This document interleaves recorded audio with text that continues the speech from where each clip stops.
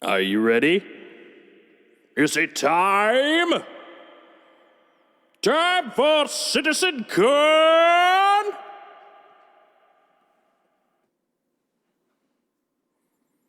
Probably. I think so. Sounds about right. Good morning. How's everybody doing? Well, I'll just keep it short and brief. My name's Jason, also known as Solstice. Welcome to Worlds Told. The whole point of this here channel is to enjoy story, gaming, and the intersection thereof.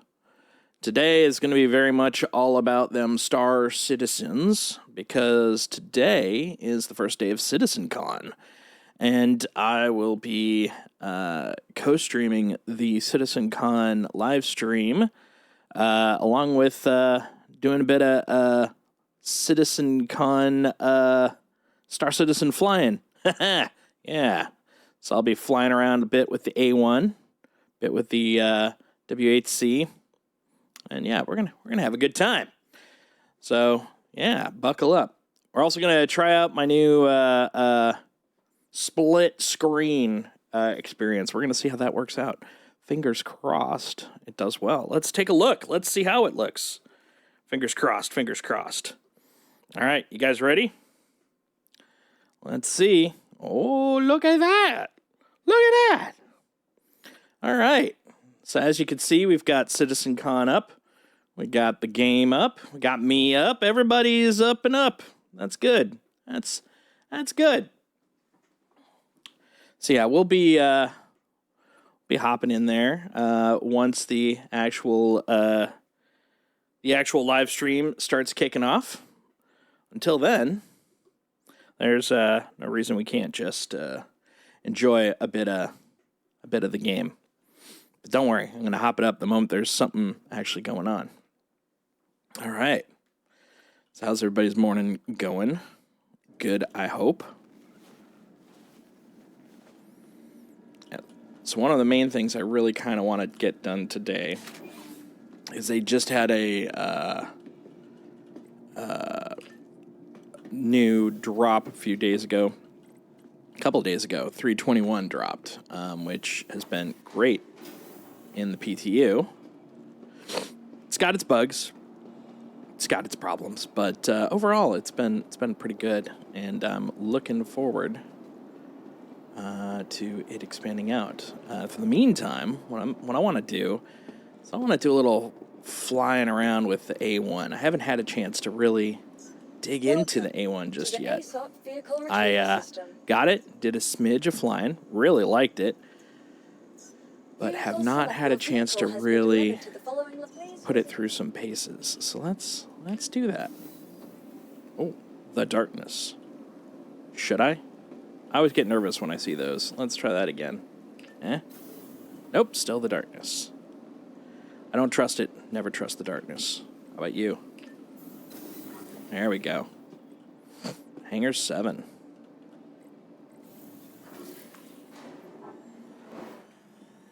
So yeah, my prediction, I mean, it's not a heady guess, considering how much of their advertisement has been pushed this way. But I am predicting some major pyro announcements, possibly even a general ETA.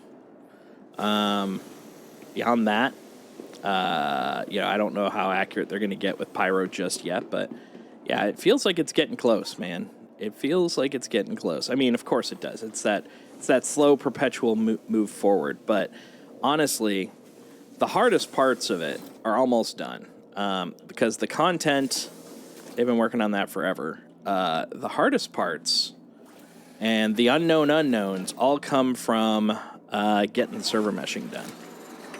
You got the persistent entity service, which they've now got in place. They've they're just about to start kicking off on replication, which will allow us to basically send data between multiple servers, at which point then they're on to the server mesh. Well, actually, there's technically two parts to data replication. There's basic replication, where you just have one or more than one, like 2 to 5 servers, and they're fixed, so they don't really do any sort of load balancing. and they just pass data between each other. And that's going to be tricky enough. Then you've got dynamic replication, which means that you're going to have servers that are going to be added and removed as necessary and determine what spots they need to split. Like if everybody's on one planet, having a second server that replicates half the other planets isn't going to be useful because all the traffic's still on that one planet. So they need to be able to dynamically split that load. Then after that comes the server meshing. Just making sure I don't pancake my dog when I roll forward. And then after that comes, what's after server meshing? Server meshing, then we can get into the fun content like Pyro, etc. All right, here we go. Yeah. It's a little tricky right now. There's a couple of things on my setup that I really want to move around, but I haven't had a chance to, and so they get a little bit in the way. Namely, my current mic setup. My left arm is constantly bonking the boom. Ooh, that thing bounces so quick. All right, look at this guy. Look at this beauty. Look at that beaut. Now that's a ship. Yeah, crikey. So what I'm thinking is we're gonna head down to ArcCorp, test this sucker out. That seems like a reasonable maneuver. Let's see. So I just want to go anywhere that's a little more rural. Little is the key word, though, because I mean it's ArcCorp. It's city land. Just as long as I don't have an armistice zone, I just want to try out. I want to try out the bombs. I want to see how the bombs feel.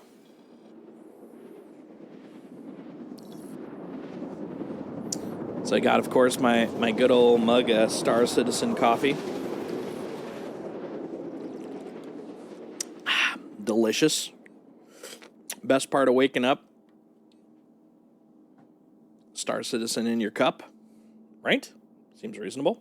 All right. I don't know if I've ever been down here now that I think about it. Let's to that point, let's see how okay. I wonder, actually, is there any place that's relatively rural? I don't know. I'm kind of curious if I'm just going to fly into the ground here because I'm not going to understand the depth here as much. It's also dark. What a great combo. Oh, you know what I could do? I'm an idiot. I just realized I could go to a moon. That seems like a much better plan. Let's do that. Let's go to a moon. Because you know what'll help? Going to a moon. So yeah, check it out. Look, the jump points are in. So exciting. And man, that Magnus jump, that's now the farthest place. For me, longest time, Crusader was the Boondocks. Well, we've heard that comment, and we've made a boondockier boondock. So there you go. Look at that out there in the nowheres. All right, yeah, let's go to Lyria. Lyria will be a great place to test this out. This is one thing I've noticed though, is there has definitely been a quality issue with the texture streaming for the UI. Like this chunk. The actual, like, rendering that we interact with seems to be fine, but, like, the display definitely seems to have run into some sort of bug 3. I mean, I'd seen it before quite a few times, but it's definitely more noticeable now. Man, this thing's fast. Look at that. I'm already 25K up. Ridiculous. Oh, I already was spooling. Oops. Oh, there it is. Glancing over at the other screen, I'm like, come on. Is it almost CitizenCon o'clock? Quantum travel engaged. Quantum travel complete. It's good to be both engaged and complete in life. amongst other things. Quantum travel engaged. Yeah, this should get us to a moon where I can do a couple of little bombs. Just cause a little bit of havoc and then leave town. Classic. Quantum travel complete. Okay. And let's see. Launchpad. Yeah, launchpad looks good. Let's go there. Excuse me. Oh man, I am sniffly as hell this morning. Engaged. Anytime I wake up, honestly, I think that's the price of getting old. Is you just start sniffling and snorting everywhere. Ah man, don't like it. Don't agree with it.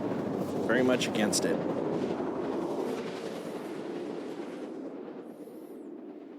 All right, I'm looking forward to trying these. Let's see how this goes. So I just finally got around to trying out the A2 for bombing, which was fun. Complete. But yeah, now it's time to do the same thing with the A1. 10 storm bursts. Because if I remember correctly, I heard that you can... Okay, is that a... Okay, what's that dot represent? I don't know. I'm curious. 1,500 meters. What does that represent? Because I saw some not screenshots. I saw some clips of people going into bomb, and you could see the circle on the ground. I have yet to see that. I have not seen... Oh, I saw it for a second. Oh. There. Let's get out of there.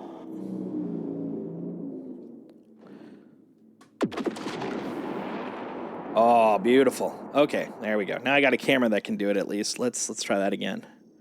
That's cool. Okay, let's try... let's try targeting... what the hell am I going to try to target here? Yeah, let's try hitting that guy right there. Ah!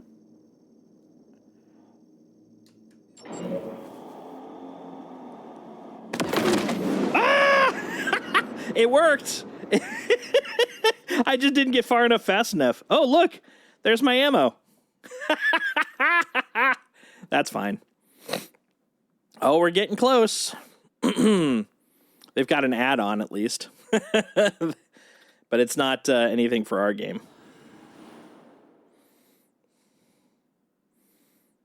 Okay, I got the idea, though, at least. That's cool. That's very cool.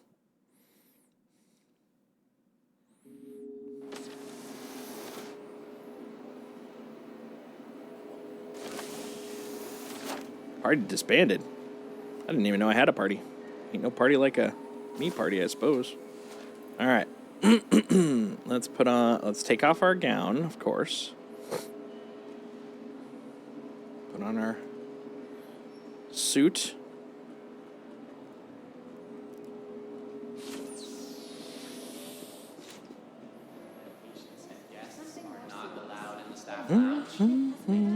Status just by being here. Already taken.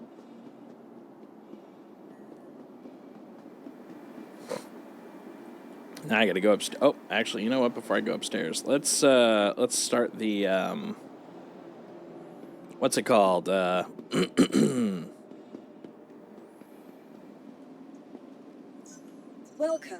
to the ASOP Vehicle Retrieval System. The claim destroyed. Yes, it was. Your A bomb. insurance claim has You been played sent. yourself. I Please bombed visit myself. All right. Now let's go get our pyro multi-tool. Gotta get a multi-tool. At the very least.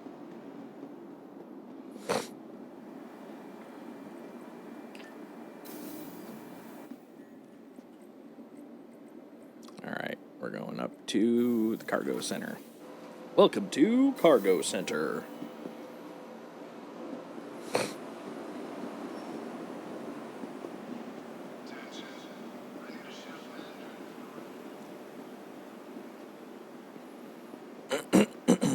What am I doing? I don't know. All right. So here's what I'm thinking. I gotta do a little bit of scrapey scrape because I gotta re-unlock the reps. So we'll do a little bit of that while we're doing some streamy streams of the live events. That way, when we can do other things, we'll have bigger and better options. Boy. Hot. You know? Know what I'm saying? Yeah, you know. All right. Habs. Galleria. Hangers and Habs.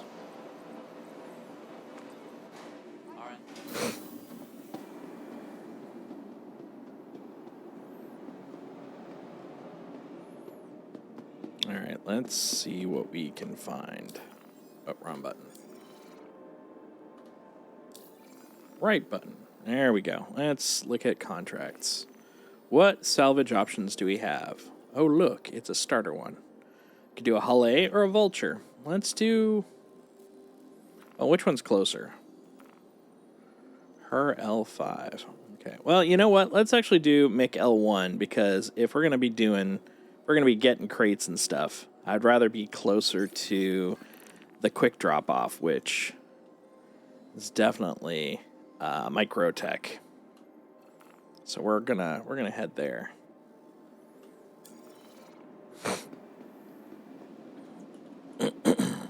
Welcome to the ASOP Vehicle Retrieval System. All right, Vulture. Boy, this list is getting a little unwieldy. You know what I mean? Know what I mean? Hangar 4. Is the hangar back? The hangar has returned! Or the elevator has returned. Yay! Low bar, but, you know, 'tis what 'tis.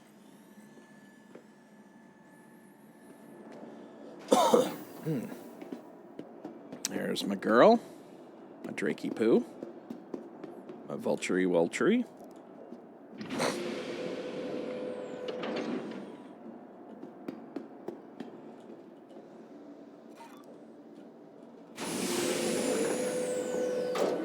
There we go.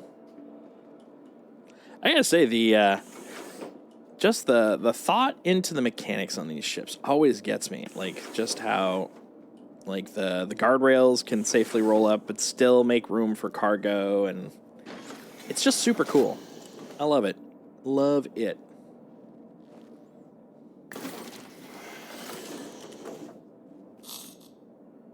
All right.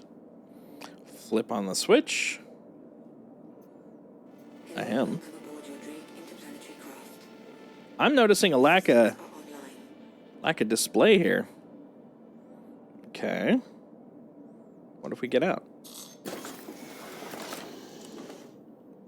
And the lights are on.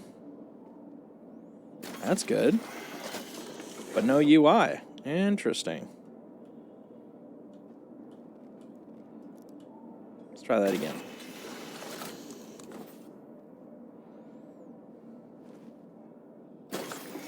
Whoa.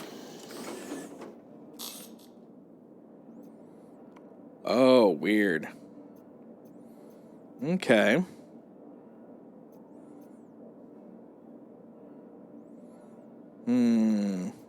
Let's put her away. That's what I'm thinking. Put her away, bring her back.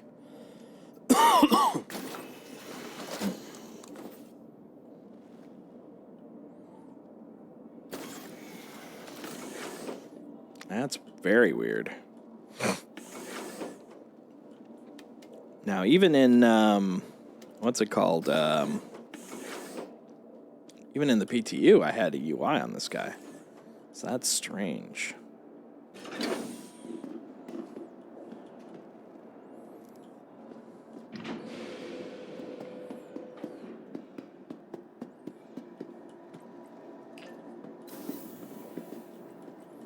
All right, back to lobby. We're gonna put her away, take her back out.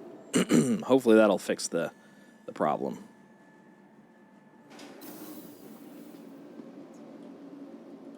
Welcome to the ASOP Vehicle Retrieval System. I have left the channel Drake Vulture. Let's put Drakey Poo back. And we'll take her back out. Vehicle select. Your vehicle has been delivered to the place. Hangar 4. Again. Let's give it a go. You know what? I don't even remember what the subscribership is this month. Wonder what it is. I should look into that.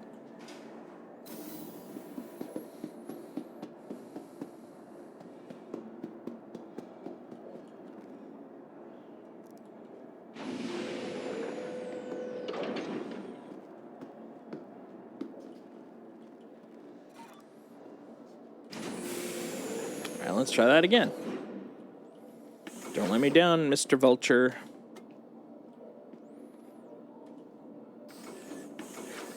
Ah, there we go. Drake, interplanetary.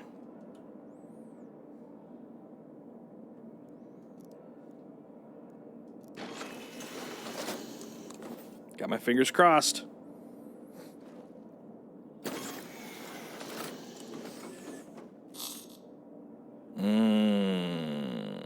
That doesn't bode well. Okay, so I got a plan B. Here's what we're gonna do.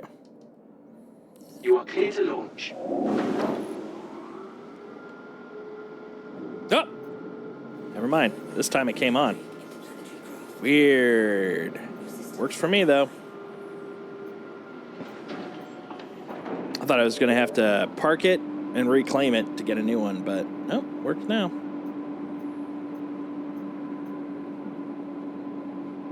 So I guess I don't need to worry about the landing gear, because in a moment, I'm going to be going through the quantum. The quantum.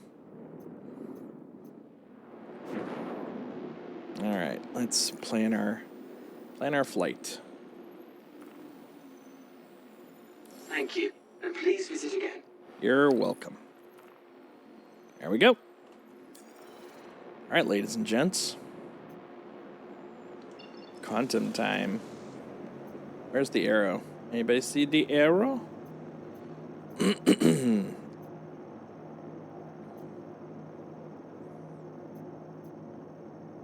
Come on. Blip. All right. There you are.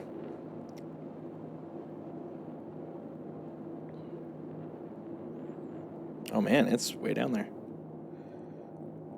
Oh, that's one of two. Okay. That would imply another arrow, which I'm looking for. I am not seeing. No, wait, one of two. No, that is where it thinks I should go.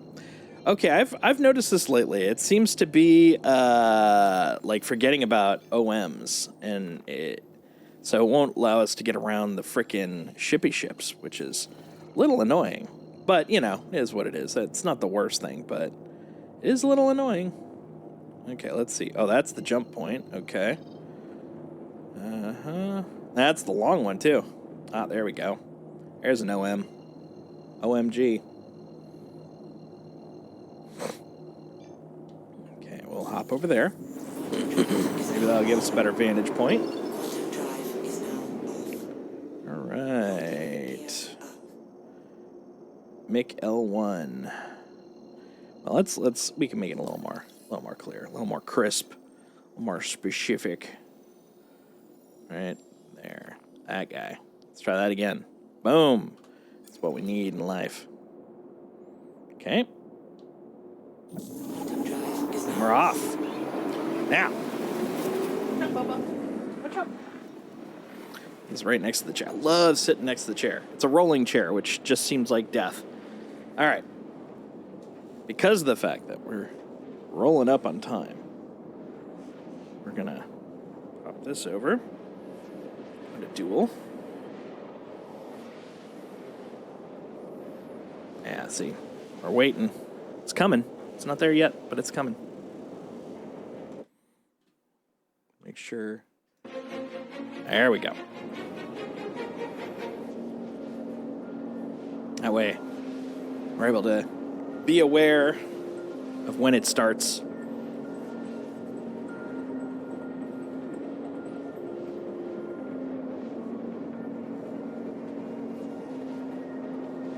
pretty excited.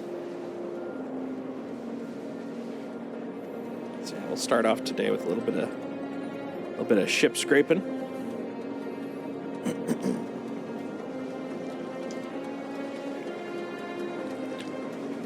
I think that will do.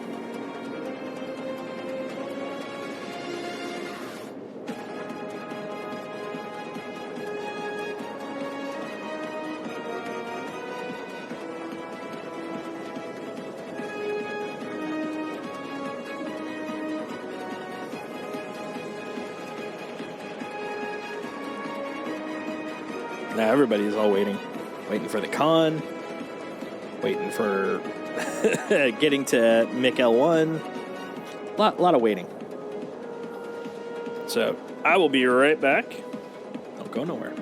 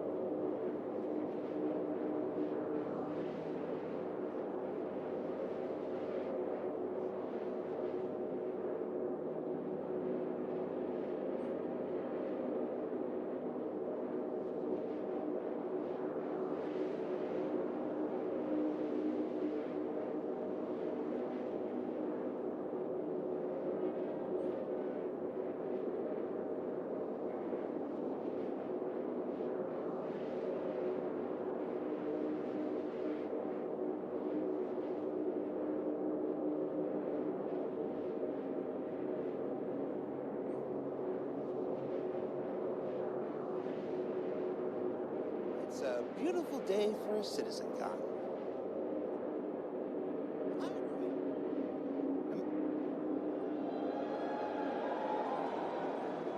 Do you hear that?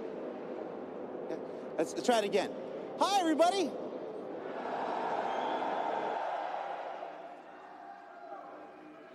I don't think we got it.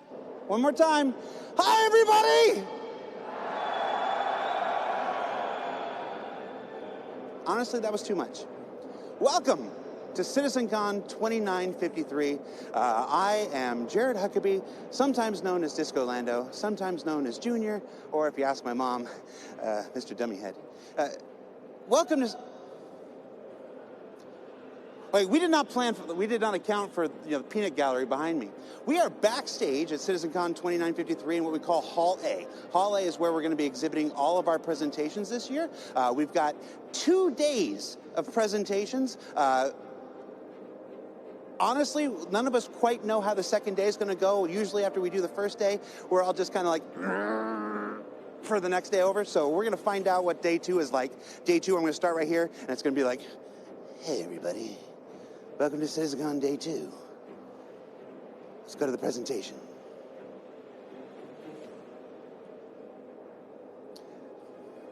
I mean, honestly,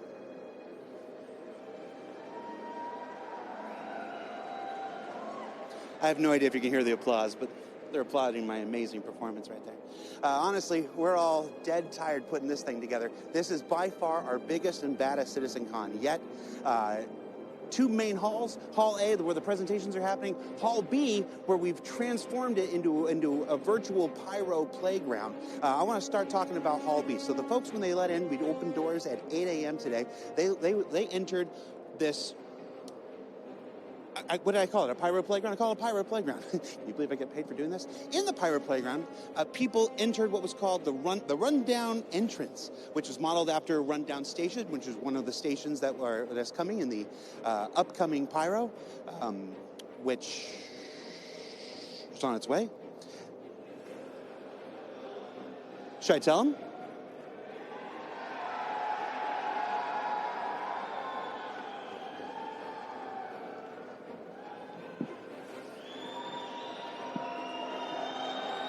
I think everybody else wants him to tell him. I think I'm going to let the boss do that. Yeah, it's probably a safe move. Hey, I want to be here for day 2. We've got the return of the Dragonfly from CitizenCon 2948. Oh, I've lost 10 years. 2948, repainted with a brand new rough and ready paint scheme that is available in your digital goodies pack or on the store and whatnot. Nice. The community booths this year, if you remember from our CitizenCon 2019, they were a big new addition to CitizenCon. They were modeled after Grimheck Station in 2019. This year, they're modeled after Rundown Station. When do we get nice community booths? Like, I mean, they look amazing, don't get me wrong, but they're shady AF. Although, seeing some of the orgs that are in there, you're right where you deserve to be. Snappy.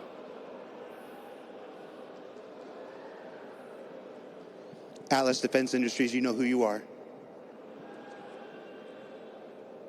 I was going to blame the card, but that's not on the card. We have our special guest this year, Atmo Esports, and their Fight and Flight Live. We're going to be cutting to them in just a few minutes with my buddy Dan Halbrecht. They are doing the finals of their yearly Fight or Flight. Oh, that was dangerous for a second. Fight or Flight contest over in Hall B, so you can check that out throughout the 2-day event. Then we've got the Content Creator Corner, where you can go and meet your favorite Star Citizen streamers and content creators, as well as Astropub. We've got... Now, that one was on the card. Talk about Salty Mike and make sure he gets his check. General Lounge. The General Lounge, where you can meet and greet with many of the CIG developers throughout the 2 days. There's a meet and greet schedule available. It's posted somewhere in the other area, so you can go and meet all your favorite developers and John Crew. Yes, I recycled the joke. Don't look at me. He knew it was coming. The VIP Lounge, where you can go and meet your developers if you are a little more important.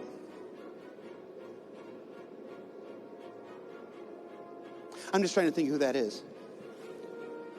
Some fancy There's person. a merch store where we have some fantastic swag this year. Hold on, I'm going to show you something. Hold on. With this? Professional shows. But it's brand new. I need more arms. Star Citizen hoodie. Nice. It's got a wonderful Star Citizen logo and Banu text. Is it Banu or Shion? Who can tell me? What? What? Honestly, I can't understand what they're saying. It's in another language. Then we've also got this really cool Drake Interplanetary Trucker hat that's available in the merch store. I think it's also available online. It's pretty cool. You do have to have a normal size head for it to fit. Someday they'll make a hat for me. Oh, and I don't have a normal sized head either. The coup de grace. You saw it first on a Star Citizen Live back in 2019 when folks who watched said, what an incredible waste of time. Designed live on the show, the Star Citizen bobblehead. Look at this guy. That's cute. Is that in focus? He's magnificent. And he comes in a really cool box with Clark Defense Industries. Look good on a shelf. You can do that. Does here. look nice. Here, I'll say. Jake. Here. And of course, a secret area that was revealed recently on the web, a welcome to Pyro with a bunch of computers, roughly 150 computers. And what that's for, I'm also going to let the boss tell you because I think we can kind of guess what that is. Day 2. So let's talk about the program. 2 days of programs, 2 days of programming representing the best stuff that our developers have to offer. Now, it's been 4 years since we've done a CitizenCon, live and in person. So maybe you've joined since the last one, so you don't really know what to expect. I want to prep you for this here. Okay. Everything that you're about to see today, and when I say everything, I mean everything that goes up on that big screen that's behind me or there on your stream, was created by the developers. Not a single marketing artist. Every single one of these developers have worked tirelessly for the last 2 months putting together this content to present to you. They made their slides, they wrote their text, they created their videos, because that's what CitizenCon is. You know, we got ISC, we got SCL, you know, that's my stuff, I do my thing, you know, but CitizenCon is where we let the developers go on stage and talk directly to you and share their work directly for you. So every time they go on stage, I need a big round of applause, and when they go off the stage, I need a bigger round of applause because I told them they'd get it, and you're gonna make me look bad. So give me an example of that round of applause, everybody. Let's go off to the side a little bit. All right. So let's run down the itinerary for today.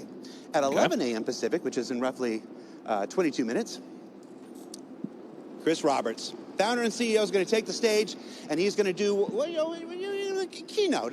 He's going to talk about Star Citizen, past, present, future. He's going to set some stuff up. I don't want to spoil it, but I saw the notes, and he said he uses fidelity like 3 times. So prepare your bingo.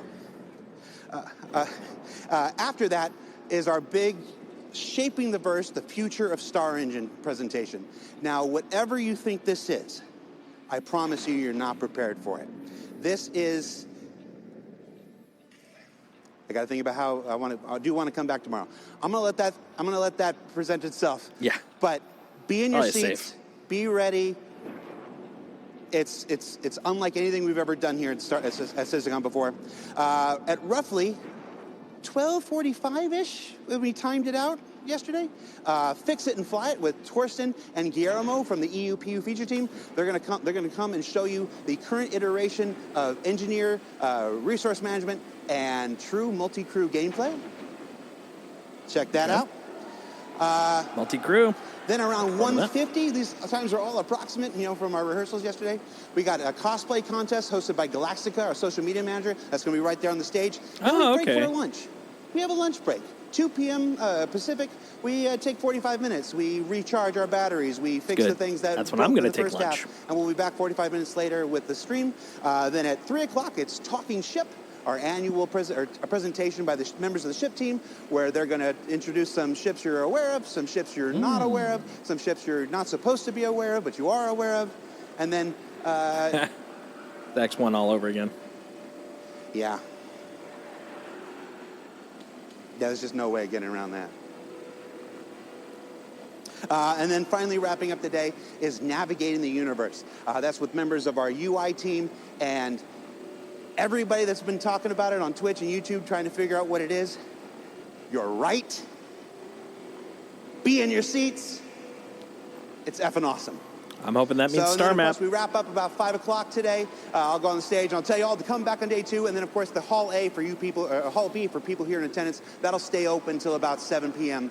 So if you don't get a chance to see all the cool stuff in Hall B because you're glued to your seats in Hall A, you can do that for the next 2 hours after 5 p.m. So with Excellent. that, I want to throw it to my compatriot over in Hall B, Dan Haubrecht. Dan, take it away. Welcome everyone to CitizenCon 2953. Let's give it up! Woo! I heard a bunch of people over there. I heard a bunch of people over there. We're back, baby, after 4 long years. We are finally back in the Los Angeles Convention Center. It has been since 2019 in Manchester since we've been able to see your beautiful faces in person, and we've missed you so much. Now, if you're wondering who I am, that is a very valid question. I'm the community producer here at CIG. I produced the community content for many years. I produced subscriber content behind the scenes for many years, just like that bobblehead that you guys saw. You're welcome. And I also produced the Battle of the Bricks from last year, the charity stream we did with Eve. So I've been producing content behind the years for a while. If you guys have enjoyed the things I've been producing, let me know on socials. Use hashtag CitizenCon2953. If you guys have hated the things I've done, let me know on socials. Tweet me at DiscoLando. Sorry, Jerry, you're just an easy target. Where am I right now? Well, I'm at the community booth section here at Hall B of CitizenCon 2953. As you can see, everything is decorated to look like we are on Pyro. It is fantastic to see what an amazing job these booths have done to represent their orgs, their booths, their organizations, everything. It's so cool. We're going to be visiting a bunch of them throughout the weekend, so we're only going to focus on a few right now. Come follow me right this way. We're going to focus on one of the biggest community orgs in Star Citizen, Test Squadron.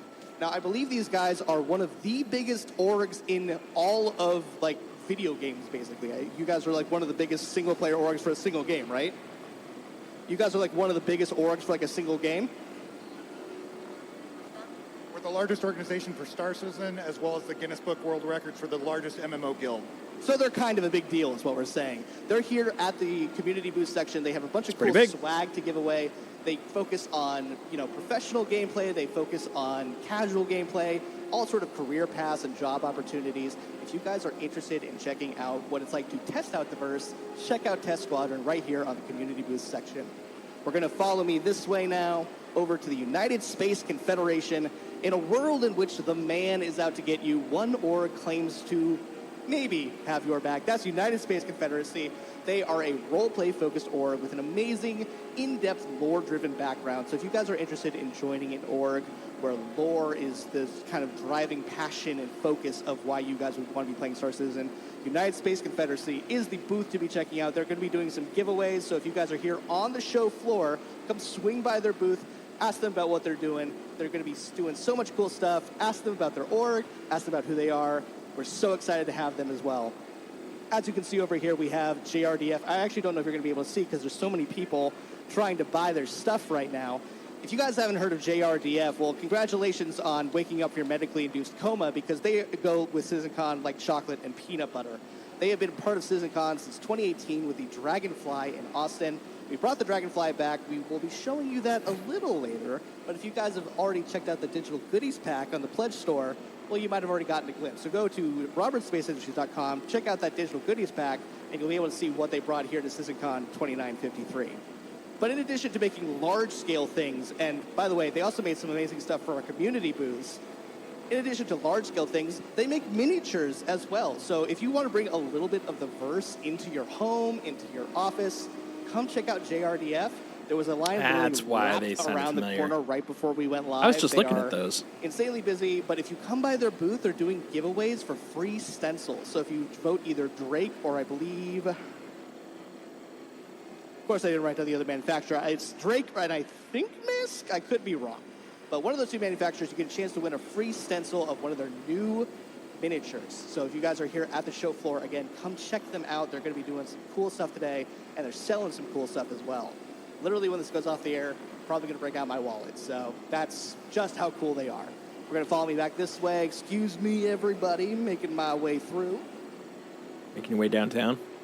And sort of on the community booth side, we have the CIG section. We have the Interactables team making a live prop here at CitizenCon 2953. Again, if you guys have checked out the digital goodies pack, in that digital goodies pack is a trophy. It's a CitizenCon staple. We always include it in a digital goodies pack. Well, they're making it live here at the floor. That's kind of cool. Look at how cool that skull is. It's going to be part of the decoration of the trophy. These are members of our Interactables team in Manchester. They're currently making it live. And you can see, if you look over there to the left, they're taking suggestions from members of the community. So if you guys want to make your mark here at CitizenCon 2953, come on over to the Interactables booth, start giving them a little bit more ideas, and, maybe make your mark on history. Maybe. Now, I don't think it can be said enough that we are so excited to have CitizenCon here for the first time in 4 years. I'm an LA native, so to have it here in my own backyard is beyond cool. It's beyond phenomenal. Everyone here who has worked so hard, whether they're at the community booths, whether they're just a regular person showing up, or they're a member of CIG who helped make this possible, we are so grateful that you guys are here. We hope you guys have been enjoying the sort of pyro sneak peek of the community booth so far. Like I said, we're going to be checking those out later this weekend, both later today and tomorrow. We're going to be trying to get all the booths, all the orgs, so you guys can see exactly what kind of passion and versatility and creativity drives the members of the Verse. That's you guys. You guys are the reason why things like CitizenCon are possible. So we're going to come back over here. We're going to quickly talk to a couple more members of Test Squadron, get a little more about what they're about. We got Chrome, D Seth, and D Lefty. What's up, guys? How's it going? It's been really great. This is my first CitizenCon, and I've been loving it so far. And so this is your first CitizenCon. What were your expectations coming here? Like, did you think that there was going to be like a pyro setting? What was kind of your bucket list, your wish list of what you hoped would be at CitizenCon? I was hoping for pyro, but honestly, the way that everything has been set up is above and beyond my expectation. It's amazing to be here, and it's just, I expected a little bit, but the way that you guys have set everything up is outstanding.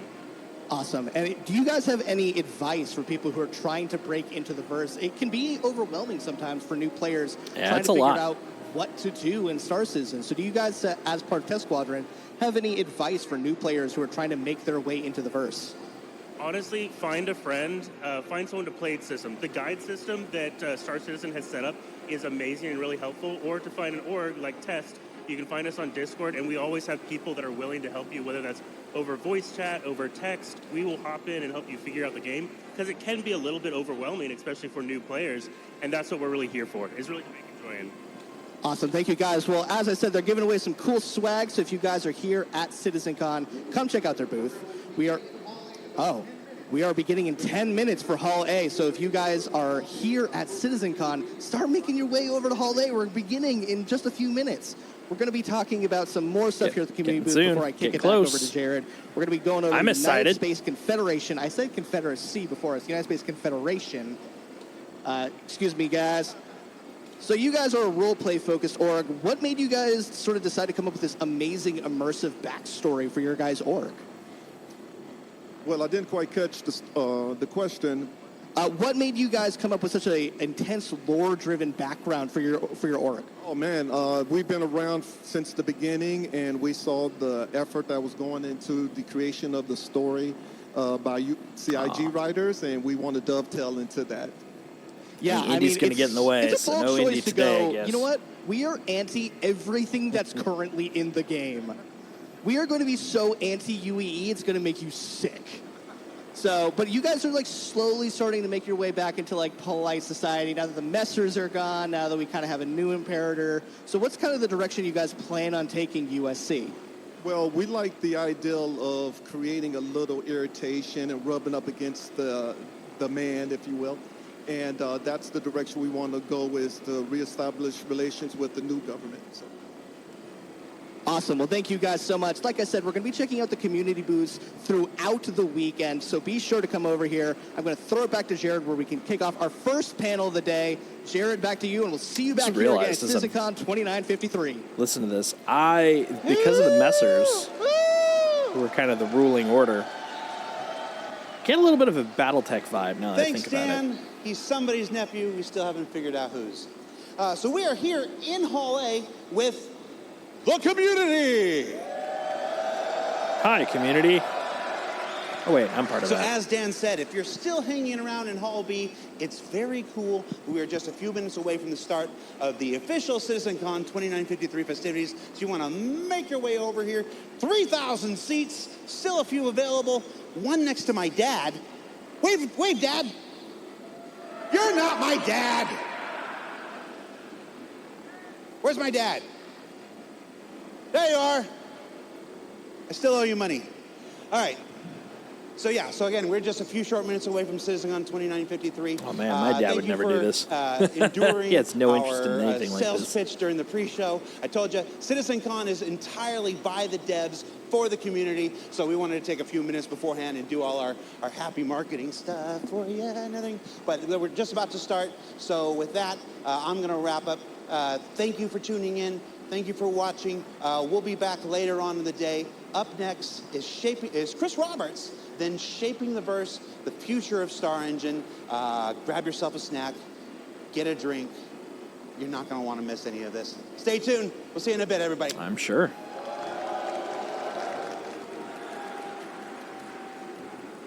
It's going to be good, man. Day one.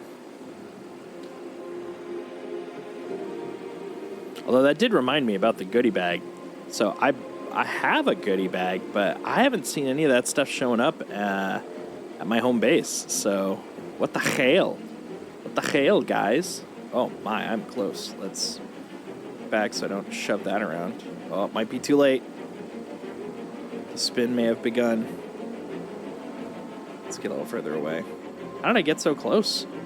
I don't recall being that close, but apparently I was.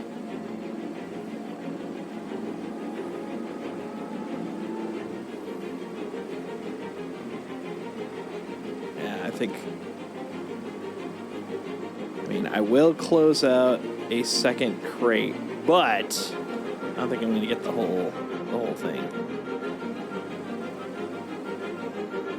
Had some good hype music they chose.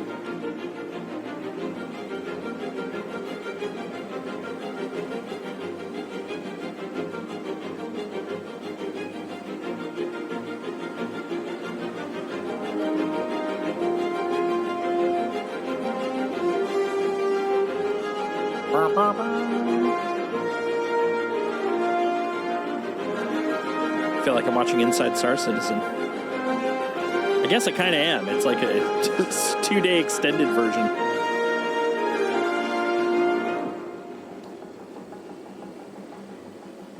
Come on, there's got to be more I could scrape here. There we go. There's some.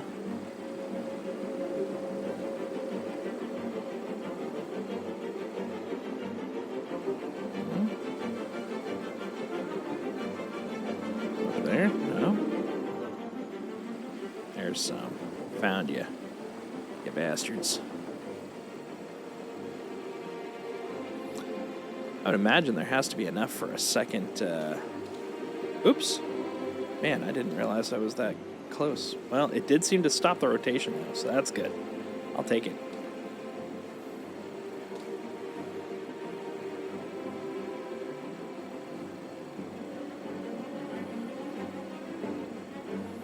Almost time.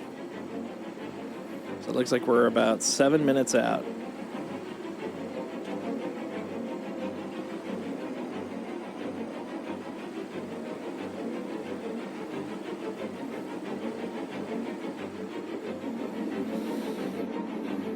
Looking forward to what they have to showcase today.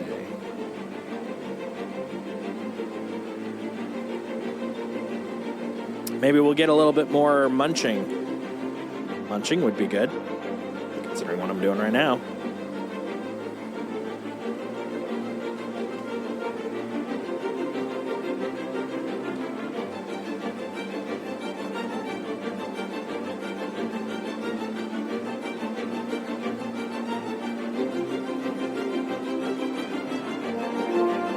There's lots of little schniblets left.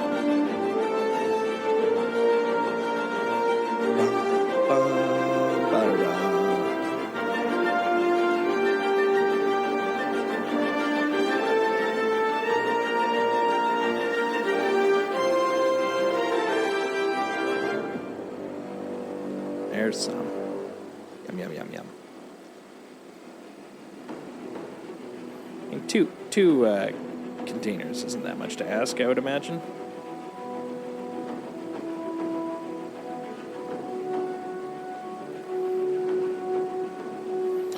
Time in memoriam.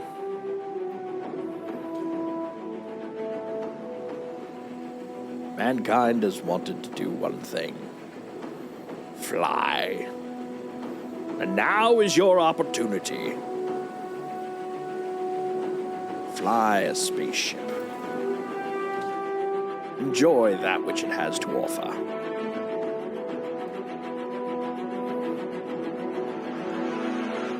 Now let's make some room.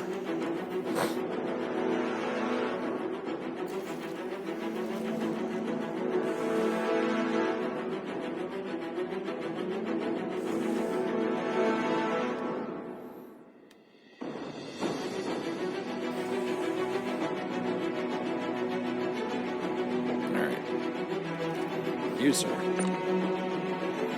We'll put you here. Then check that guy. Put you on top.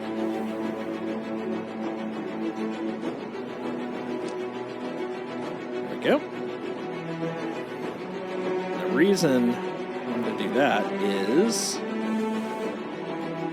I can then butt to butt with the vulture and take out any goodies that are cool.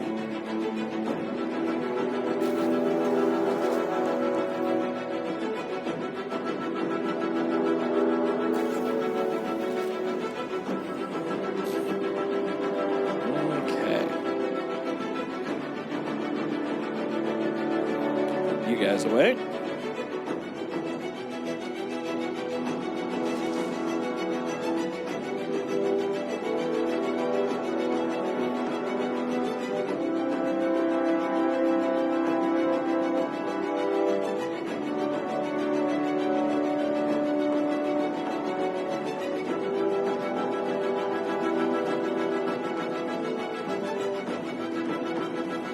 There's almost.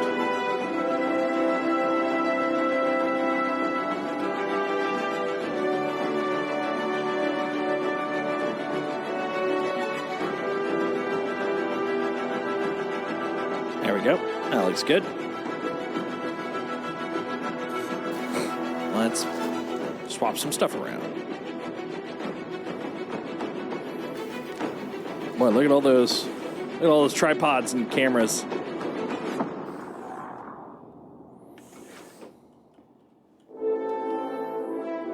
We spared no expense.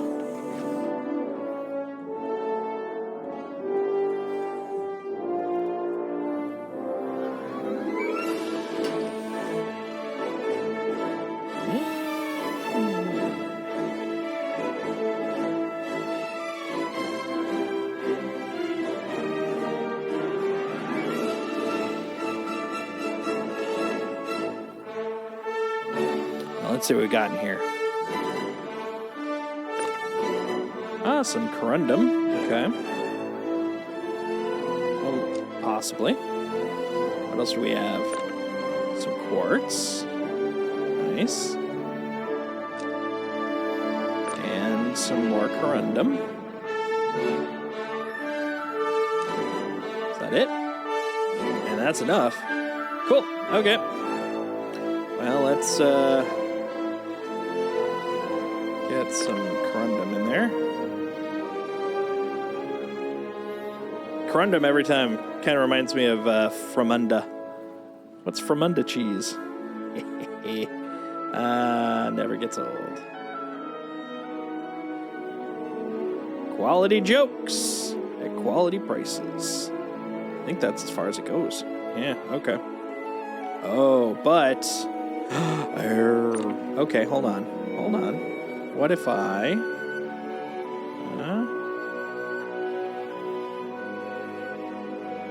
bring it a little closer. Rotate. Can you not vertically... You would think, but no, apparently not.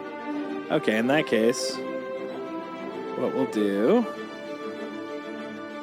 is... whip that out. Don't you bonk my ship. Hey! You, get over here. You're gone. That's your punishment. All right. Here we go.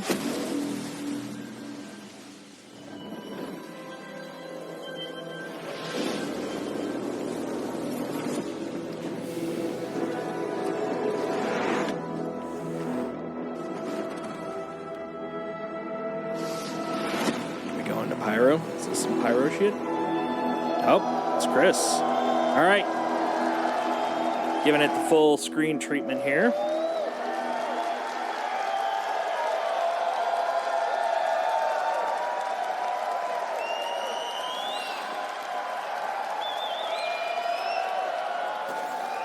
Very rare for me to actually see anything Chris is up to lately. CitizenCon 2953.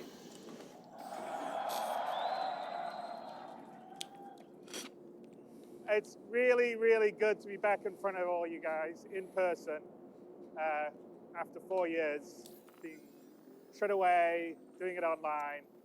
It's so great to see so many of you, old faces, new faces. And you're going to have a great show over this weekend. I think you guys have already been around a little bit. There's some fun stuff here. There's the alleyway, seedy alleyways, the checkmate station behind you. Where I think a lot of our community orgs have set up their camp. So definitely check that out. There's a Dragonfly replica with the pyro paint job on. Just get pictures taken on. We have the Atmo Esports first in-person flight or fight tournament, which I think will be really cool. That's a cool idea. Most importantly, we have 150 computers that you guys can get down and sit and start to play and experience the beginnings of pyro. I mean, flat out says it, but I mean, come on, we knew it. And I'd like everyone to know that the people that aren't here in person, we're going to be able to give select access to the Pyro Playground next week. So we'll have more details on that if you go to our website, robertspaceindustries.com, to find out how that works. That's cool. This year is the most excited I've ever been at a CitizenCon. I think we're going to show some stuff that's going to blow your guys' minds. A lot of stuff we've been working on really hard, actually, for the last few years. Anyway, I can't wait to see what you guys think of it. I'm looking at and the there's a site lot now. of I don't stuff see it that's yet. So being iterated on by Squadron 42. You guys will have probably noticed that the tasks have dried up on the task tracker. And you're going to sort of see the results of that over these next 2 days. Nice. So hopefully you like it. And a lot of what you're going to see is going to be coming into Star Citizen over the next 12 months. Even a few little things will come into 322 at the end of this year. But definitely next year, a lot of what you'll be seeing will be coming in. And it's going to make a dramatically different experience in Star Citizen. So we're not going 4.0, even sounds like in PTU by end of year. But 322 is coming. So to our opening presentation, I noticed there was a little concern occasionally we all pretty much kind of knew, that they were afraid by the time Star Citizen finally becomes 1.0 releases, maybe our tech's going to be obsolete. But to paraphrase Mark Twain, or misquote Mark Twain, because I don't think he actually said this, the news of Star Citizen's obsolescence has been greatly exaggerated. We're always going to be evolving and improving, taking advantage of new technology, even long after Star Citizen is out of alpha and we're at 1.0 and below and beyond. So, hang on. It's gone backwards now. It needs, come back. There you go. Sorry. So we thought this CitizenCon would be a great place to share a lot of the tech we've been working on for the last couple of years. All right. This presentation will be brought from to you our core by Gillette technology group, which is what we formed our graphics on our online tech, audio tech, engine tech under, and they're responsible for building the tech and our engine that runs both Star Citizen and Squadron. And we're going to give you basically a session talking about some of the new stuff that's coming into the engine in the near future. But before I do that, we're going to run a little video here to remind ourselves just everything we have in Star Citizen and our tech does, because I think sometimes people don't realize everything that we can do all together. That's true. So let's run that video. Run that beautiful bean footage.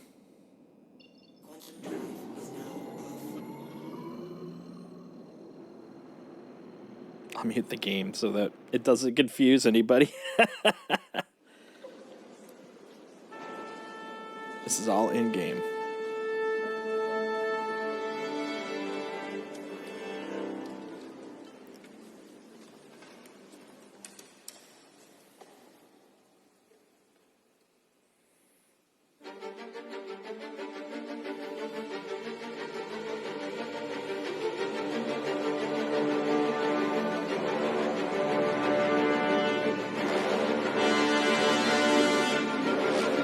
Formation of the planets? What's going on here?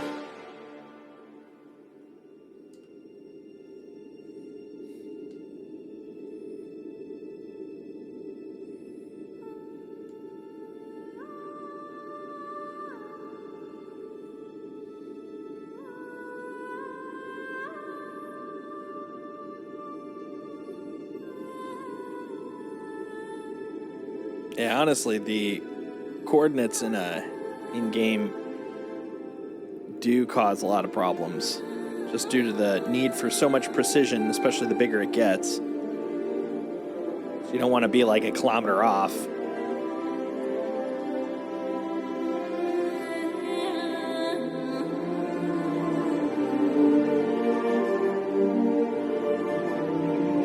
How ironic, that's exactly where I'm at right now.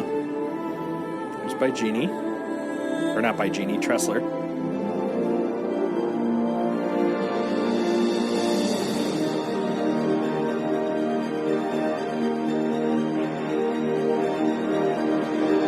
Yeah, the light scattering is pretty cool in this game. No doubt.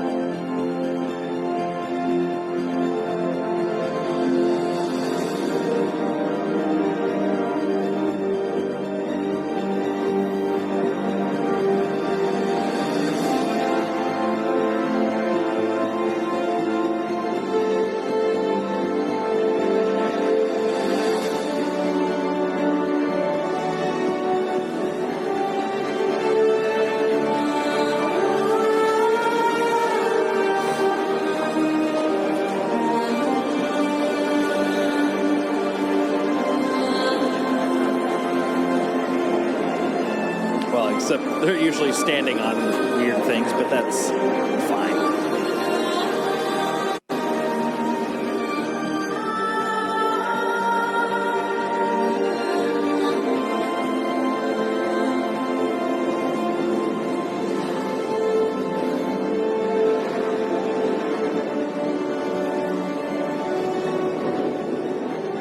I am curious what they mean about physically frozen ocean. Like, is that actually attributed for in the system, or is it just permanently frozen?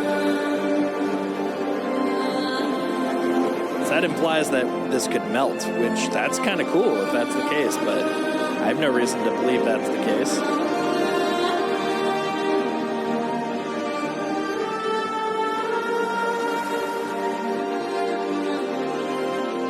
I was over there bombing a couple of days ago.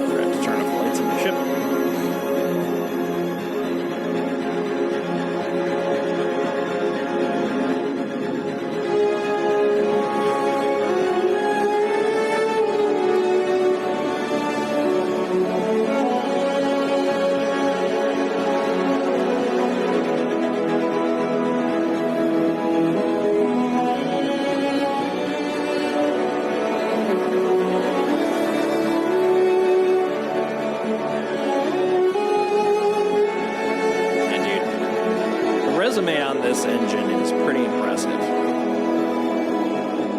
It's like the one thing whenever someone's like, you know, this has all been done before. I mean, individually, a lot of this has been done, but all of this in one game, hell, one engine, it's pretty impressive.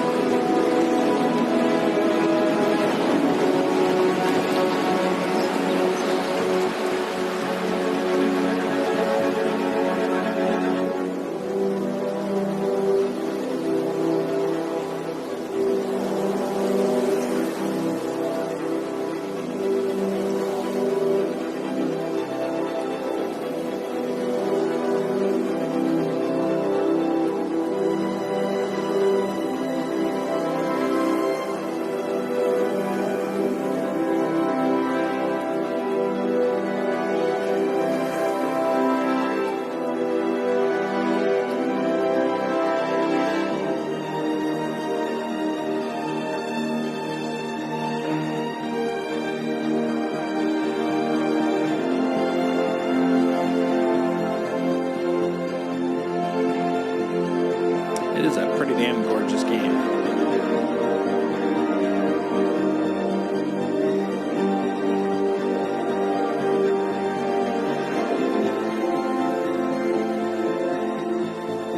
I haven't noticed the wins as I mean, I've noticed the wins against me, but I haven't noticed the wins in the world as much against like foliage and stuff.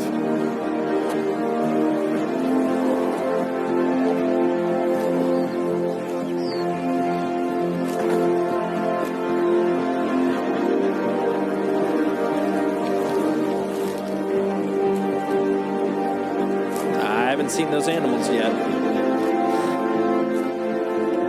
I call shenanigans on that. Although,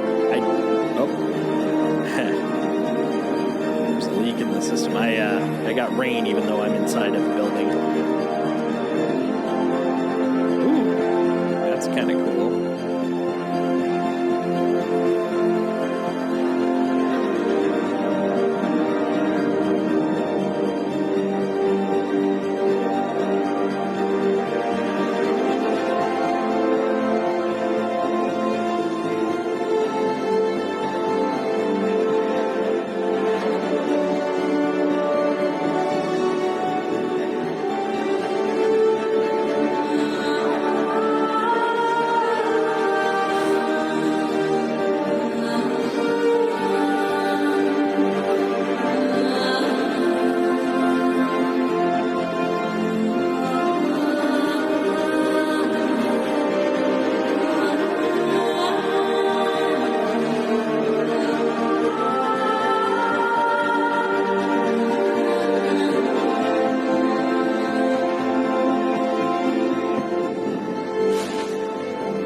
We go.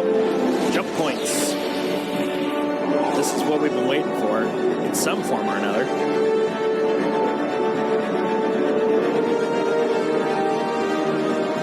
So I'm presuming this is what a jump point will feel like.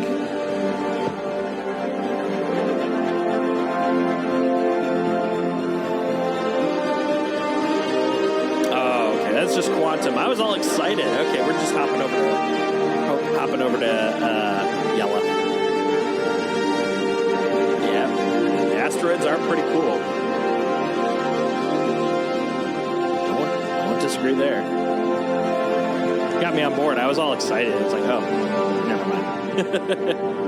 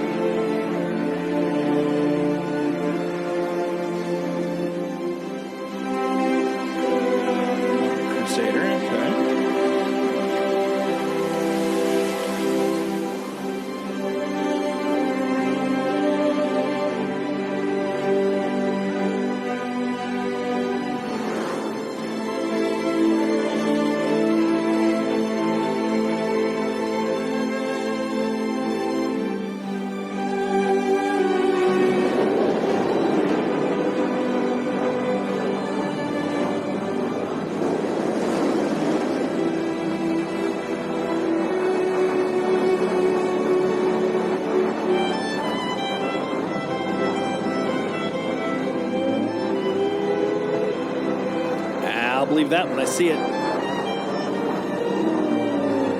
It's Purgle.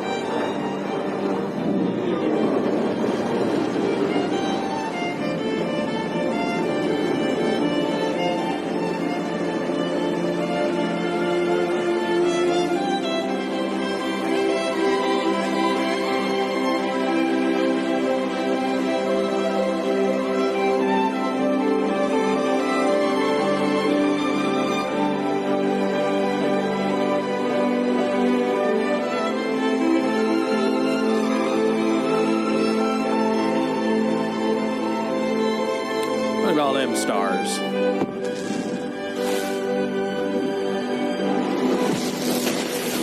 Alright, is this... Number one, if that's the new Quantum, that looks gorgeous. Well, let's see, we were at Crusader. There we go. Now we're going to a jump point. This implies we're going to Pyro. This is what we were waiting for.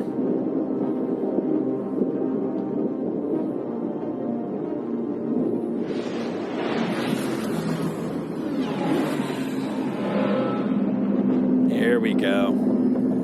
This is the thing we were all waiting for. Well, entering Pyro.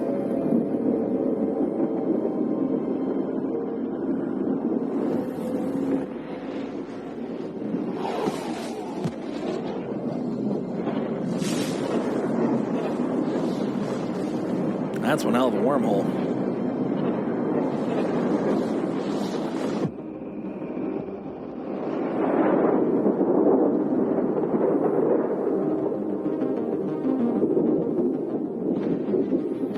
Nice. Here we go.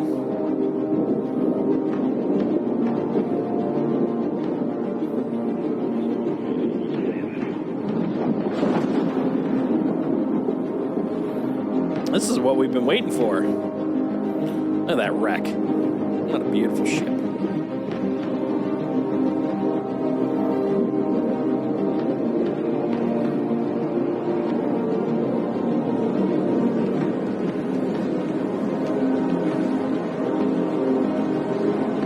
Yeah, now those are NPCs I'm more familiar with. Just to show it's real. Honestly, I'm more impressed because of the fact it's real, as opposed to, like, well polished.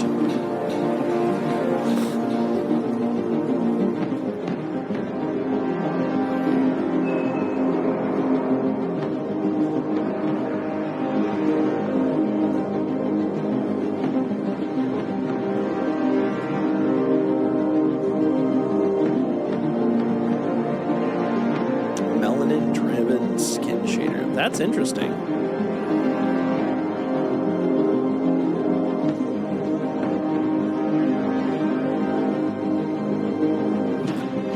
I'm curious if it's anything more than just, you know, this is relatively peach color, this is tan color. Like, is there actually some math in there to make it more realistic?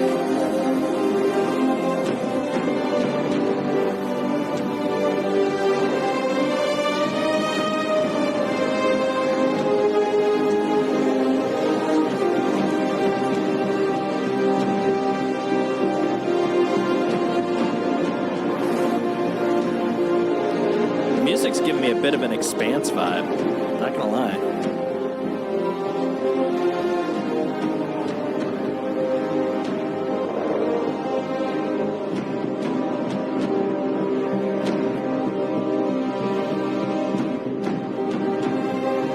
There's RR again.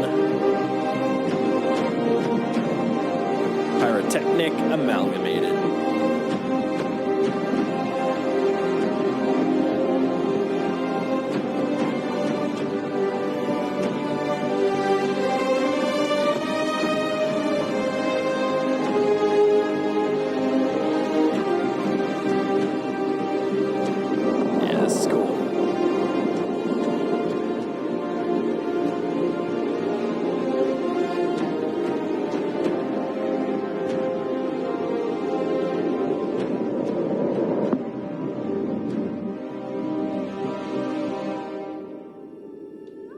Pyro 3.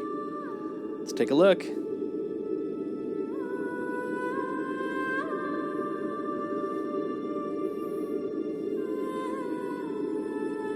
This is very cool.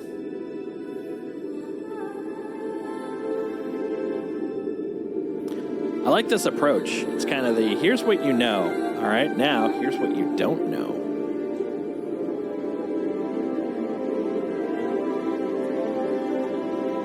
I think it's a really smart way to do this. Is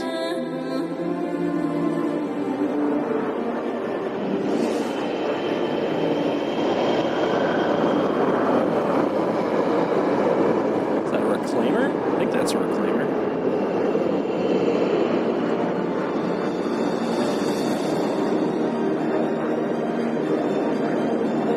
Oh, God. Yeah, you might want to fix that. Yeah, we knew fire was coming.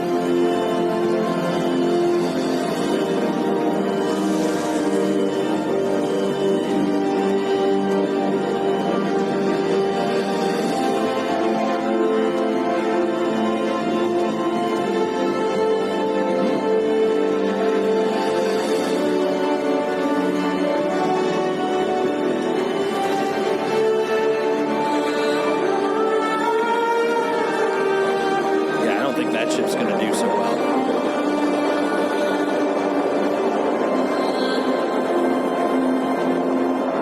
Yeah, there we go. I was like, come on, man, there's got to be some smoke off that thing with the amount of fire going on.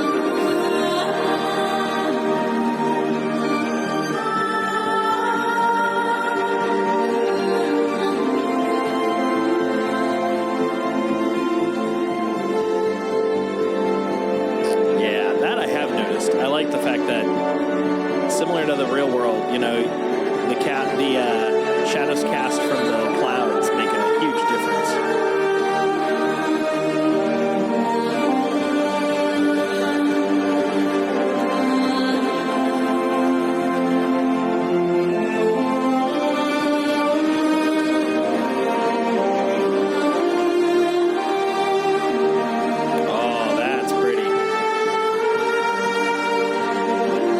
Some mention that it's supposed to be like the islands of Scotland over there.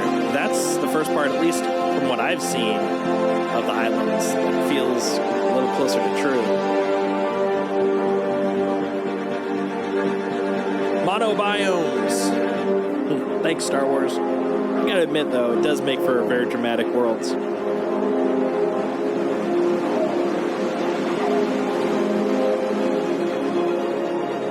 I like that place.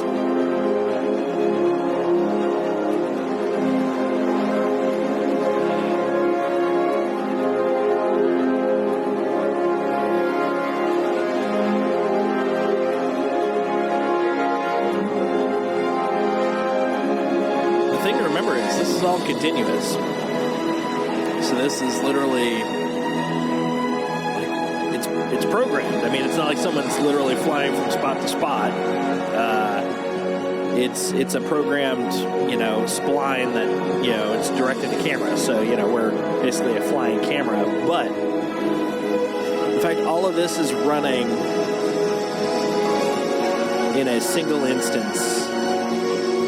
Maybe not a single server, but a single instance is pretty freaking amazing.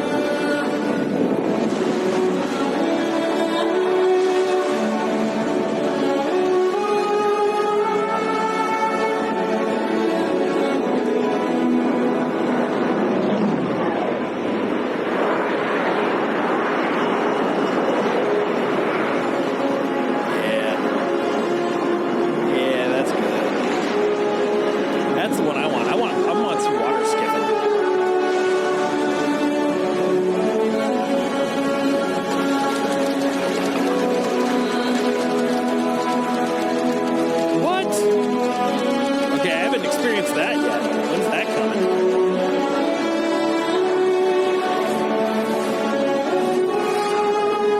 Real-time water interactions. Nice.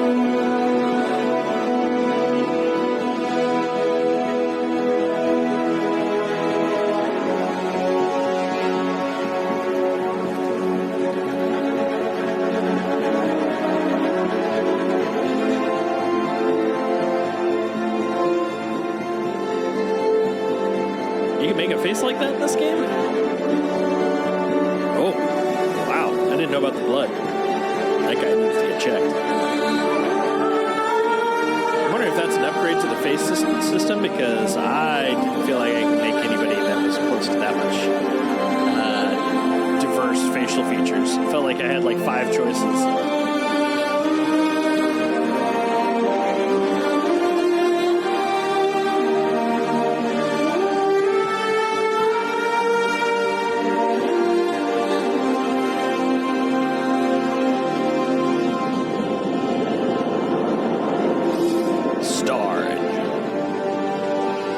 Good engine for Star, or a good ad for Star Engine. So is it now distinctively separate from like Lumberyard and Crytek, or?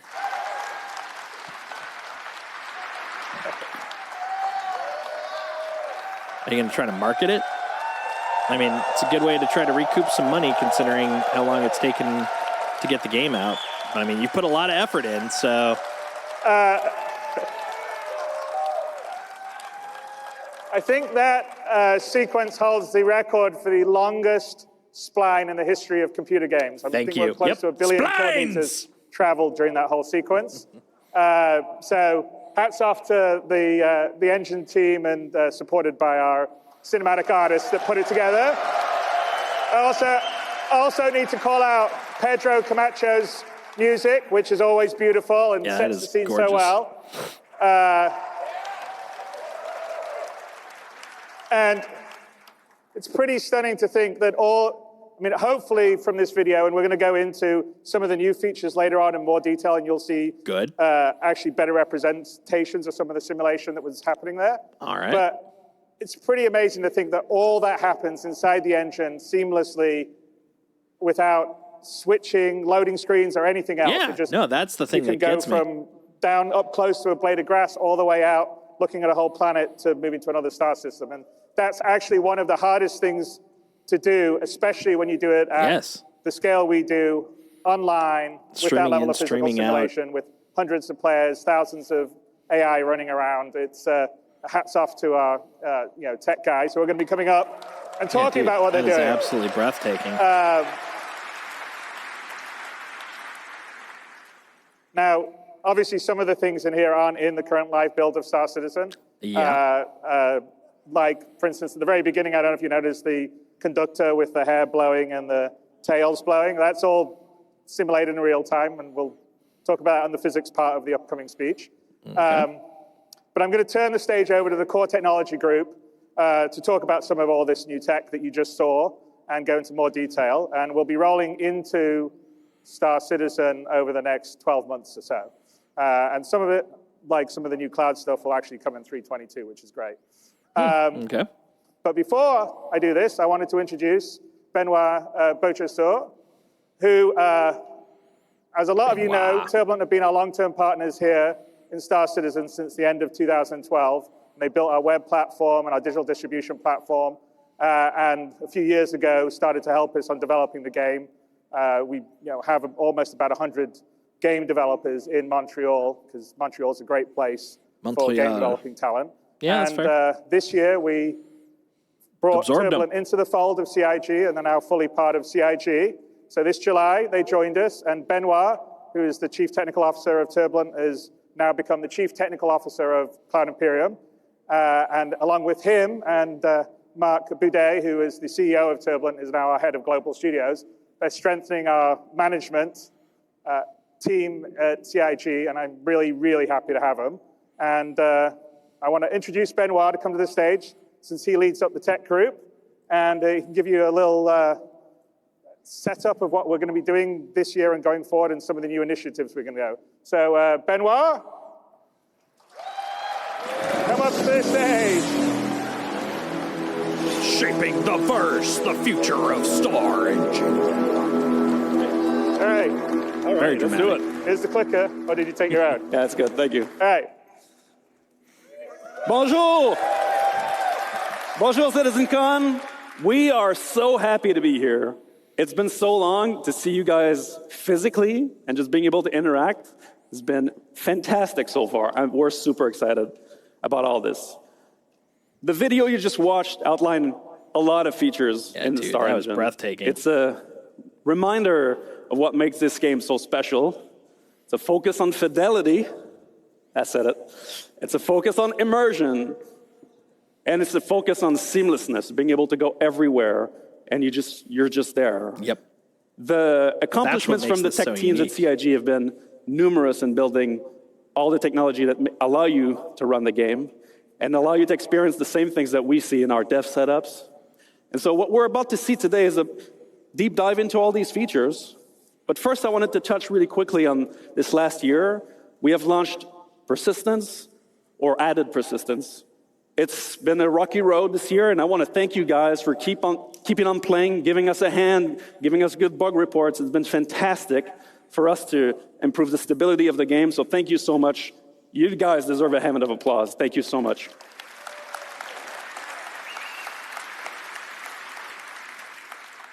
I just want to touch on one bit, which is that all the people you will see in the next couple tech panels are really the best of their crafts in the world. They are infused, considering what they've done in this, a value that we tremendously value at CIG, which is relentless optimism. That this game can be made, that this vision can be achieved. And so, without further ado, but first, I got one more thing to say. So, in all of the different panels that you'll see, all the updates, everything that you'll see on screen, whether it's a HUD, an MFD, a ship UI, FPS weapons, everything, all of this is new. So as you watch the clips, you're going to see some differences. That's because this all comes from the freshest implementation that we have. We love open development. We love to show you guys the work in progress. And so that's exactly what we're going to look at today. All right. And so without further ado, I'll leave you with Marco. Who will show you all the cool and amazing features of our engine and the challenges that we face. Thank you so much, guys.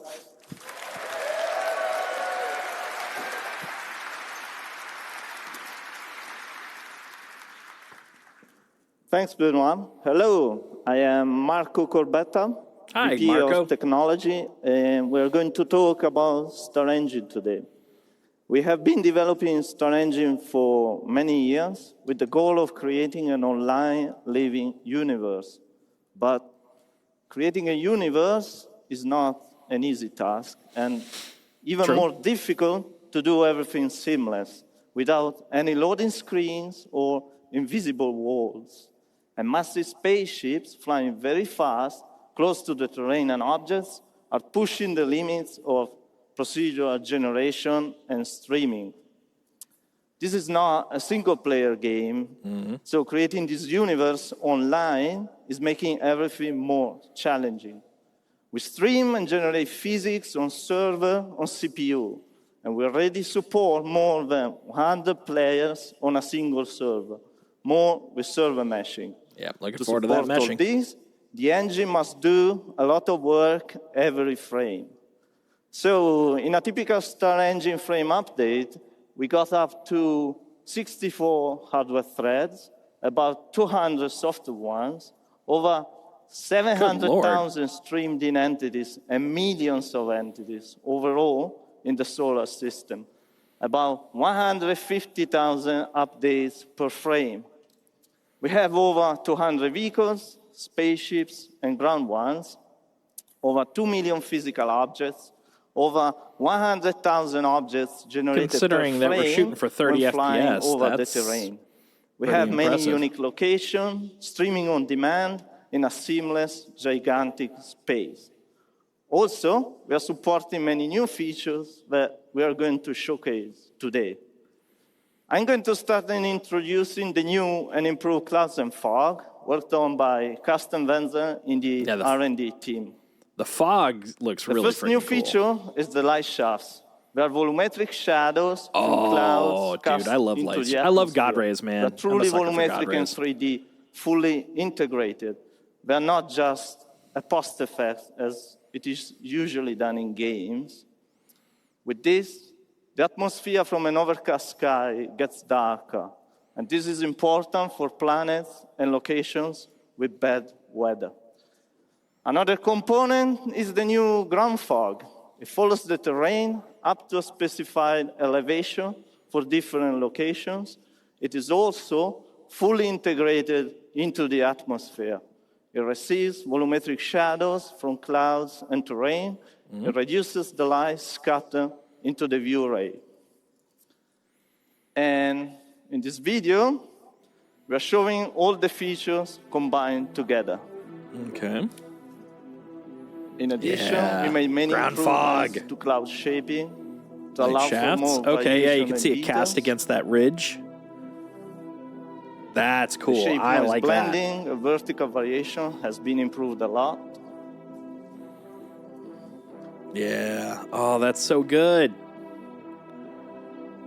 The only thing I'm curious about, though, is you get a lot of, like, noise, typically, so far in the game. Like, especially if you're in the clouds, it just looks like digital noise. Like, has that been smoothed out a little?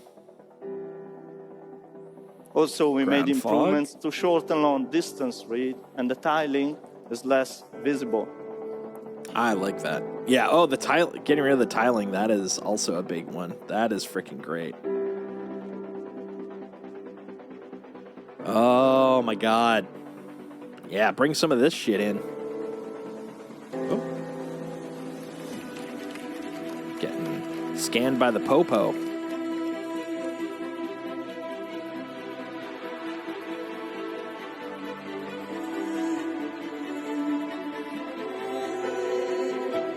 Dude, that is gorgeous. Positively beautiful.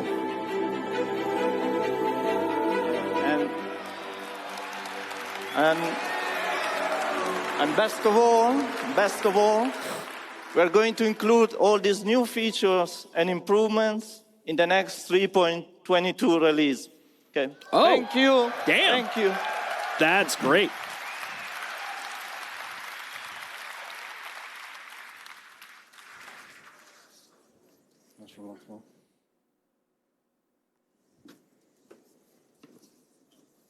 That is so good. I'm very happy about that. Hi, everyone.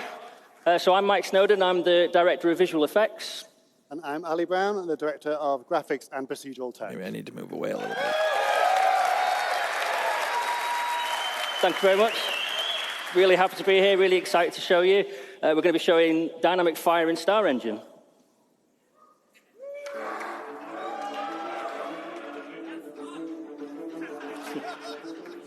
So Dynamic Fire is a driver for gameplay in both FPS and multi-crew experiences. It creates emergent sandbox gameplay, and it can be used by designers to craft very dangerous scenarios for players. And as you can see from the video, it gets very intense.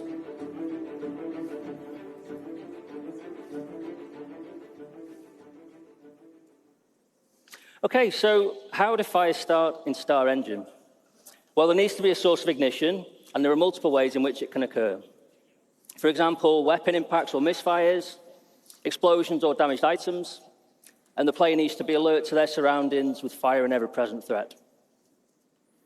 If a fire does break out, you're going to see it dynamically propagate through the area, causing damage to environment and player. And at this point, the player needs to limit the damage, of course, by extinguishing the fire in any way that they can. So when doing so, they're going to need to wear protective clothing to protect them from extreme heat. They're going to need to wear a closed helmet to protect them from smoke inhalation, poor oxygen levels. All the good stuff. And there's actually multiple ways the fire can be extinguished, including the removal of heat. For example, another using the fire multi-tool item, extinguisher, which is my personal favorite. It's a lot of fun doing that. The removal of oxygen, for example, locking off the area, venting the oxygen, creating a vacuum. Or simply, the fire's burned so fiercely that it's done everything it needed to do. There's nothing left for it to destroy. And if you let it get this bad, it's probably time to consider repairing your ship. Okay, so how do we achieve this from the technical perspective? Well, the first thing the artists and designers do is they mark up their scene to tell us what physical properties that each surface is made from, whether it's wood or metal. But not only on the surface, we have to describe what is behind the surface. You might see a metal panel on your spaceship, but has it got cladding or wiring behind it? It's important we know all this so we know how flammable it is. Then after this, we have to define all the physical properties that go with these surfaces. So, for example, what the mass is, the energy density, combustion temperature, air-fuel ratio. And we use all these physical properties and we sum them up in each voxel, which is a 1 by 1 meter cube. And then once we have these voxels, this forms the basis of our simulation. So then first thing we do is we look for sources of ignition and then we're off. So here's our debug mode that shows us what's going on in the simulation and is what we use to track it. Oh, that's kind of cool. And you can see these squares enlarging to show us where the fire is spreading. For each of these voxels, we're tracking the fire, the temperature, fuel remaining, the amount of smoke. And the fire is propagating via convection and radiation, which are both accurately simulated. And it's consuming the gases that fire and is out of hand. the knock-on products as well as it goes. And because we're using a proper simulation, like Mike mentioned, when you vent a room, not only are you removing the oxygen and putting the fire out, but if the temperature remains the same, if oxygen is reintroduced, the fire will reignite and it will continue burning, just like it would in real life. Okay.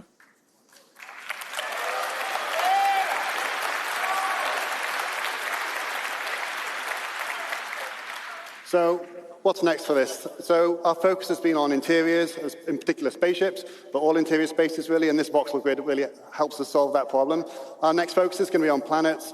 Obviously, they represent a slightly different challenge, the vastness of them. We have to transfer this over the network and simulate it slightly differently, and we also have to render it at scale. But the way we've done it, the core tech we've used, we should be able to scale this up quite easily. So that's going to be our next focus. Very cool. Okay, so how do we create realistic dynamic fire but visuals it's cool in that Star it Engine? exists. Well, we start with the simulation, as just described by Ali, and this gives us the data we need to drive the visuals. Then we bring in the burn shader. So this can be applied to static environments, and we have a lightweight version of the shader for entities, which is kind of based on the dirt shader and wear. Then we've got the glow, which is an animated surface decal shader for static environments. This is where we start to bring in some nice motion. Yeah, that looks cool. And then we bring in the GPU particles, which are spawning from voxels and in screen space. Obviously, these are doing a lot of the work visually. Then we bring in the lights. These are spawned for clusters of voxels as opposed to per voxel as an optimization, a cluster being a representation of voxels close to each other. And then we bring in the fog. So this is height-laid volumetric fog. The smoke fills the room and it goes up to the ceiling before filling the rest. And we're simulating that. So to finish, we're going to take a look at all of that put together in the game. Thank you. Please. Yeah. Yeah, that's got to be causing some damage. It ran through the fire. Yeah, I was going to say, you better freaking heal up, man. You got burns.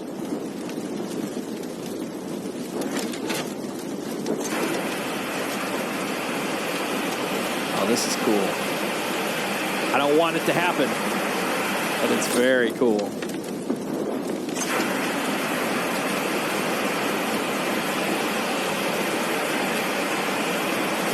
Hell yeah. Hell yeah.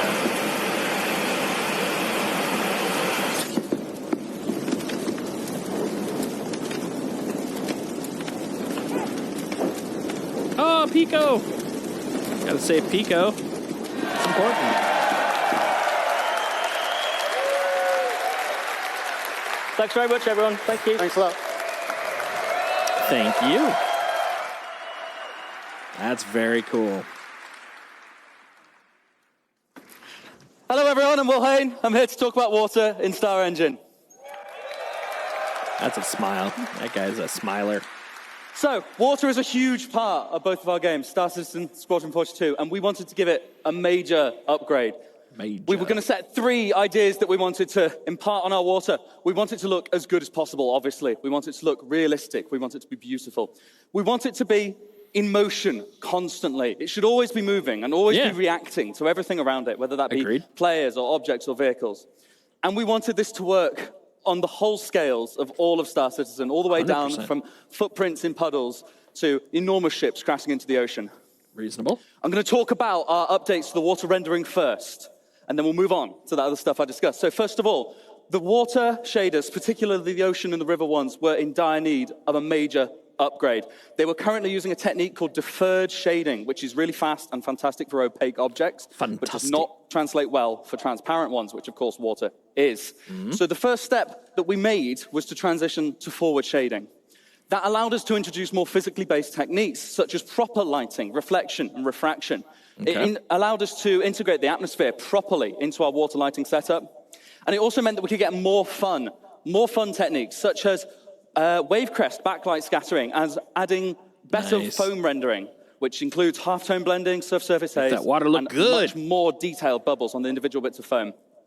I've got some examples of that here. This is such a in this nerd particular con. screenshot, you can see the icebergs in the near frame. You I feel can like I'm see at a we're GDC refracting talk. the I really like iceberg it, though. underneath. It's like up correctly my alley, refracted. In the mid frame, you much. can see that the iceberg is reflected back onto the water. That is now accurate. We weren't doing that properly before. Here you can see our accurate water lighting from this really beautiful screenshot of the Gladius over the water. I love this one. So this is the objects under the water are being correctly lit, which is new.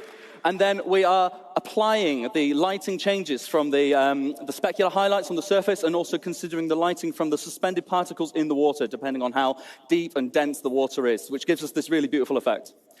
This screenshot just looks good, but what is going on is that it's demonstrating that the atmosphere and the water are sorting properly. This looks like everything is normal, but it's challenging to implement with forward-rendered water and proper ray-marched clouds like we have in-game. Props to Alan, who works on all of this. I did the next bit.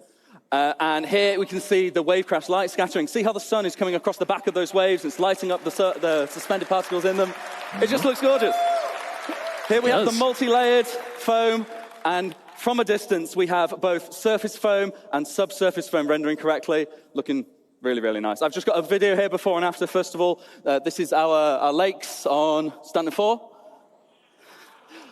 Next, we have water volumes on Horizon. There you go. And this last demo, this is a Clio on the Stanton system. This is what it currently looks like in-game, and I think you'll agree, pretty dramatic difference. It definitely feels more dramatic.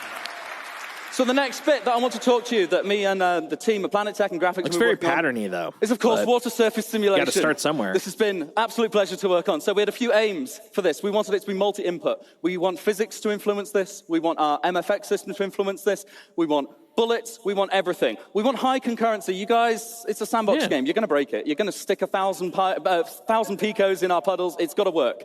And it's got to be scalable. It's got to work from the tiny scales to the footprints in the puddles all the way up to, as I said, giant ships crashing into the ocean. So the technique that we chose for this is a form of surface wave propagation. It's GPU-based, it's highly realistic at a low cost, and it can be scaled for waves of different amplitudes. So we can have all of that built right in just by adjusting a few constants. I've got a demonstration here. We're going to have the player walking through the puddle. As you can see, as he steps, you get a bit of a ripple. But even as he's stepping, the toe is being dragged through the water and moving the water accurately. This is not a cop-out. We're doing this in 3D. You see as I'm jumping. And then this next demo, we're going to fire some bullets. This is a bit loud, this one. Nice. That's what you want. Some splooshin'. Right, the one more thing that we have to look at. So it's all well and good, this working on a puddle, but Star Citizen is not made of puddles. It's made of oceanic planets. It's made of everything. We needed to make this multi-scale. So we wanted the water near and far, not just in a square around the camera. We wanted lots and lots at once. The solution we picked was a multi-region water sim. Now, this was really, really tricky to get right, but I really think we have now, which basically means that we can dynamically allocate all of the simulation regions depending on what is colliding where and what resolution we need at what parts of the screen. We can optimize this very heavily to make sure that you get what you want to see at the right time. We still need to get that information onto the water, though, and that's a bit trickier. So what we devised is yet another set of regions. Now, the regions are slightly different. The simulation regions need to happen wherever something is contacting the water, and that needs to happen regardless as to whether you can see it, because there's a collision going on there. This I image, look away, and then I look back. If it stops going and has to restart, be useful to like the average Whereas person. the water, we only need to know the total result when it's actually in view.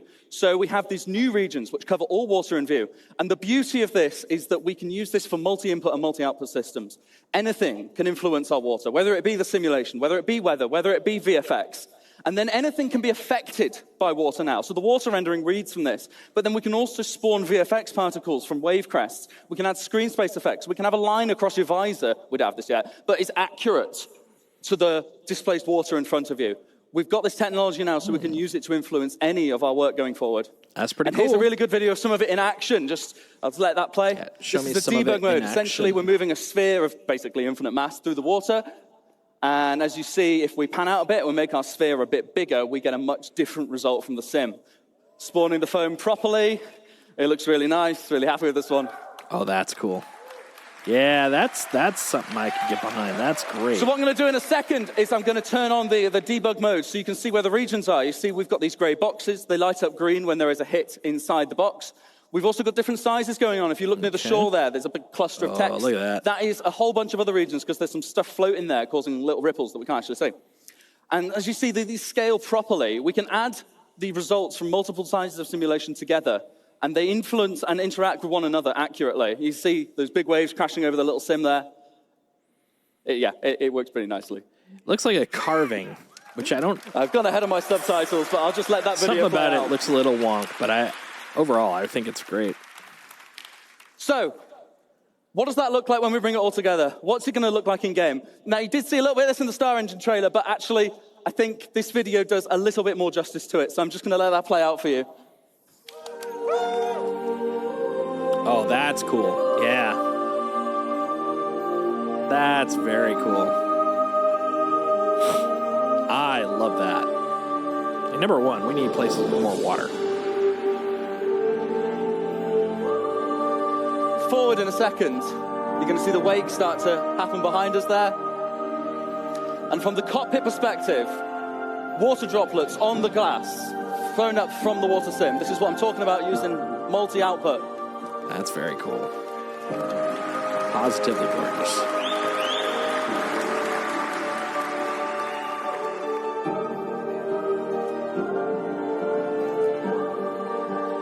And that's us. Thank you so much, CitizenCon. Handing back over to Ali.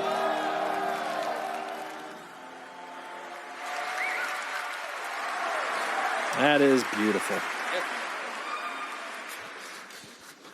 Hello again. So, blood, sweat, and tears. I'm here to talk to you today about a few other graphical things we've got coming in. I'm really proud of the work we've done on the fire and the water. They both look amazing features.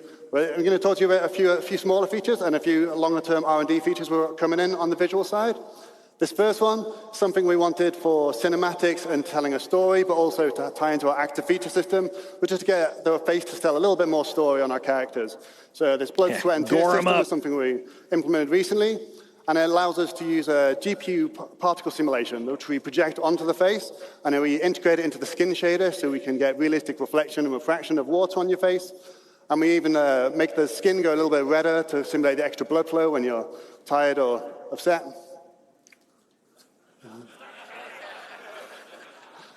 That guy. So none of this is a pre-canned animation. It's completely dynamic. We have complete control over everything. We can keyframe every single tear if we want to.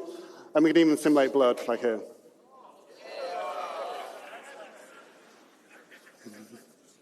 Ugh, gross. Cool, but gross. So next thing I want to talk about is our scope shader. Design came to me telling me that they really wanted to up the game with our rifle scopes. They weren't quite good enough. They didn't really feel realistic for them. And they thought it was a real core part of the first-person shooter experience. So to give you an idea of what we used to do, we have these type of... Get a little muffled there, buddy. Fake scope meshes, which you see here, which is where we type of slice the scope in half so you can see through it. And sometimes we put these big black planes around them to obscure your vision. And we put a bit of glass on the front of it, but there was nothing really to tell you that it was a lens. So we've worked on a new scope shader, which is now going to be on all of our scopes moving forwards. And I'll give you a quick show of what that looks like in game. Yeah, please do. So on the first scope here, we're going to see it's got an infinite projected red dot scope sight. We've got lens distortions. You can see this little refraction and bending of light on it. Mm-hmm. You see it works when you don't have to be actually holding the rifle for it to work. Kind of Call of Duty-ish. I like it. We've got a correct emulation of eye relief on the scope. So we have the blur, distortions, chromatic aberration. And then we've also got support for digital displays like this one, which has light amplification and has support for EMPs. You know, if you get an EMP, you're going to have the display is going to get distorted. So we're quite proud of this. We think it's going to give a much better, more realistic simulation of the scopes in the game. And I think I've kind of mentioned before, but it's not a fake effect. It applies to our scopes no matter where they are. You don't have to be using the scope. You could look down somebody else's scope and see the same thing. It's fully integrated into it, so it's really quite proud of that.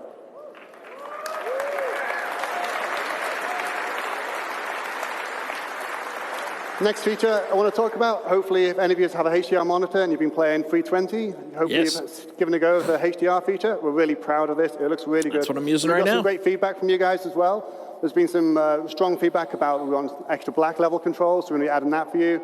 So make sure you can tweak the image exactly how you want. And there's a great user guide on Spectrum as well if you want to know how to get the best out of it, because it's not always a straightforward tech to get the best out of. Just to give you an insight how this works, we've got something called Unified Tone Mapping Curve. And this is the process where we map the real-life colors of real-life intensities of light onto what your monitor can display. And rather than having an SDR mode and HDR mode, we have like a smooth system where we can blend between SDR and HDR depending on the peak brightness of your monitor. We also pay a lot of attention to make sure we preserve the colors and the hues to keep an accurate image for the artist, and especially for skin tones. We don't want them turning red or white or doing anything bizarre. Just one thing to mention, we've got some content adjustments that will be ongoing. We've got a lot of content in Star Citizen. It takes a little bit of time to make sure we balance everything so it doesn't look too dim or look like a supernova. Next thing I want to mention, temporal upscaling. This has been something that's been asked for a long time, and we're proud to finally get it into your hands. We've got 3 different techniques we're going to be implementing. We've got CIGs. We've got our own temporal super resolution solution called TSR. We've got AMD's Fidelity FX Super Resolution 2, and we've got NVIDIA's DLSS 2 as well. They each have different characteristics and hardware requirements and trade-offs, so we thought it was important to get you all 3 so you could have a choice of what you want to look. On the left here, I've just got a zoom in from one of our outposts. That's no anti-aliasing for people that really love to see jagged edges. The center one is our TSA, which is what you've got in the current release today. And on the right-hand side is TSR without doing upscaling. And this is going to be replacing the TSA solution. And this gives us better quality and more stable image and hopefully much less ghosting. We can use our TSR to do upscaling. Here's the example of how it looks at each resolution. And similar results from AMD's FSR. And some numbers here, which I'm sure you can pour over later. But basically, we can get about 2 times GPU performance if you're interested in using the upscaling technique. Obviously, if you're CPU limited, you might not get quite them numbers. We also intend to look at frame generation techniques. That would explain like why it's so freaking low. FSR3 and DLSS3. It's like, why the hell is this such low res? We're going to focus on GPU performance, getting that up first. Frame generation isn't really applicable unless you've got a really good performance first. Some other quick updates. We've got the screen space shadows as added to Alpha 320. It gives us some extra detail in our shadows across characters, and it's particularly on planets. It helps a lot. And we've also got a new texture and mesh streaming engine that helps us get as much possible detail as we can onto your VRAM on your GPU. And it does something we call load balancing. It will scale dynamically for your GPU to make sure we can get the absolute best possible results. We've also got some more streaming improvements coming in the next release. Just to give you a quick show of what the screen space shadows mean, here we've got a planet with no shadows. I think it's Microtech. The shadow maps, so you see these, the normal shadow maps that fill in half the scene. But then when we get the screen space shadows, you look in the top of the screen or in the flowers, they type of fill in the detail for the rest. They really help type of edge the scene in and stop these things looking floating. I like it.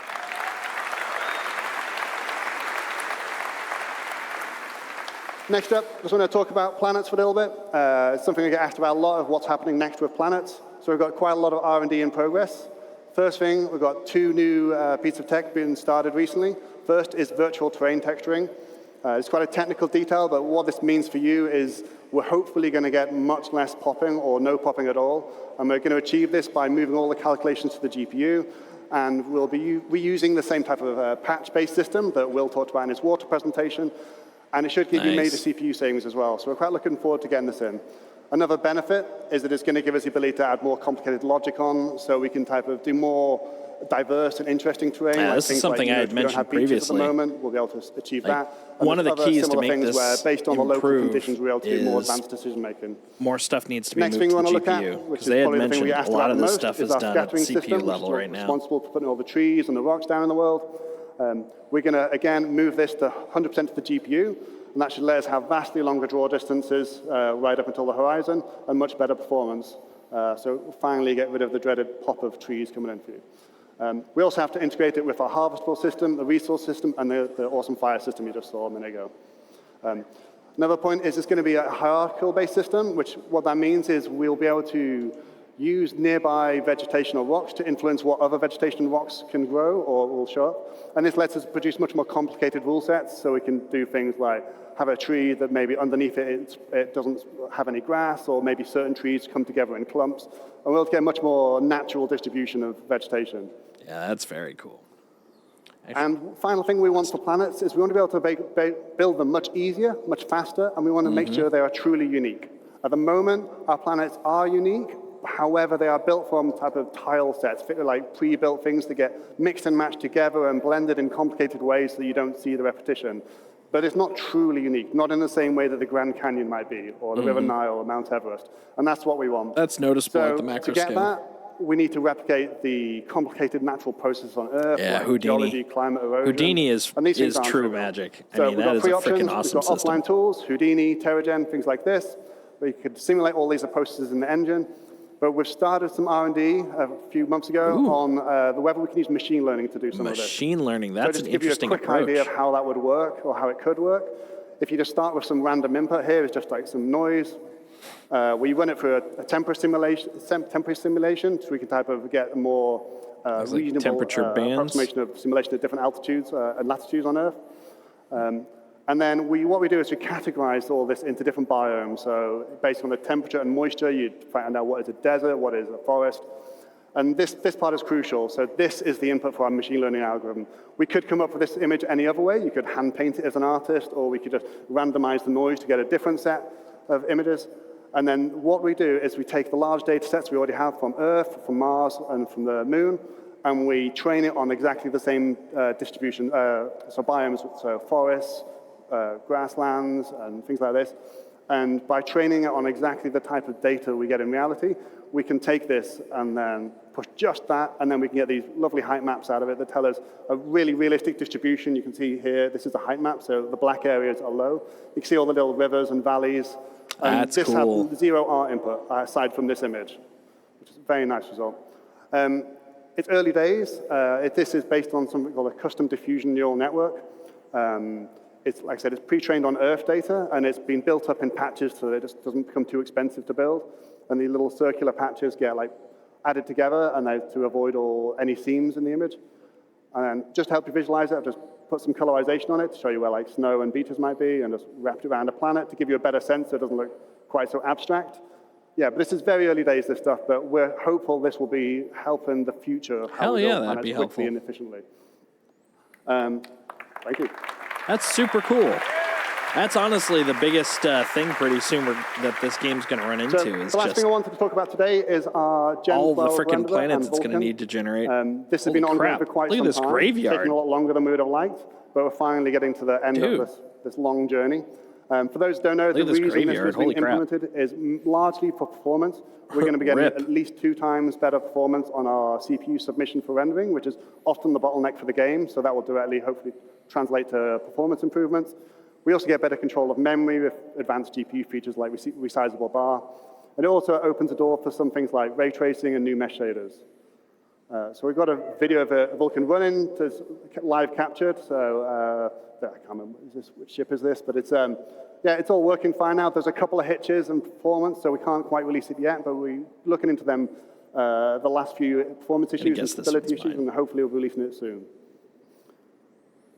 So, like I said, one of the things we really were interested in by implementing Vulkan was to get support for new hardware features, and one of the big ones was ray tracing.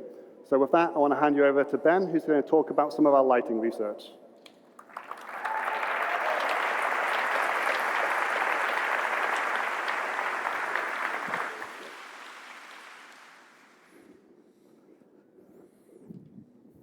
Hi, I'm Ben Parry, and this is Global Illumination.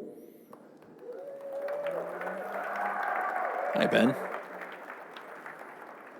So, as Ali just said, moving over to the Vulkan renderer, and now that that's fully online, we've got access to hardware ray tracing on the GPUs that have support for it.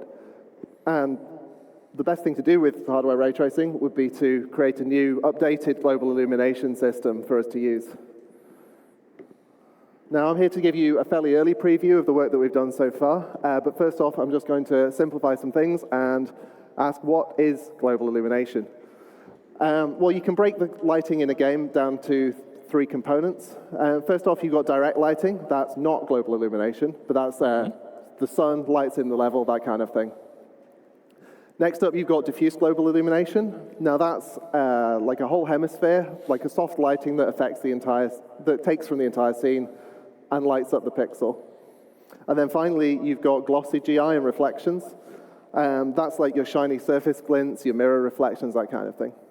And now all of those combine together to form one glorious penguin. One glorious penguin. Very cool. Now, for the rest of this presentation, we're specifically talking about this guy, the diffuse penguin. Glossy GI has actually been disabled in all the videos. Even the old system videos don't show the glossy GI here, just to aid the comparison. First off, we've got a video from Chris Campbell, who's going to make us look cool.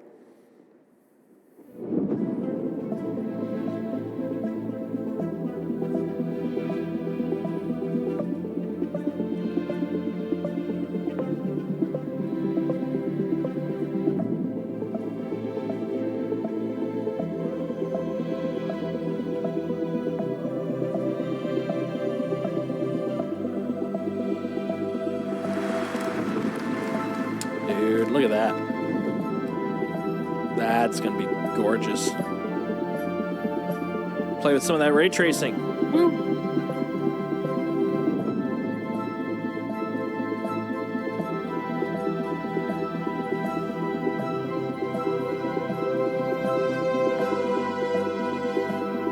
Yeah, that looks good.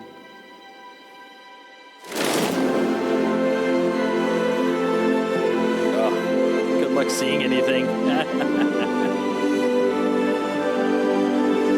Looks amazing, though.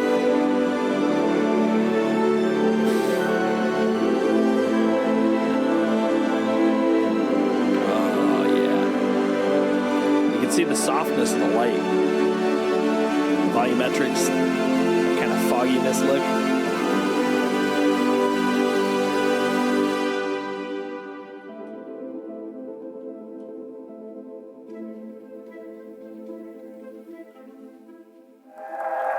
That's cool.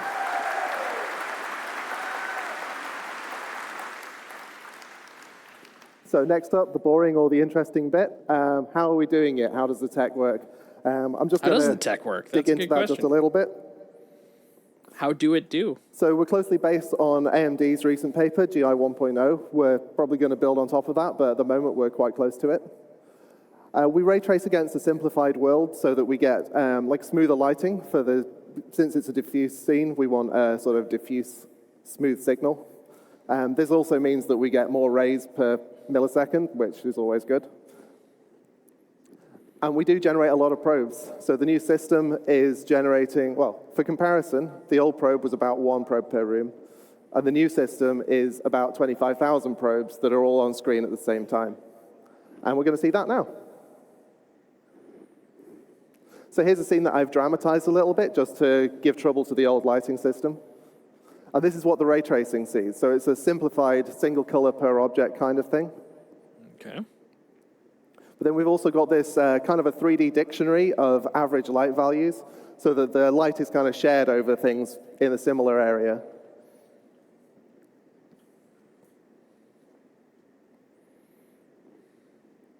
Oh, that lighting is so weird to me.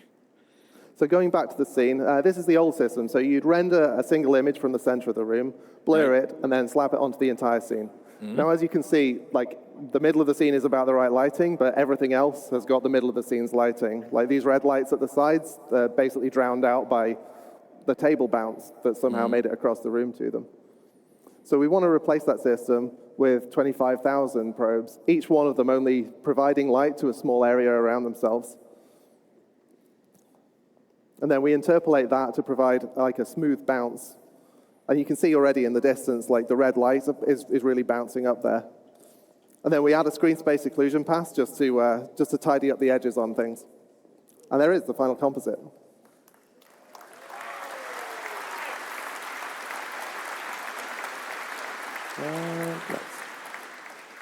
So, what else does it do? Well, because it's real-time generation, it means we can do a real-time bounce, and we can do that with quite small areas. You can get like a really vibrant bounce that picks up off small objects in the scene. Ooh. And that means that the art team can really lean into like strong local variation on color. As again, we will see. So we'll do a side-by-side comparison on this one. As you can already see, like the spotlight's really like throwing stuff into the scene. This is just one light in the room. And we did have live updating, as you can see in the old system, but it was designed for like time of day changes rather than this continuous smooth view. And finally, it means that we can do things like glowing surfaces can just illuminate the world without having to add special lights to fake it. Yeah, that's super cool. That's what I love about ray tracing is it just feels like, emitted light. Oh my God. Hold on. You guys got to see this. So yeah, there's two really common cases in Star Citizen particularly that this is going to help with. First off, everybody wants their greens today. We capture at the moment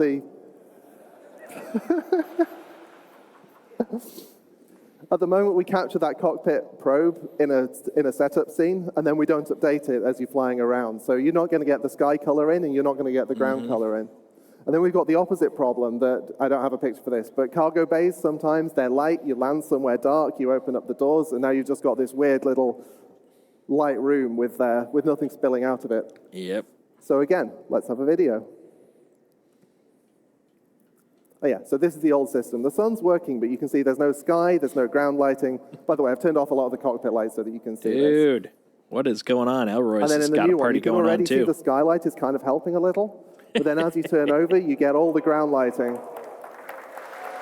Oh, dude. Yeah, there's more. See, one of the concerns we had was that we didn't want to create a two-tier system. If people have got hardware ray tracing and it's working for them, that's great. But you can't really have the art team optimizing or seeing for one type of lighting and then having to optimize it for another type of lighting and having to trade off decisions about cost, the two of them. Bad quality. So what we've been experimenting with is trying to create a new low bar that's higher than the old low bar, as well as creating a new high bar. And the idea for this is basically to take that single room environment probe system that we have been using, update it so that we can do live relighting on that, and then to sort of slot that in where the ray tracing would be while still keeping all of the other stuff, like the 25,000 probes and all that kind of stuff, can look at the old system and we kind of Frankenstein them together. So I'll show you what we've got so far for this. Please do.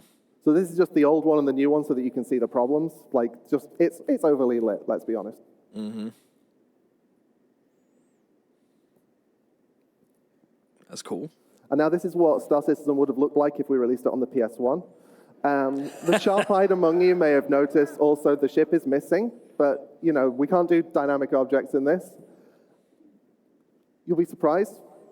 It doesn't seem to mind. And there we have software GI in the middle, which is, like I say, it was using the same 25,000 probe system, but not having to use any kind of hardware ray tracing. As you can see, it's not a perfect match. It's not identical, but it's a lot more dynamic than the old system. Yeah, that's nice. And finally... That's very nice. Yeah. Now, admittedly, I've got a 4080, so this will probably I'm just going to show you a to-do list here. I don't have pictures options because there. it's stuff we've not done. Glossy reflections. Obviously, we want to complete the picture, and for that, we need to handle glossy reflections. That's self-explanatory, really. I don't know what to say about that. Secondly, you've only seen it on opaque surfaces so far. The next step is to extend this so that it can support glass and water and all the other transparent things in the game. And beyond that, we've obviously got fog, we've got other atmospherics. We want to expand GI to make sure that it affects everything smoothly and equally. And the final thing is a Star Citizen thing. We've got giant scenes, we've got a ridiculous scale on some things, and we've got plans to make sure that this GI extends to handle that full scale. Good. Anyway, that's all I've got to tell you now. I've been Ben Parry. Next up, we've got Starcloth with Chris Rain. Starcloth. That's what I wear. I only wear Starcloth. All day long. Hello, everyone. Hello. Hi. Hi. Hello there. I'm Chris Rain, and I would like to show you not one, not two, but 3 new physics of our physics engine. And I would like to start off by introducing Starcloth, our new character cloth simulation with a short video. Please do. I'd love to see the cloth in action. So this is just regular player movement. That was actually me playing. You can see the cloth collides with the ground. Mm-hmm.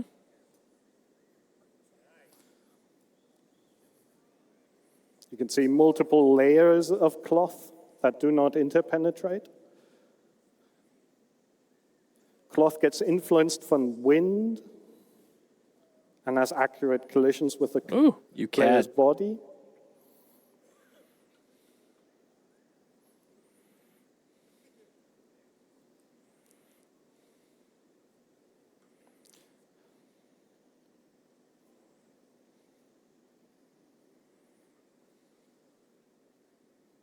We now have support for collisions from dynamic objects. Careful. That's creepy. That's soccer ball. What are you doing in there? What are you doing in there, buddy? You can play football in any outfit. In my pants! Get out of there! This is creeping me out, man. No doubt. The pleating is very faithful, though. Starcloth supports the full range of motion a human can make, from fast movement. This isn't in already, though, is it? poses. I don't recall seeing the cloth moving this well before. Wow. Yeah, that can't be in yet. Whoa, watch it. Watch it. Gonna see some butt. We don't want to see no butt. Oh, wrong way. This way.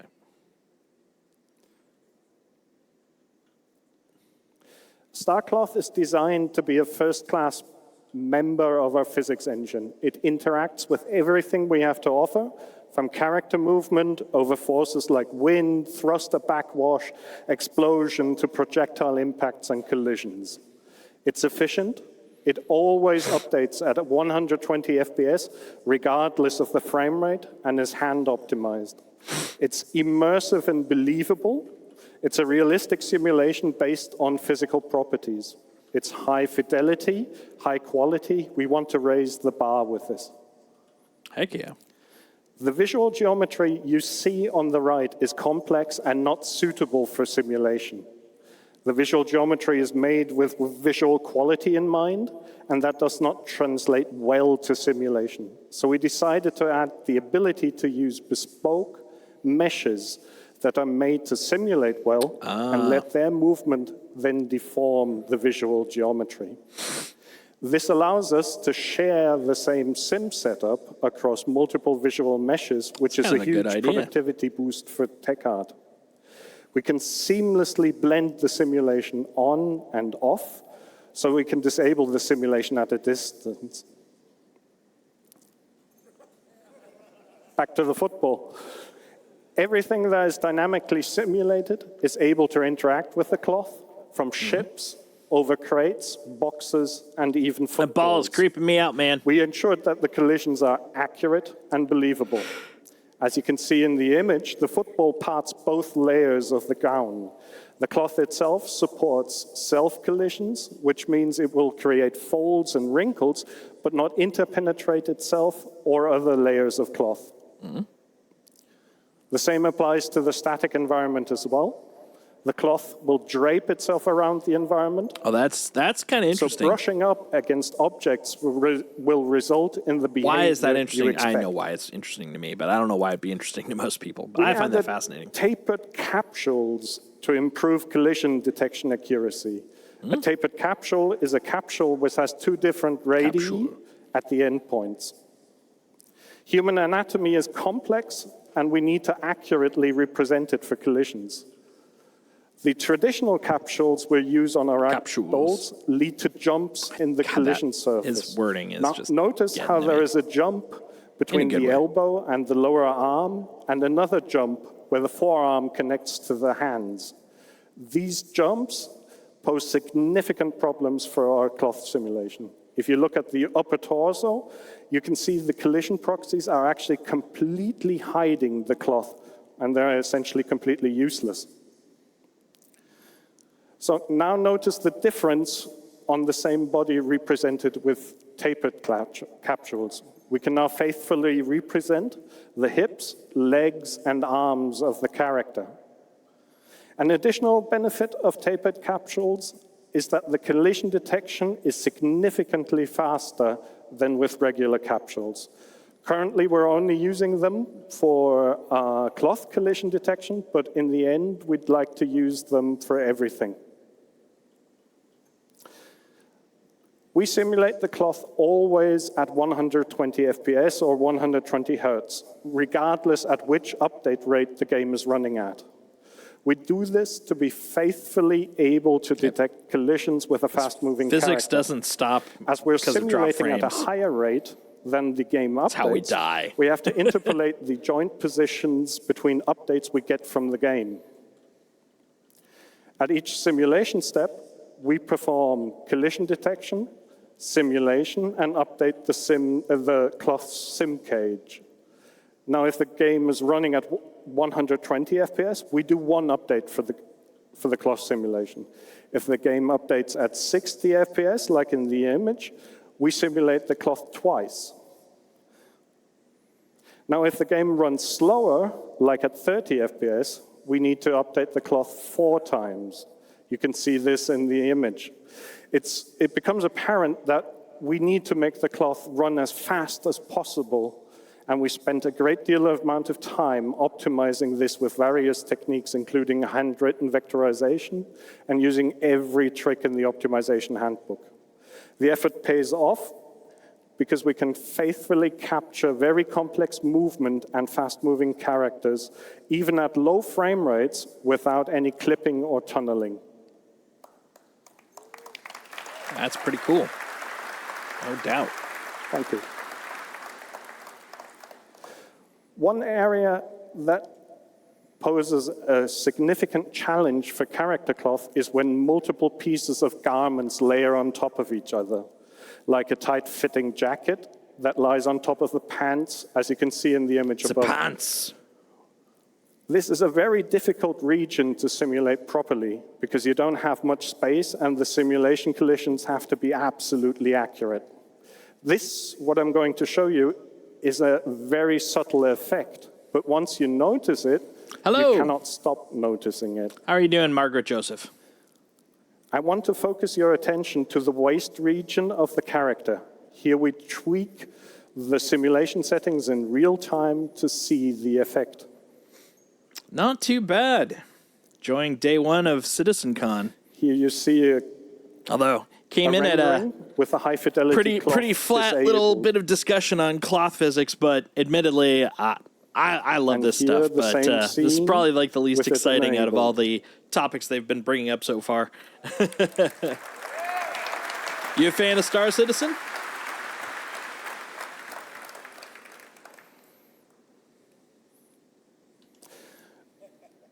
To be continued, tomorrow much more can be seen about Starcloth in the character advancement panel. Be sure not to miss out. Thank you. So, next up, Star Hair. Do a little bit of scraping while we're watching this. Currently, we have the ability to simulate the effect of moving hair with joints that are essentially simulated pendulums. The hair is skinned to these joints, and when these joints move due to the pendulum simulation, the hair moves with it. This leads to a fast and believable movement of hair. However, the quality is directly correlated to the quality of the skinning, bad. Which Thanks is for tedious asking. for tech art to achieve for some complex hairstyles. Further, apart from gravity, the pendulum joints. So do you play Star do not Citizen react as well? To external forces. How long you been playing? Like collisions or wind or explosions. So we asked ourselves, can we somehow improve upon this? And I'd like to show you some early prototype results of our research. This is an image of the raw geometry you saw in the previous image.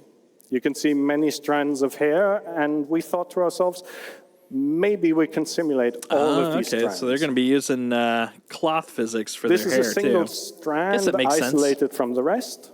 As these are simple triangle meshes, we initially thought we could simply use our cloth simulation. Yeah, this panel is very tech-oriented. And simulate such a strand like a sheet of cloth. Yeah, Star Citizen that didn't work out at all. It's a combat space sim game, kind of in the vein of X-Wing or Wing Commander from Days of Yore. The sheer number of strands, although in an MMO individual triangles and vertices are simply too much to simulate. It is a pretty impressive feat of technology, and right now they're kind of showcasing all that tech.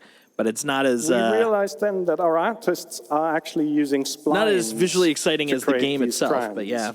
And a spline is a... Me? No, I've been on for almost 2 years. Been streaming for a couple of years. And we thought maybe we can just simulate these. They're much simpler. So, and how about yourself? Simulations need to be you pretty able new to Twitch? Maintain the original hairstyle. You cannot have the hair simulation change the visual appearance of a character. One of the reasons why using the cloth simulation for hair did not work out at all is that the cloth only simulates vertices and they have no concept of orientation. So you do not know how the next segment has bent in relation to your current segment. In other words, you cannot easily simulate twist with vertices alone. For splines, however, I mean, have you recently started watching Twitch? Are you new to the all of this together allows us to simulate the strands according to the theory of Kosarat rods. A Kosarat rod allows you to model the behavior of slender one-dimensional rods, exactly what our splines are, and simulate bend, similar twist, questions stretch, to yours. and shear, exactly what we need. Hair also needs exact collision detection to not intersect with the head, the ears, the cheeks, the jaw region. Well, welcome to Twitch. I'm about to show you. It can be pretty fun. There's lots of great content out there for whatever you're interested in. Such a simulation actually looks like. Here at Worlds Told, we're primarily focused on the intersection of story and game, and so we play a lot of games where you're either creating your own story or it's got very well-built, compelling storytelling. So this is a test of various right now, movements we're to see effectively a Star Citizen simp site for the next couple of days during CitizenCon. Especially in a real-time context. Yeah, generally play a lot of Star Citizen, Destiny 2. Yesterday was some Spider-Man 2. We're actually simulating all the hair strands. That's pretty impressive. Look at that hair. So we will have characters being able to run their hands through their hair and have the hair react realistically. It definitely doesn't do that yet. A barber simulation next. So what kind of games do you play, Margaret?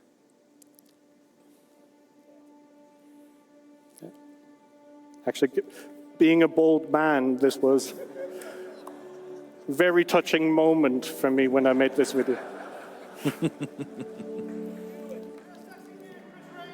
Thank you. Me, I'm over in the Pacific Northwest. How about yourself? Where are you from?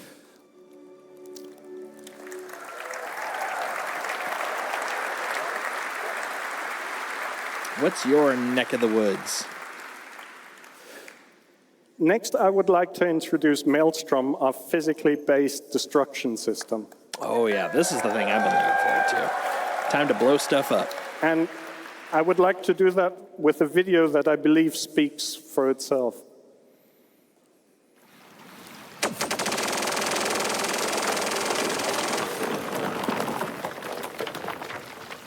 Hi, Emily. How you doing? Welcome to the channel.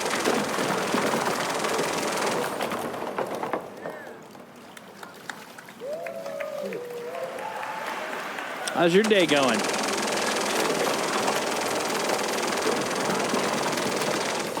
I look forward to that being in the game. I'm ready to start take stuff down, blowing stuff up. See the water splashes?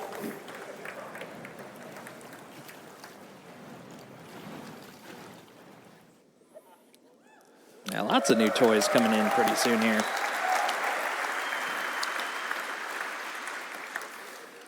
We want Definitely players' intuitive prediction of the effect a weapon or a collision I'm a has fan of new to actually toys. happen in the engine or in the game. All right. So we decided to move away from hit point pools or other abstract models to simulate damage, Yeah, but just rather have start. damage be calculated from a damage. physical model and from the physical material properties of each entity. If something breaks off due to its structural play, integrity Star Citizen, Emily? decreasing below a certain threshold, Maelstrom allows it to break off in a realistic fashion. If you shoot off a wing, the missiles and weapons on that wing should still remain attached. If the broken off part still has power, electric items should still function. This means Maelstrom was needed to be designed to work with a hierarchical setup to begin with. From the hierarchical representation of the geometry we want to break off to the same hierarchy on a higher level item for items like power plants, lights, weapon systems, and so on. Okay. Maelstrom is persistence. Just a fan of and being able to blow networking stuff ready. We designed it from the ground up to work with high latency situations, to persist and replicate easily.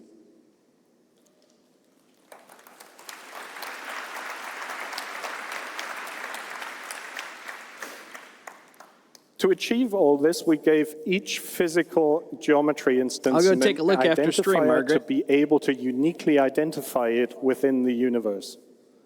So your Gladius wing is your Gladius wing. We added physical material and damage properties that can now be replicated across the network. One of them, and that's the most important one, we call integrity. I see. So we're going to start seeing damage And on the this ships too, not determines just how much locations. structural or internal I support integrity this. a This is physical good. geometry has. Integrity is modified from dissipating or rather absorbing energy from kinetic impacts or energy weapons, and also in the future from absorbing energy from external factors like extreme temperature or fire, as you've seen Extreme temperature. We also track which physical part or geometry belongs to which visual geometry. Sure, I play quite a and few. which high-level I named entity. a few a little bit ago. So if the structural or I definitely internal integrity play a lot collapses, of Destiny 2 and we Star know Citizen which on visual stream. But in geometry addition is to that, affected and which I played item some might be Spider-Man affected 2. as well. Recently So a power did a plant will cease playthrough to emit of power Ghosts of or implode, Tsushima. explode. A weapon will cease done to Horizon fire, Zero Dawn. and so on. To make things break apart, we Currently, create what I'm we call streaming breakable the clusters. panels from A breakable CitizenCon. cluster is a set Just started of today. physical geometry, the visual geometry, and the entities on top that can break off. Between breakable clusters, we create abstract cantilever Favorite beams game? to be I don't able really to have an model all-time stress and favorite strain. I'll because go it really into kind of more comes down detail in to that in a bit. what I'm enjoying, what my mood is. Breakable clusters I play a are lot of Destiny 2, They so mirror I the guess if I hierarchy was of going to give a all de attached facto, it'd probably be entities that. involved. But really, it just They comes also down embed to the what hierarchy mood of I'm in all and animated what kind of joints. gameplay I'm looking And they for. also embed Like the right now, hierarchy I've been of all craving to physical get some Star geometry. Citizen on for a while, so Essentially, very happy to be we doing that present right the now. ground But truth of the entire quite often hierarchy I'm necessary seeing to playing a lot of perform all our Destiny 2. goals for Maelstrom. This image is showing a breakable cluster graph of the Gladius. Good Lord. All that for a little ship. I'd like to show one more video of Maelstrom before we continue.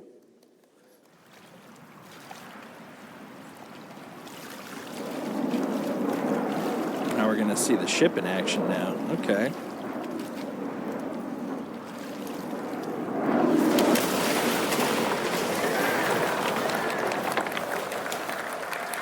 What about yourself, Margaret? What's your favorite?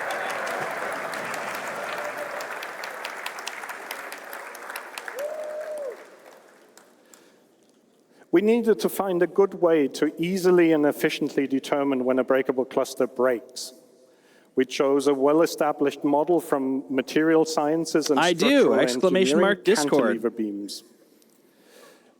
In essence, a cantilever is a structural member that has a fixed support and a free end. Ah, Dota 2. That's very popular. I know a couple of my friends are really into Dota. Can be used to calculate the amount of stress the fixed support is enduring. The basic ideas behind that are best explained from a very simple example. If a ship were to collide with the horizontal part of the crane in the image, far from the vertical part, the fixed support would endure a higher stress. I know a lot of friends that really like Minecraft, so I can get that. The vertical part. Ah, fair. But not only does the point of impact determine how much stress the cantilever beam experiences. Yeah, what your computer can actually play is definitely a crucial part. The surface area is connecting the cantilever and the fixed support has a large influence on when a cantilever beam will break. In our case, this actually means we analyze the cross-section of the intersection of the set of geometry from two breakable clusters to calculate the surface area. Ugh, everything's a wing janky attached to the body has a rather large connecting surface area compared to the surface area calculated for the stabilizers. I stream on Twitch, but not on Kick. I've looked at possibly doing some YouTube, but right now as an affiliate, it does make it a little prohibitive. They beams and calculate the stress the beams slam you if you try to do any sort of simultaneous streaming. Turns into strain, and if we reach a certain threshold, the beam snaps. The result, simple, efficient, and deterministic breakability. Oh, glad to hear it. But this is not just about ships and buildings that you saw in the videos before. We want Maelstrom to be a systemic system that we can use on all types of entities. So here's some video of some test footage of AI shooting each other behind breakable cover and Maelstrom barrels. Kick's okay. It's got its own problems right now. Primarily, it's just trying to entice people with money, but it's, generally speaking, not a great platform for streamers. Matter of fact, they have to basically buy most of their streamers right now. And, yeah, I'm just not a fan of that. Some people are shifting there, but not too many at the moment. Eventually, it might get to that point. Then I might consider it. But right now, yeah, it's not worth the effort. Physical material properties influence damage and breaking and have a direct influence to how things break. Got a couple of art folks here. To achieve this, we added various properties: density, yield strength, resilience, thickness, toughness, Young's modulus. And this is more or less what I wanted to talk about Maelstrom, but I don't want to leave without showing one more video of what carnage Maelstrom can create.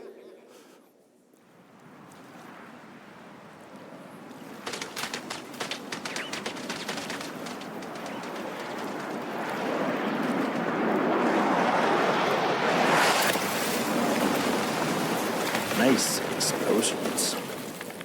Who doesn't like a little bit of explosion? So that's the Bexelite.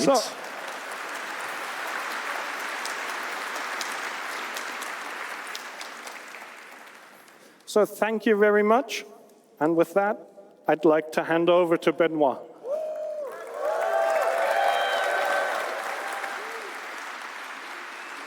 Great. Thank you. All right. I am not this person, but I'm filling in with him. So far, I mean, you guys think this is going to change your game up to now? All these new features? Hell yeah. Those will be excellent. Okay. So we've seen updates from fire, water. We've just seen force. We've seen sun and light. So the next thing that's left to build a ludicrous space game is audio. And so I'll leave you with Graham, who's going to show you some of the new audio enhancements we bring to Star Engine to make it even more realistic than it is now. Hi CitizenCon, Graham here. Good to see you. Recently in the audio team, we've been looking at how we can create a greater psychological connection and emotional impact within our games through the use of improved audio technology. Audio can play a crucial role in the immersion of the player. And with that in mind, the audio code and technical sound design teams have been looking at all of our tech from the ground up. For example, when you're under threat, you should feel a real sense of danger. When you're armed, you should feel the dangerous power that you hold within your hands. Earlier this year, we showed you our resonance tech, which allows us to bring the action much closer to the player even when they're deep in the bowels of a ship and far away from where all the hits and the explosions are happening. But that's just one part of a much larger push to create a better, more immersive audio experience. With that in mind, let's take a look at some of the tech we've been working on. First, let's listen to some of our weapon sounds in action.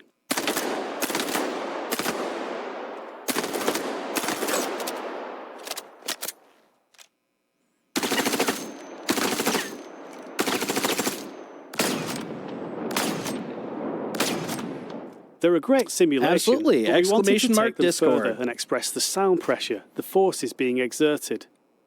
Our new in-house audio effects, particularly the multiband compressor, tuned by our sound designers, give us this result.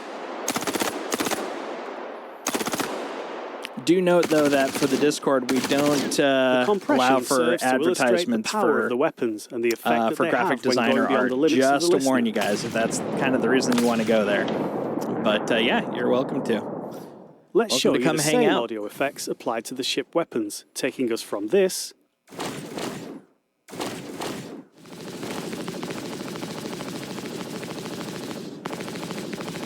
to this. Yeah, that's been getting a little out of hand lately, so had to put the foot down. A lot of graphic designers basically just on there to advertise their stuff, which has nothing to do with the Discord. So just wanted to give you a heads up. But it's not just about feeling powerful. Changes in audio can create a sense of danger, of being out on your own and under threat. Here's an example of ship combat.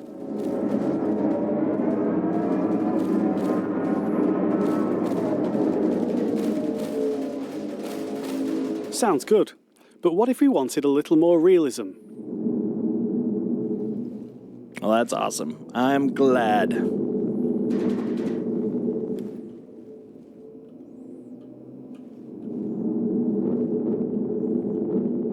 Oh, absolutely. Well, the good news is, or bad news if you're not looking for it, is that the audio propagation there's a tech that we've been rolling constant out flux makes it of easier graphic to change designers. the soundscape in real Like time. every time I put a And nice use of tweet that out for one of technology these, is I to get about provide 3 a or more 4 more realistic likes option. from people trying to advertise VTubing or graphic design. Here, your own it's like, weapons hey, I resonate appreciate through the hull of the ship. the support. Only what's in the pressurized but literally, cockpit is heard that's clearly, all I hear from and them the threat is level feels higher you due to the need more isolating graphic lack design of work. enemy weapon and It's ship rough. audio.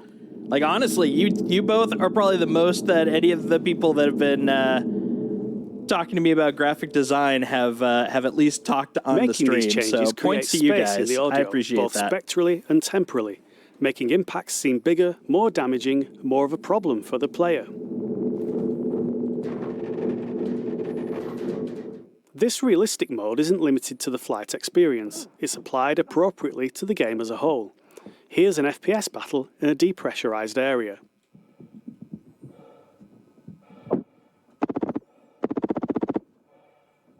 Oh, that's not too bad. Decent audio there. With realistic mode, we get that sense of isolation again, giving the location a different colour and adding variety to the audio experience.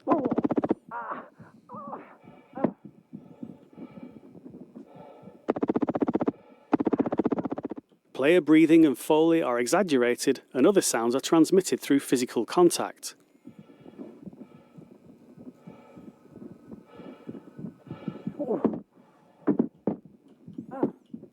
Go.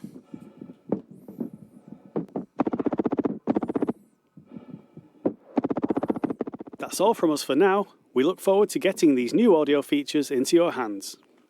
Question is when? 322 would be nice.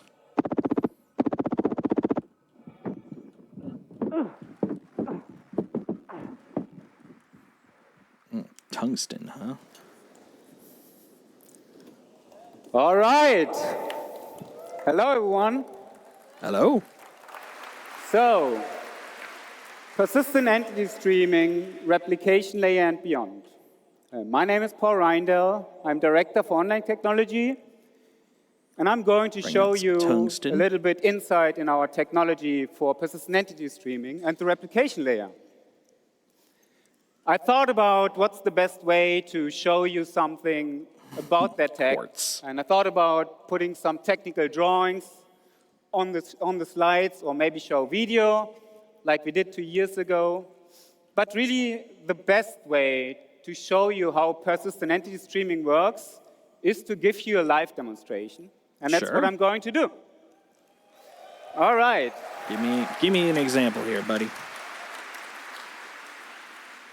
So this will all be live, so please bear with me if there's any glitches. Gold, quartz, iron. Lots of stuff here. So let's keep this rolling. I think I'm supposed to press a lot of iron. No, it's already switched. It's good. Helps someone grow. Before we start, a little bit, I just give you a little bit an overview what you see here. Let me set up everything.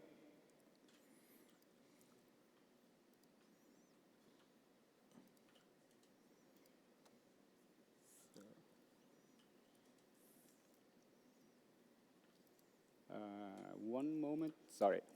So on this left side, you will see my client window. Tests. And on the bottom side, Barely go the way you want. You will see the server renderer. So for this demonstration, and I start a second client, I'm just stopping that. Sorry about that. This is live, all right. So again, on this side, you see the client.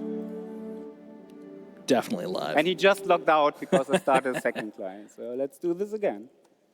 One more time. On this side, you see the server renderer, which is currently, it has nothing streamed in. I'm showing a small demonstration level. And on this side, you see the entity graph, which is our online database. That's powering what you see in persistent entity streaming, what you play since 3.18. And I also have some metrics on the screen, which shows the entity graph worker, the requests per minute, per second, the mutations, and you also will see entities created and destroyed once I do that.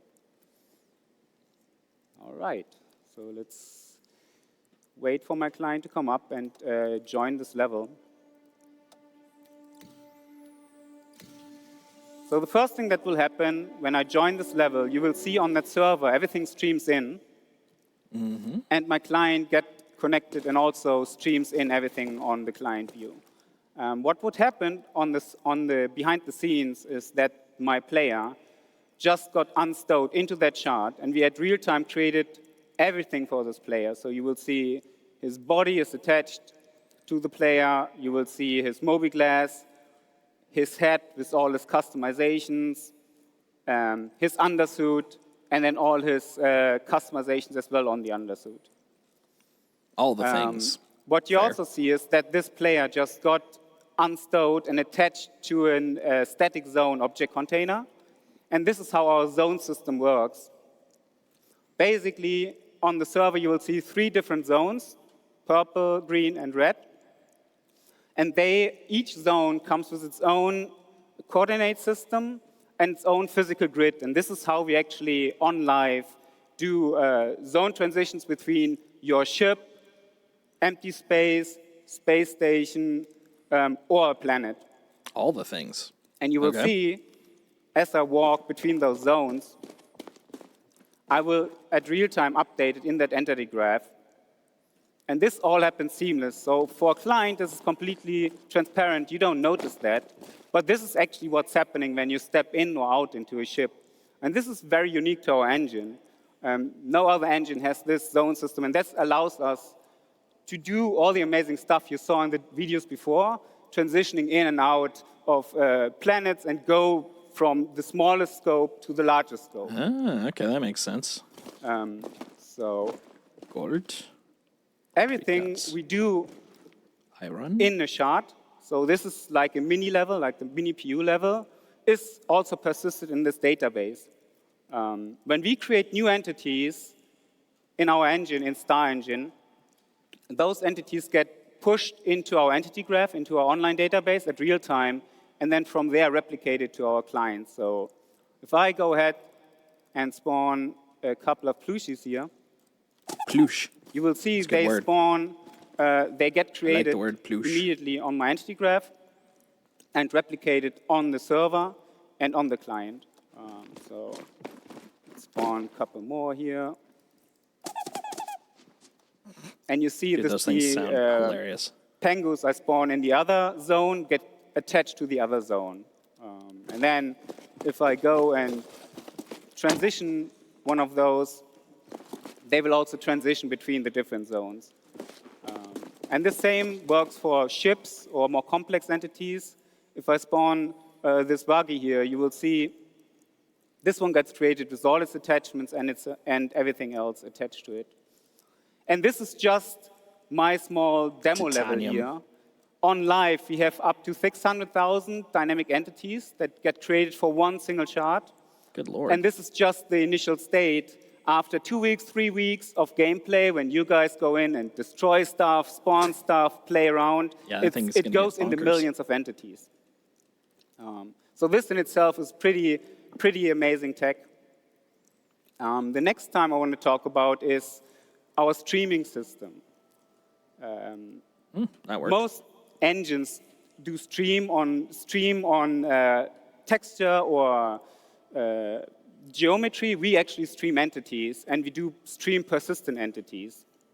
Where are you, buddy? So when I turn on the streaming system here, and I walk into this, if I walk over to the red area, you will see that the purple area will stream out together with all the entities on that server. Stream out. So it does not only stream out on my client, it actually streams out on that server.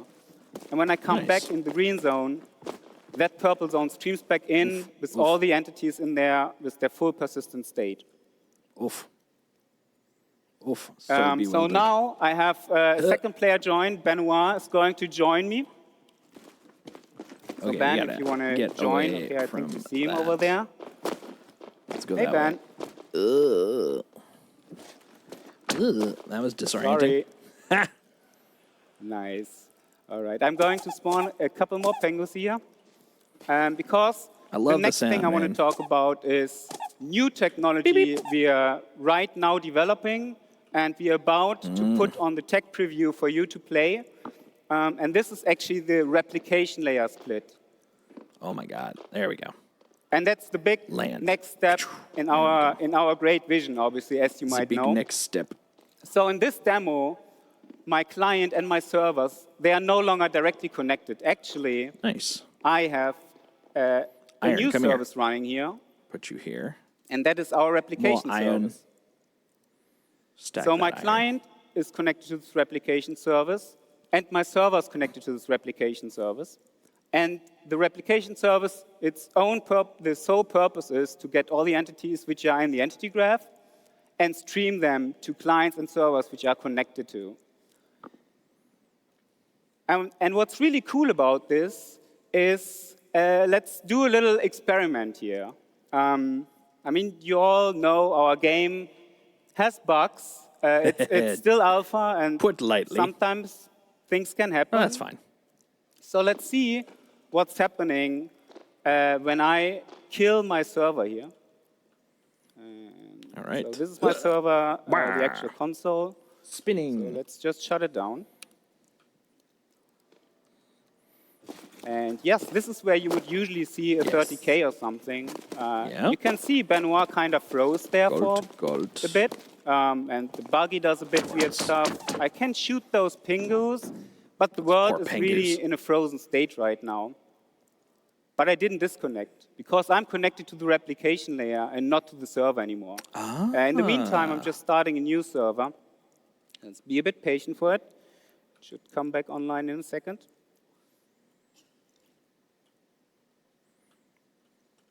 Nice. And as you can see, now that the server came back, it restored the state.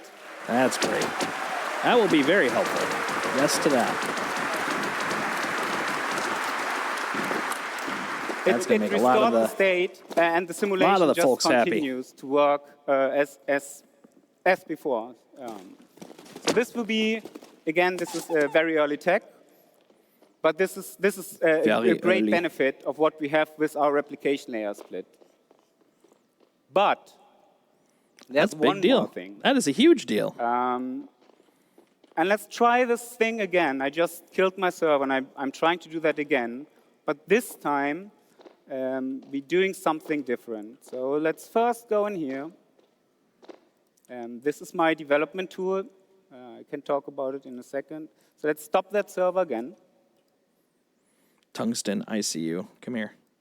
You're coming here, buddy. We're shoving you in a hole. Come on. Come on, I got a place for you, Tungsten. You're going to have a home. A little bit. I'm running this tool, OCD you see reasons. here. This is our internal development then tool. We'll clamp this. This tool runs the entire stack of our game on this PC.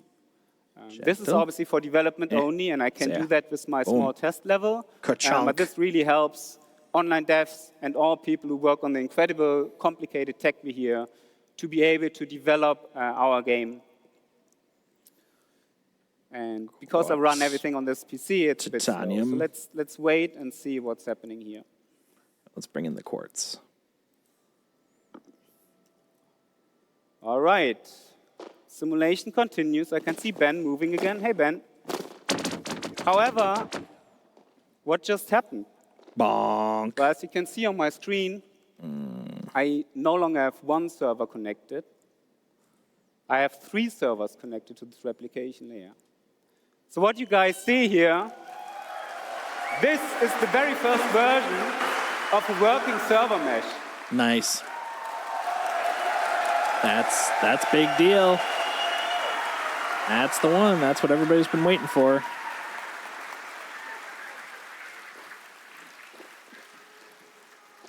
All right. So now I'm going to explain a little bit how this magic works, because it is truly magic. Each server, when it came up and the replication layer realized there are 3 servers, we assigned different zones to those servers. And we said, OK, server 1, you are the authority over the purple area. Server 2, you are the authority over the green area. And the last server is authoritative over the red area. You can still see that those servers have all those entities replicated, but only the entities within their zone are actually authoritative on that server. So while I'm in this green zone at the moment, my entity is simulated on that green server and just replicated on the other server. That's pretty awesome. And now, as I transition between those zones, you will see that on that green server, I just lost authority, and on that purple server, I just gained authority. And because my player was replicated on both servers, this completely works seamless. And again, let's do that a couple of times. You see on my client here, I don't notice anything of that. This all happens behind the scenes. Transparent there. And this doesn't work only on me. Let's turn on the zone colors and the object, the authority assignment on the client as well. Okay. You can see that even entities, as they transition into the other zone, that's cool. Seamlessly that is so handy. Transition to that zone. This is the tech we've been waiting for. And not only that, I can also interact with entities that are on the other side. So if I go on the screen zone, for example, and I shoot this, I can still shoot that purple entity. And I can also just go ahead and destroy that buggy which sits on that other zone. There you go. Always fun to blow stuff up, right? That's the truth. All right. So there's more to this. The first thing I will do, let's spawn a fresh buggy. I just destroyed my old one. When I go into this buggy, I will become part of the aggregate. And that means that now my buggy and myself will transition authority together. And this is how we make sure that my player, while he's driving this buggy, is always authoritative on the same server. So you can see, as I drive around with this buggy between the zones, just transitions I will switch between the different servers. All right. But there's more to this. That's so cool. Remember when I turned on the streaming earlier? The same streaming mechanics work here as well. Like, obviously, in this example right now, you can see all those servers, they have all those entities replicated. And it's a little bit wasteful because you have 3 servers, all need to replicate all those entities. And that's where streaming comes into play. I can turn on streaming here, and you will see that suddenly my purple server no longer has the red area streamed in. And the red server no longer has the purple area streamed in. So let's see what's happened when I drive my buggy backwards into that into the red zone. What happens on that purple server? Do you disappear? And I just disappear. So right now, on this server, there's only Benoit replicated. And Benoit, if you come to me over in the red area, you will see that now on this server, there's no client at all. And in theory, we could now completely stream out the entire area on that server, or stream in a new area.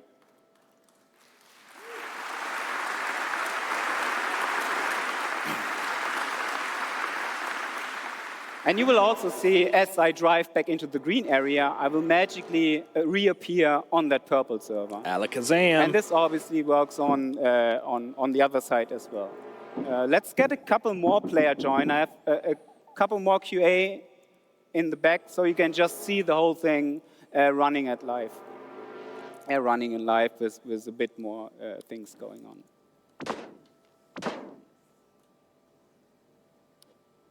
Let me get out of this buggy.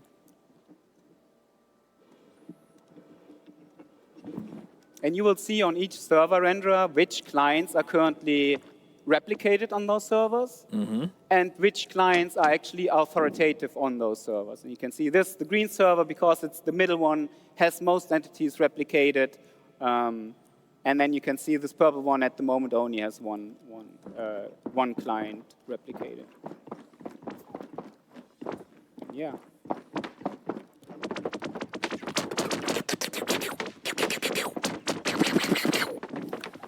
So yes, this is pretty much it. Dude, it's going to be great. It's good to see it in action. This is the thing we've been drooling over for the last few months. I hope you guys enjoyed this. Hell yeah. It has been a long time to come to this point. Oh, yeah.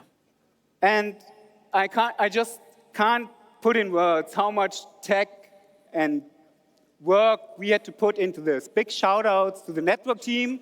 Big shout outs to the online services team. That is a big freaking deal. That is amazing. It's the thing we've been waiting for. It's been a really long journey to get to this point. And I've got to say, the team has done an amazing job. They've been working diligently for the last 4 or 5 years. We've had a couple of false starts. We finally have an incredible, the way the replication layer works and how we can spin up servers and down and keep the state constant, even if a server goes down, is, I think, a genius design. And the first time I saw this, about 3 weeks ago, working fully, I cried. Hey, this is a big deal. It's like giving birth. We did it. This is what we've been looking forward to. And we wouldn't have been able to do this and work on this kind of tech without all your support. That's right. 100%. Now, you guys and your trust. allowing us to take the time to do it right, to really build it. So thank you. Thank you, guys. So much for everyone, and thank you everyone at CIG that's really worked hard to deliver all this amazing stuff that will be either in your hands now or in your hands very soon. And this is just the beginning of CitizenCon. We got a lot more stuff to show you. Yeah. That's what we need for this MMO, guys. That's what we need. Great demo, by the way. Good. That is great. That was great. Come on, come here. Freaking awesome. Thank you, guys. Thank you.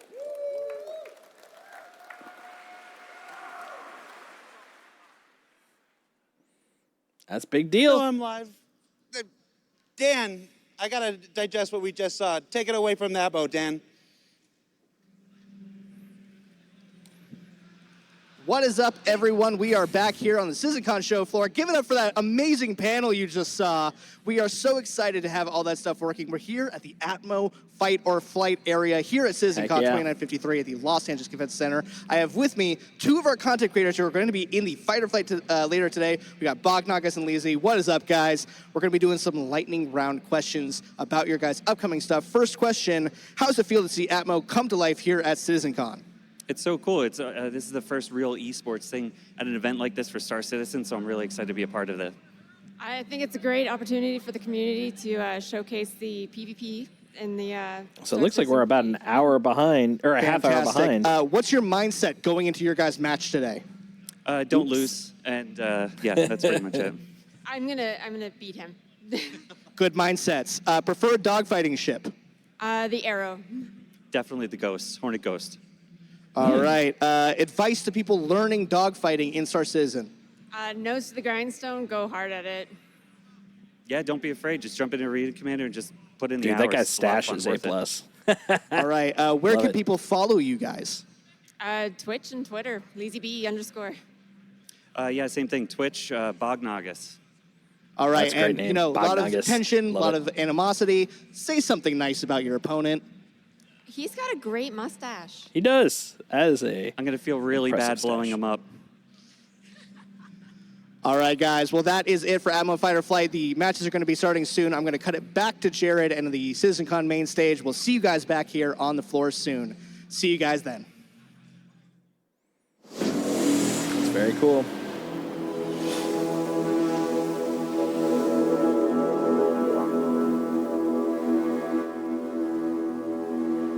Fix it and fly it. Let's go.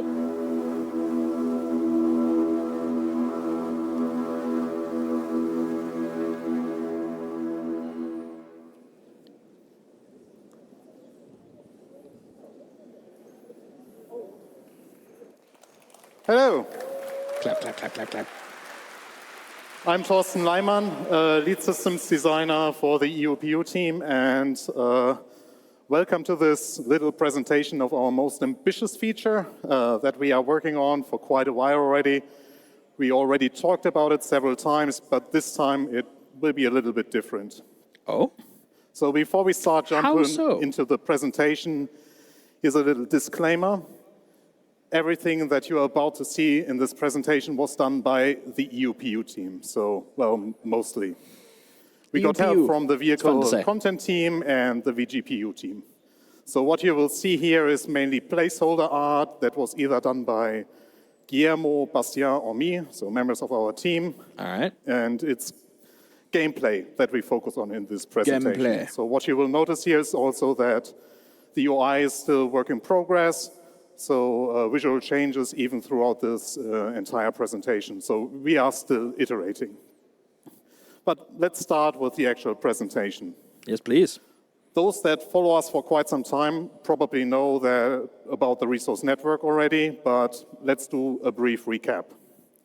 We will be talking here about our technology, that is resource network, and the engineering gameplay that can be called a child of the resource network. The engineering task will allow you to manage your ships, outposts, and possibly other things. Let's have Guillermo talk about the technology first. So welcome on stage, Guillermo. Reasonable. Thank you. Hi, everyone. I'm Guillermo Bilbao, gameplay programmer for this team. Hey. And I'm going to talk about the resource network. So what is the resource network?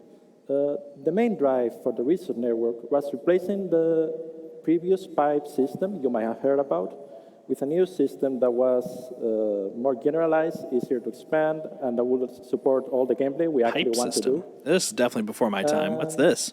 Yeah, so it is a network, as you can see on that picture. showing the connections between different items, even those inside of your containers. And it enables specifically the relay gameplay we're going to show right after. So it will have a global impact.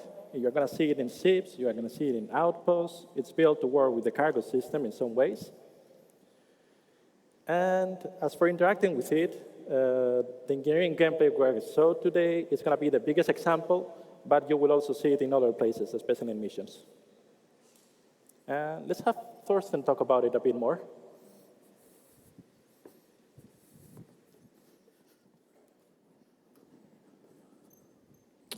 Yes. The Fury. So, hello again.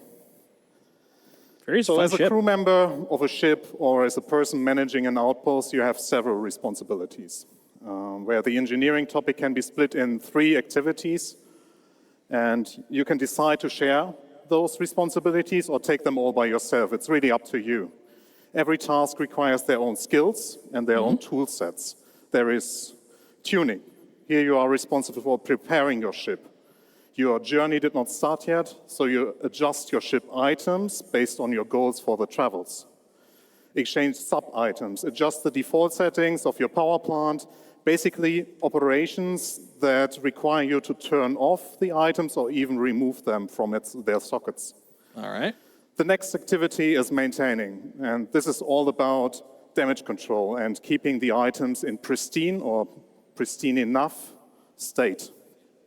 You are the mechanic that makes sure that everything is and stays operable.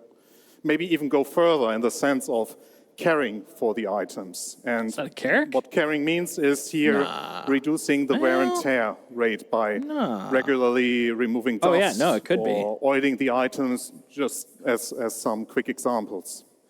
Yeah, so let's actually show you some of the maintenance you can already do and will be able to do. So here we start with 2 gameplay mechanics that are already in the game. So technically nothing new, but the entire engineering loop ties them nicely together. Here you saw me collecting IMC, or still collecting. And now I will take the shield generator of the recently destroyed Gladius to use them as a spare part for myself.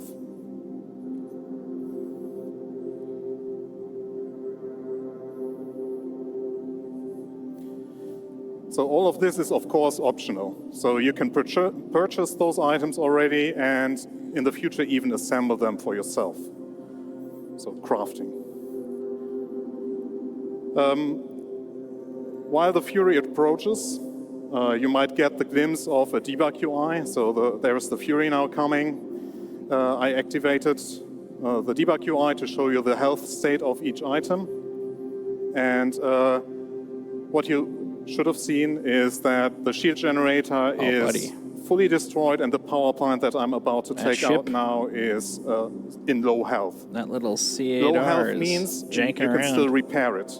I don't think they technically landed it. Which will be happening now with Guillermo and Pete repairing the power plant after I removed it from the Fury. Okay. So it's making it fully functional again.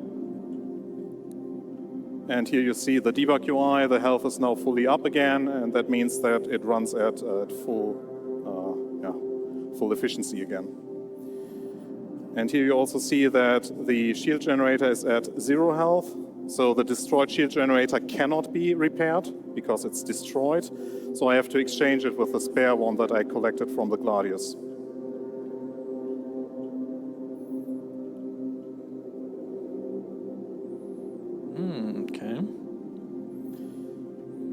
So with all those repairs being done, the Fury is operatable again and it can go its way. That is so cool. Have a little repair shop, little repair chop shop.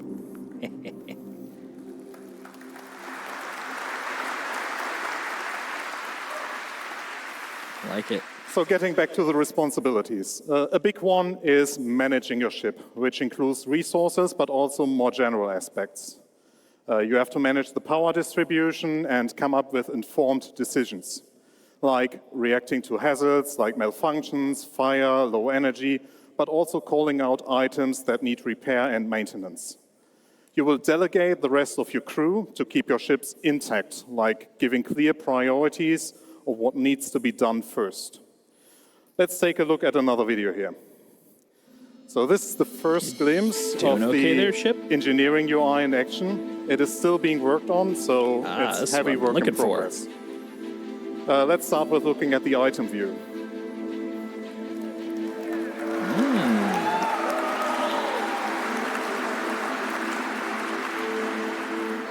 So you can see the full setup of the network with the relays, the green dots connecting to each other, and the relays connecting to the items. Okay. Color and shape below the icons should help you identify the different item types, like power plants, weapons, also helping differentiate between consumer, producer, and converters. Okay. You can tell the current state of the item, that means the amount of energy it produces, consumes, or has stored, the health state it is in, the current wear and tear on the item, and the current state it runs in, like charging or being in an idle state. You can directly interact with these items, turn them on and off, and in the future even switch their states. That's pretty cool. If you hover over a relay, that I will be hopefully doing soon, you will also see that the amount of fuses that are still active and, because a relay consists of several fuses, basically they're their own set of lives. And here you see all the details. Like you can click on the items to see a 3D render of the power plant here, the quantum drive, sorry. Cool. And here's the relay overlay. Here Pete shoots a relay to show the UI updates on the screen. So once this relay got shot at, you will see the update here on the UI that suddenly the entire right-hand side of your ship lost power connection. That's cool. That's very cool. Okay. And so it'll be like what real you time. might have not picked up way to on the disable screen ships is too that internally. actually the power plant here that I'm now focusing on is on low health. So I'm commanding Simon to repair the power plant to get it fully operational again.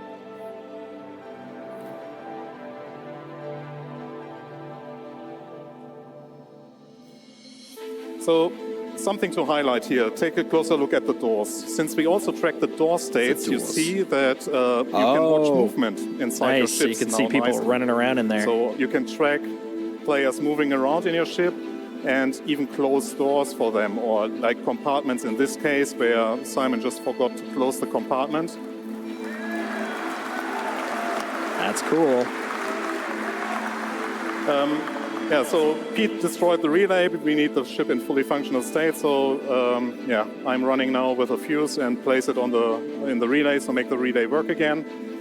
What you can also do with the doors is that you can create safe pathways, because you sitting at this engineering screen have more information in regards to your ship than the others. So you open doors to create a path that the players on your ship have to take.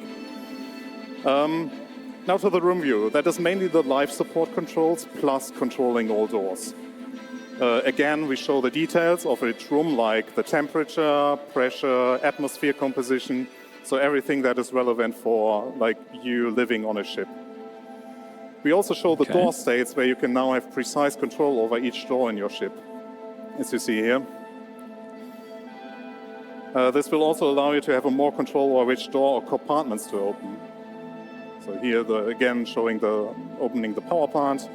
That also helps very much in already telling players, hey, you should repair this item, so I open that door for you, and they directly know which item you mean. It also allows us to control like the outside-facing doors much better. So you can directly open, if you just want to open the left side ramp, or the front-facing ramp, or the back-facing ramp. So I could sell iron at Pyro. So let's buy some iron for Pyro. Assuming iron's here. Is there iron here? Nope. Scrap and waste. That's all they got here.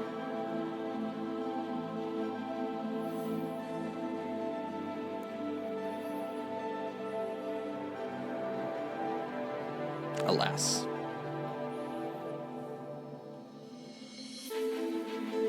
That is so cool, though.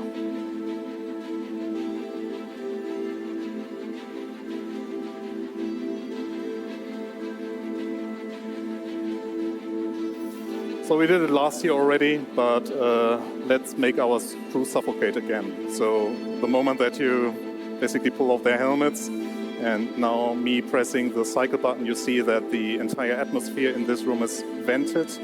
And yeah, well, the consequence is death. Kill yourself. Good Lord. That's awesome, though. I mean, not specifically the killing yourself, but just the ability to do that. That is crazy. So, as you can tell, engineering gameplay will bring a lot of changes. Some of those changes are adding batteries to ships that will allow you to get a little bit of extra power for a short amount of time. Allowing you to control items directly, where it's not only their on-off state, but also their resource consumption. Mm-hmm. And where the biggest change that will come in this update is basically to the resource consumption and generation. So let's talk about energy balance. Currently, ships are balanced such that they consume less energy than they produce. What I mean with that is that the sum of all items requires less energy than the power plant will provide. And this has to change. The energy rebalance that I will explain to you now will affect mainly bigger ships. Single-seaters will still behave like they do now. For big ships, we will focus on item groups.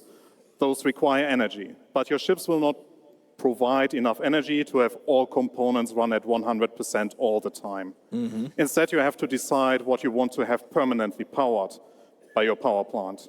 So managing decisions will have an impact now. You could decide, as in this example, to shut down your thrusters to turn on the weapons. Isn't the best choice, since you will not be able to maneuver, so might not help when you are attacked. You would be able to shoot though. And here comes in the batteries. In scenarios where you need to react, you can activate the batteries and use the additional power. Batteries won't last forever, but you at least can power additional systems. You will be able to recharge the batteries again, but you need to free up energy from the power plant to direct into the batteries. I think that was a little bit more than just a recap, but now Guillermo will talk about malfunctions. Oh boy, that's what we need. More ways for things to go south. So I will talk about malfunctions real quick and get you guys to the next video since we're a bit behind schedule. What are malfunctions? You've seen misfires in the persistent universe for seals, for thrusters. You've seen a very basic version of it. We're making them more complex. We're making them more lethal in some ways and more fun to interact with. Also, some of the new malfunctions will include fire, spreading misfires that represent electrical surges going through the ship, or signature bursts, which increases your signature and makes you show up on enemy sensors more easily. As for how you will counter them, you've seen suffocating people with life support. You will also be able to suffocate the fire with life support, which is probably more useful. You will be repairing them, not necessarily only with a repair beam, but also replacing parts or some bespoke behavior per misfire. And if all else fails, just turn it off and on. And here's a video of the fire in action. You've seen in other videos the fire. This is a small fire. You can just put it out with a fire extinguisher. Pretty simple. I like the cloud textures there. Here's a bit of a bigger fire. It might be that you cannot only put it out on your own.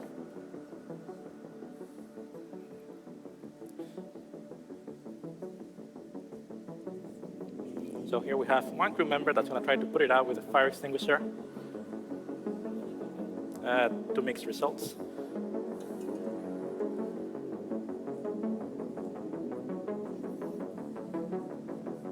And here we have the option of using the life support system Thorsten showed up before, and just venting the area.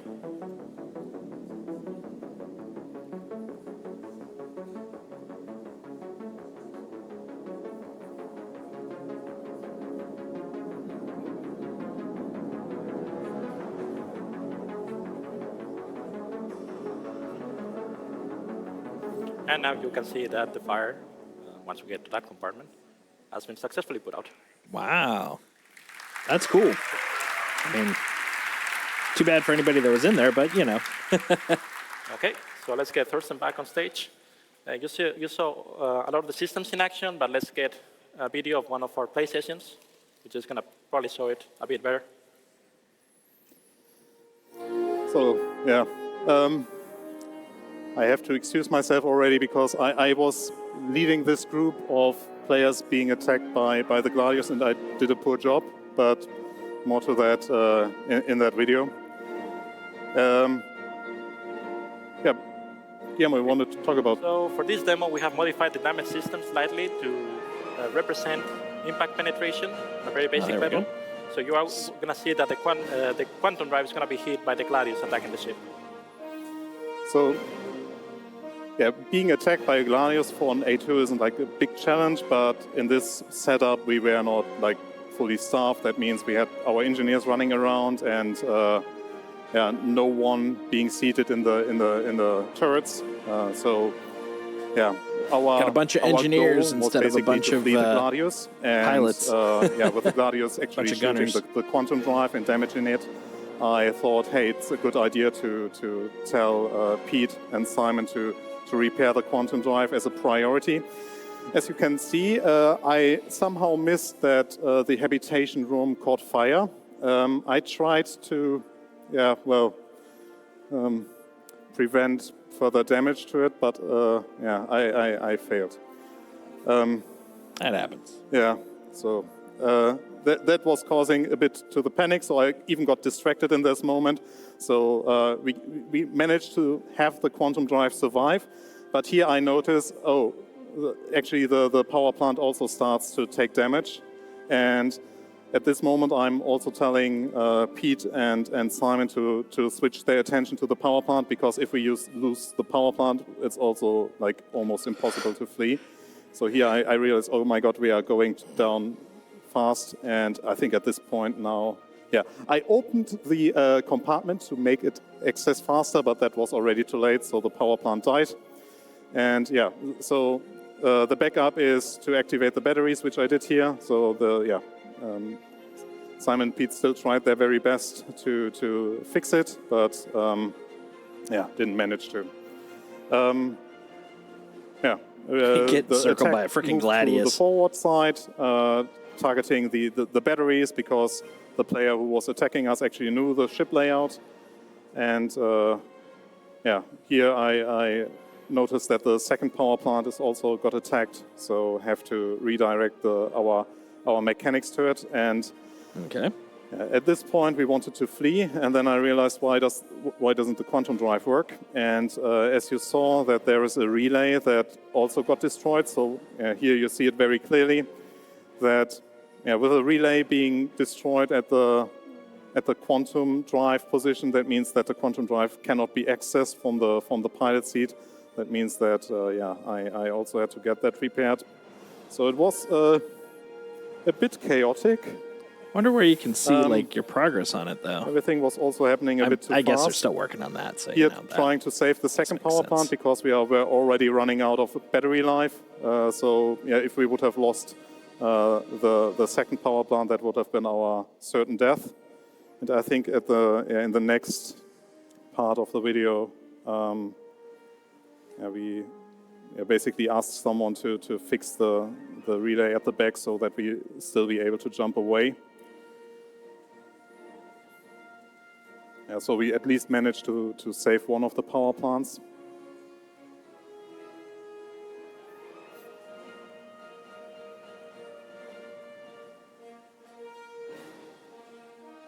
Oh, are those the lockers? I'm trying to... up top, I see a couple of floating doors. I'm thinking there might be lockers. That's now... I think it was Pete running there and fixing the fuse. And the next step was...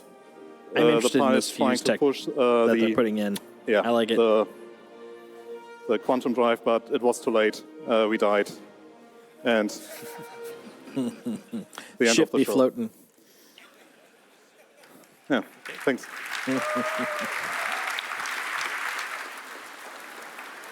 So what you just saw gives a good idea of how busy ships will be and what meaningful multi-crew gameplay will look like. But what about the future? What about the future? Since we worked on technology that will be used throughout the entire game, you will see more and more coming utilizing this tech. It will introduce systemic gameplay with allowing players to come up with creative ways of manipulating their environments, sabotaging a power plant or destroying a vital relay that connects it all to shut down an entire enemy base that can include its life support or security systems. It would also tie in nicely with Maelstrom that you just saw, and anything that will break off will lose its connection to the network, and therefore have an impact on its functionality. So it's a real systemic feature. The technology allows us also to take further steps into the crafting profession, as well as in the base building, where both are related to each other. Bases built by player will also form resource networks and come with their unique challenges similar to ships. We are all really excited about the future of this tech and all the associated features. So there's a huge thanks for all people involved. Once so they actually add like a crafting capability in this game, teams, Jared, active feature team, and the Arena Commander team, they all were super supportive to get this behemoth into a state that you could see here. And it's something that has been a long time coming, and we are really proud of it. So thank you for sticking with us on this journey.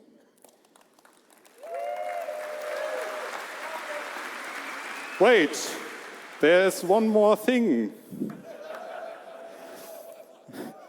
So we really want to get your hands, we really want you to get your hands on this, because we already had a lot of fun with it. I hope all of you have heard of the experimental mode in the Arena Commander.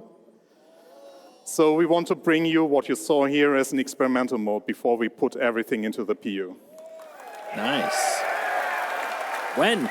Give us a time, give us a date. And this will be soon. So soon. Thank you.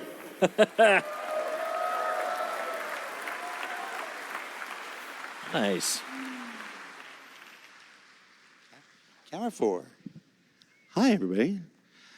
I think it's there we are. You know, when we started this, we said we'd have a nice, relaxed pace.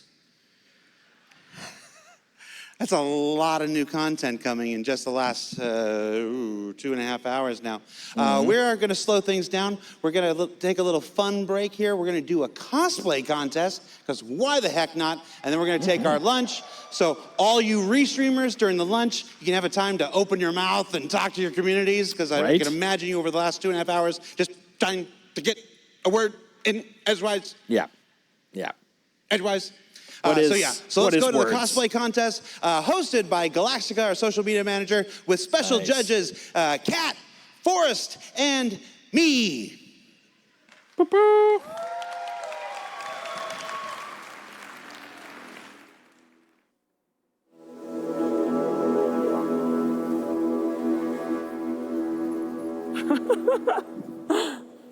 Hello and welcome to the Citizen 2953 cosplay contest powered by Tobii Gaming. I'm Galactica, social media manager for Star Citizen, or as I like to say, professional ship poster.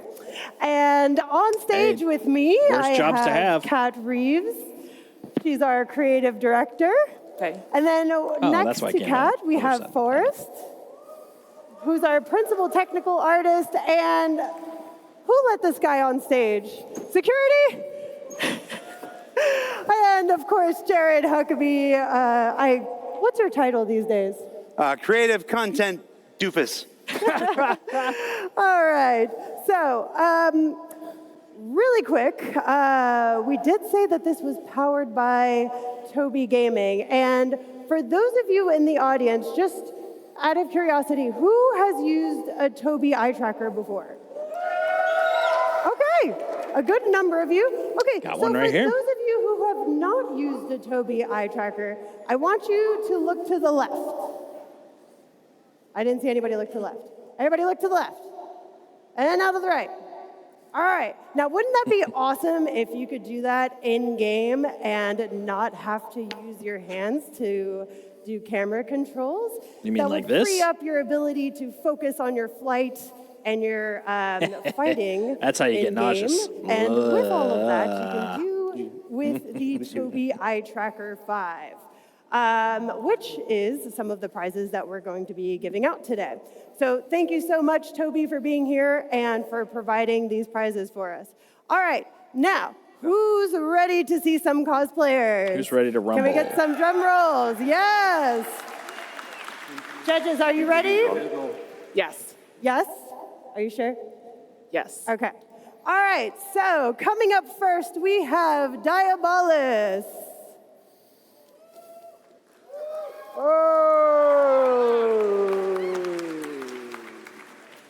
Oh my goodness. That's pretty decent. Do a spin for us. Who is this? Who is this? This Diabolus. is the Artemix Elite Hurston armor.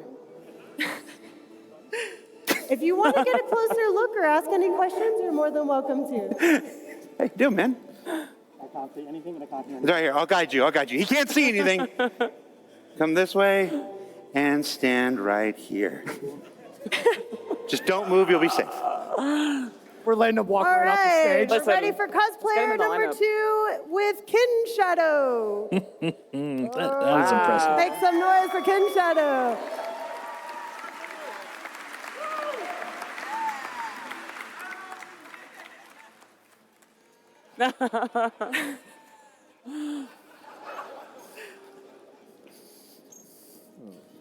That was Kin Shadow? That is Kin Shadow. All right, and arrow number through the 3 head. is a little Nice. bit special. We have the entire Ninetales gang. Quick. What? Hey, you Oh, guys know that's this isn't great. Grimhex, right? I think we're human shields right now. All right, I think Jumptown might be safe right now.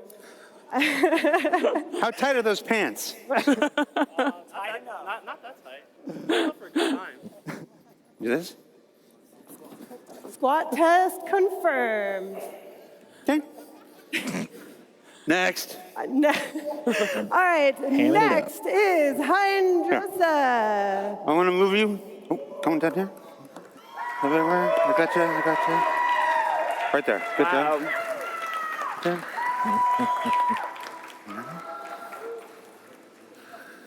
So if you are not familiar with Turn, buddy. Hydrosa does stream on Twitch, and I was lurking a little bit in his chat while he was making this outfit, and he told me that he has never made a cosplay before, and that he had to learn how to sew and do a lot of Hey, different points to him. fabrications in order to make this outfit, which is quite impressive for a first cosplay. I've made probably about 100 cosplays, and they look nothing like that, so GG's. Yeah, All no right, kidding, up GG's. That's next, impressive. We have Lito One day. as Jimmy. If I feel better about myself, that's something I really want to do. I want to cosplay. Jimmy. I was waiting well for done. that. I'll be right back. Keep going without me. Are we going to get Jax? Where is Jax? Have you seen him? Have you seen Jax? No.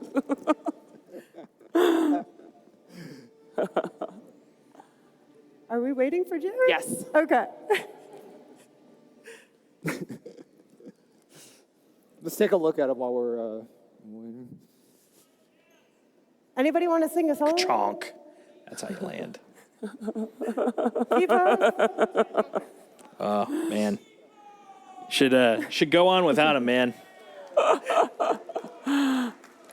If anybody knows All right, for everybody who's on stage, I want you to do awkwardness, like your best in-game emotes impression. it's me. It's Oh, me. there we go. Oh! Nice. Well, the real Jimmy, Did he just please have stand that? up. Like, He always has I that. can't see. All right, and up next we have Britty Kitty. That's pretty good. Look at that.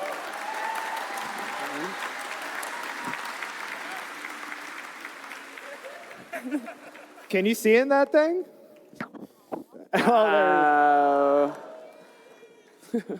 That's amazing. That is very All right, and impressive. next we have Jack Montana. I already exited. Back. I'm Is there some digging the decent One that's going to be able to cosplays? bring Luke back. I know. Oh, he's got frickin' LCD screen on his backpack too, just like the. All right, I always forget the name of that one, but I like that we have a backpack. familiar face, Sigillian.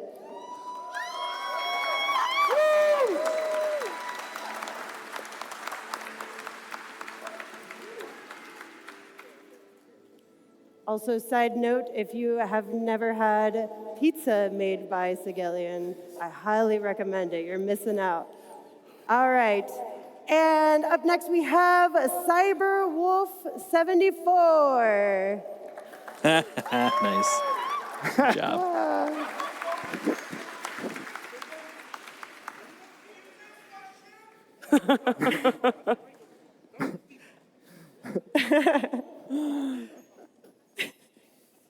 -5 points. Right over, right over. Doesn't know where to go. All right. And last we have Cats. Guys, step forward on this line. Step forward on this line. In the middle of this. And her Pico sidekick, of course. We can't forget Pico. I love your 90s That is so Pico. great. Step forward. Perfect. All right, judges, feel free to go around, ask questions, think really hard, and let me know when you have your top 3. All right. Hey, John, can we kill the... Good. There you Testing. My mic is on.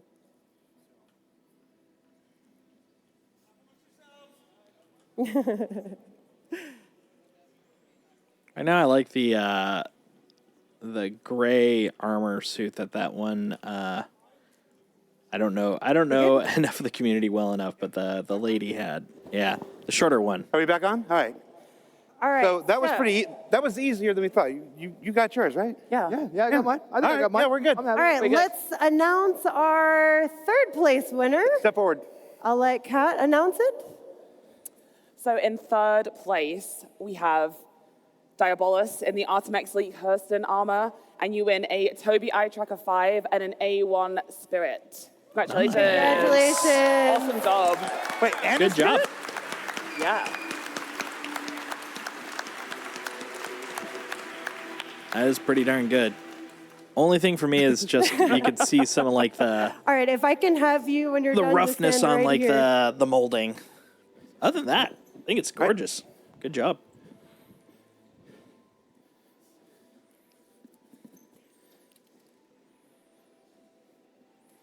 The Ninetales guys, I like just for the spirit behind it. We're gonna have everybody line up.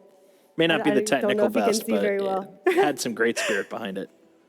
I was gonna lead you along. All right, right here. Okay, right.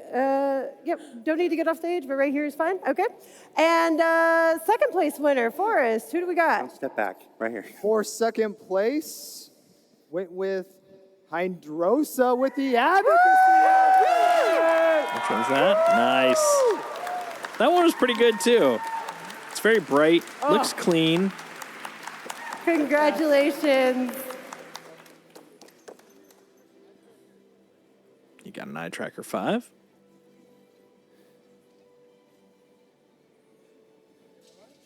All right, I'm gonna have you stand right here. And can we get a drum roll in the audience, please? Make some noise.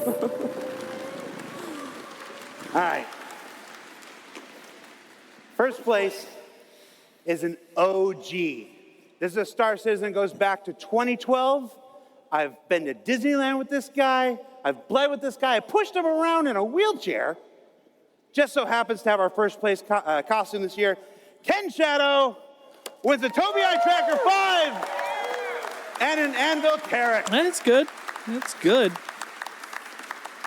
It looks busy, but admittedly, I have a feeling the skin it's based on is pretty busy. So Pictures.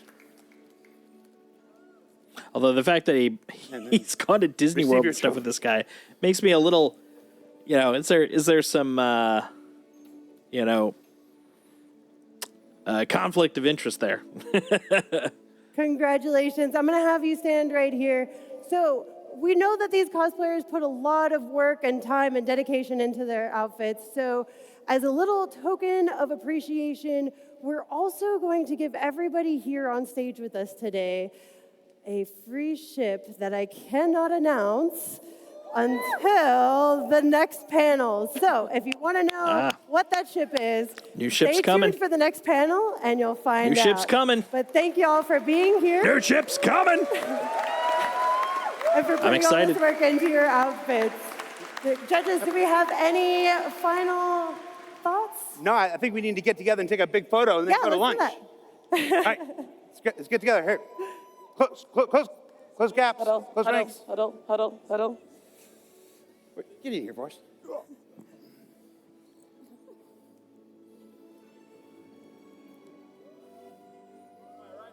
Woo! Say soul citizens. Now, say Star Citizen. You too, Tyler? All right, everybody, that does it for us. We're going to take a break for lunch. We'll come back at 3 p.m. with Talking Ship. 3 p.m. So, all right. And as your resident social media manager, I have to remind you to make sure you're using the hashtag CitizenCon2953 when you're uploading your photos to social media. Nice. We're actually going to reward some of our favorite posts with some VKB joysticks, so make sure you're putting those on Twitter. That's or very X, cool. Whatever we're calling it these days. Thank y'all, and enjoy the rest of your CitizenCon. Nice. Thank you guys so much. All right, with that, I'm also going to go get some lunch. So I will return after being fed. Thanks for hanging out.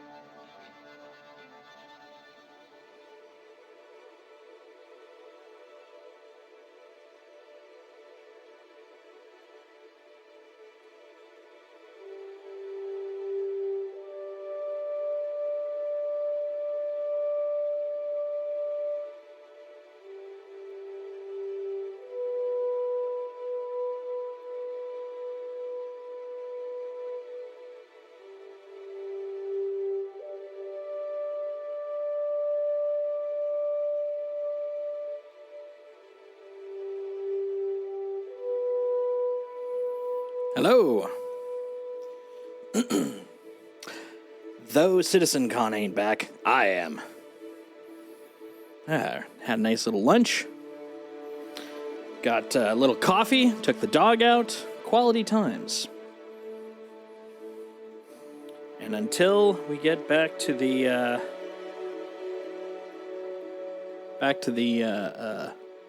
next panel, I think it's time for a bit of the actual Star Citizen. Thanks for hanging out. So yeah, the technology we were looking at looked pretty amazing. I mean, all of it's still, of course, sometime in the near future, but the cloth physics looked good. The engineering functionality looked good. Actually, the thing I'm most looking forward to out of all the little tech previews we saw, probably the cloud rendering. It doesn't sound like a lot, but volumetric clouds really do make a great difference. And so I'm very much kind of looking forward to seeing those in action. Especially with the freaking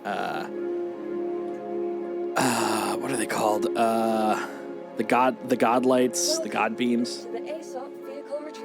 They were freaking gorgeous. Absolutely breathtaking.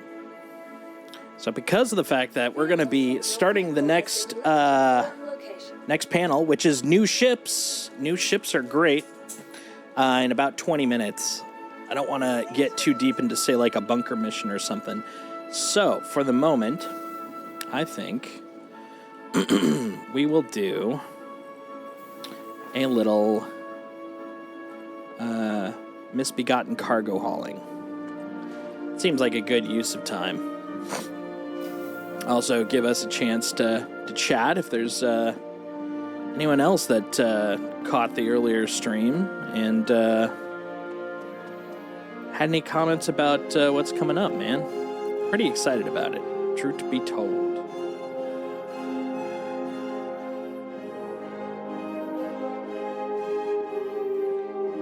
Let's see.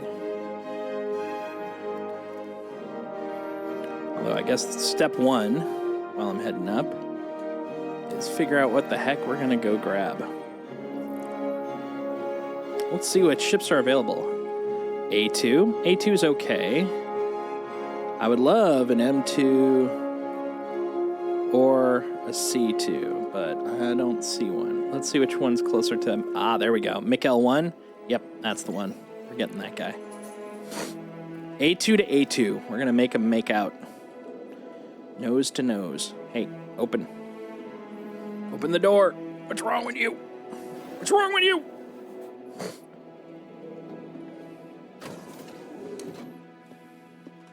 There we go. So if anybody in stream hasn't played Star Citizen, has any questions about it, feel free to ask. More than happy to walk people through it. How the game works, what it does. All that good stuff. All those good things. Okay. So, let's see. There we go. Power on. Open them front doors. Have a pleasant stay.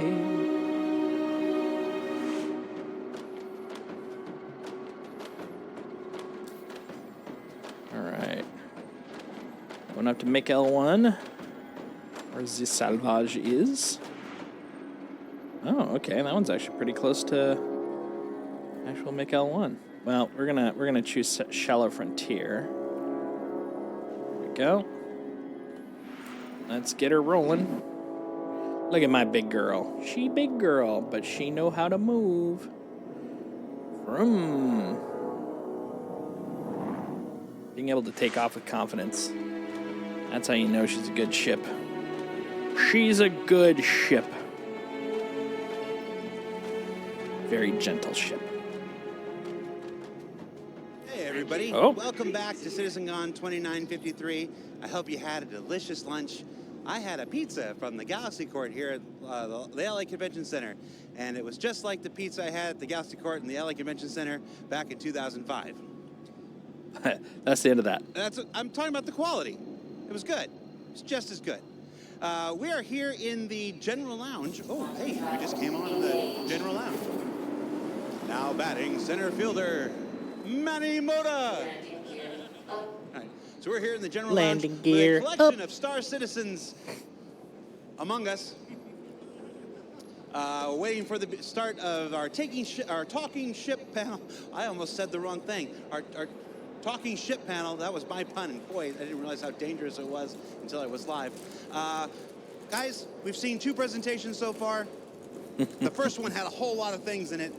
All at once, what was your favorite thing you've seen so far? Space Cows. Space Cows? Server meshing! No, that story Chris told is the absolute truth. 3 weeks ago, we're just having a meeting, just this general, like, hey, what are you, just checking in on everything we're going to show at CitizenCon. And Paul shows him, goes, I have this video to show. I think I know how to show server meshing. And we watched it, and we're just like, and Chris challenged him right there. I said, hey, if you were brave at all, you'd do it live on stage. And then challenged him again to add 2 people, and challenged him again to add 6 people. And yeah, that's what we do. If you can do it live, you can do it live. What's the thing you're most looking forward to? It's always better to do it live. It's a lot harder to do live, though. Pyro? Just wait. Remember, there's a day 2. Also, you may have missed it during Chris's announcement. The Pyro Playground, which we're about to go to Dan Haubrek, he's going to show us, is actually going to be available in the new Star Citizen preview channel. You can learn all about the preview channel and how that's going to work up on the RobertSpaceIndustries.com website. There's going to be a selection. There's going to be a lottery of people who got the digital goodies pack from CitizenCon. Those people in our concierge, and of course, our selection of our most devoted testers, and then they'll be able to play in the preview channel throughout the remainder of this year before it goes to PTU, and then eventually it's live release. So with that, let's go to the Pyro Playground. Dan, take it away, man. Thanks, Jared. It's good to see you. Glad to see you're back out from backstage. Welcome back, everyone, to CitizenCon 2953. We are back on the show floor. Specifically, we are at the Pyro Playground, easily the key feature of the show floor. We want to give a quick shout out to our 2 sponsors who helped make Pyro Playground and Checkmate Station possible. Shout out to CLX Gaming and Asus Republic of Gamers. You guys literally helped make this show happen. You helped make the Pyro Playground happen. If you look behind me, you see all these amazing gamers who are experiencing Pyro for the very first time. It's one of the key features of CitizenCon this year. We're so excited to bring Pyro into the hands of everyone who's here. Hopefully you guys get a chance to check out the Pyro Playground later today. I want to talk a little bit about what made Pyro so spectacular to bring it here, and to help me do that, we got Michael Smith. You guys may know him as Bayor, head of the player experience team, talking a little bit about what it was like to bring Pyro here. How's it going, Bayor? Pretty good, really good. Now, Bayor, really quick question. What were your expectations bringing Pyro into players' hands for the first time? I mean, it must have been a very kind of nerve-wracking thing. There's a lot of anticipation for something like that. So what was your expectations bringing it here today?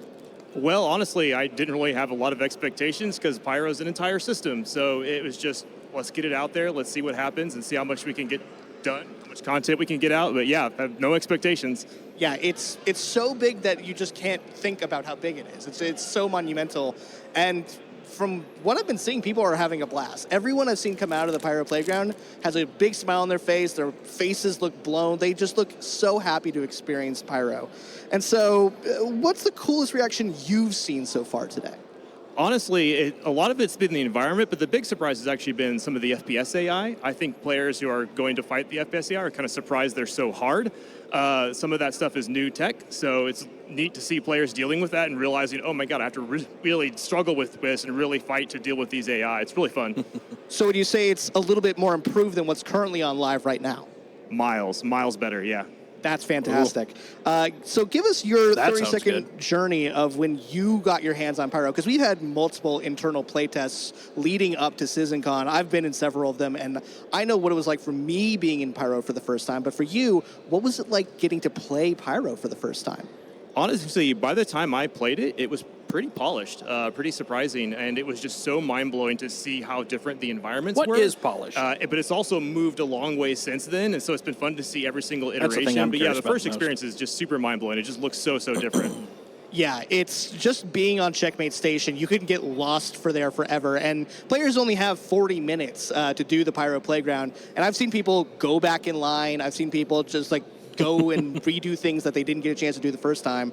So what advice do you have for people who are here at CitizenCon? Spoiler-free, again, we want to give people at home something to look forward to. What is your spoiler-free suggestion for people who are here going through it? Honestly, I would suggest to get out of the station. The station is really, really cool, but get to a ship, get to one of the planets, and get to an outpost, and especially see if you can do one of the FPS AI missions, because they're really, really cool, and that's a really, really fun journey.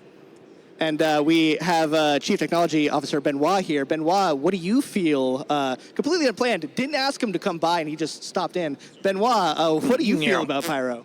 Oh, Pyro is fantastic. I love the new experience. I love the new environments.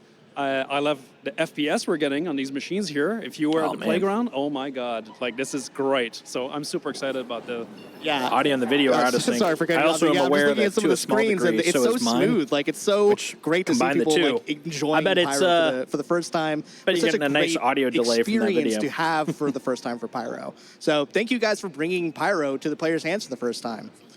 And we're going to talk really quick. Thank you, Benoit, for your photo bomb. Thank you, Bayor. We're going to talk to a player who just Bayor got to and Benoit. experience Great combo, man. Pyro for the very first time. We got user Nick at Night here. So tell me, Nick at Night, again, what was your spoiler-free impressions of Pyro? Sort of impressions or feelings when you got to be in Pyro for the first time? Yeah, I mean, I think calling it a playground is just missing how immersive that is currently in this build.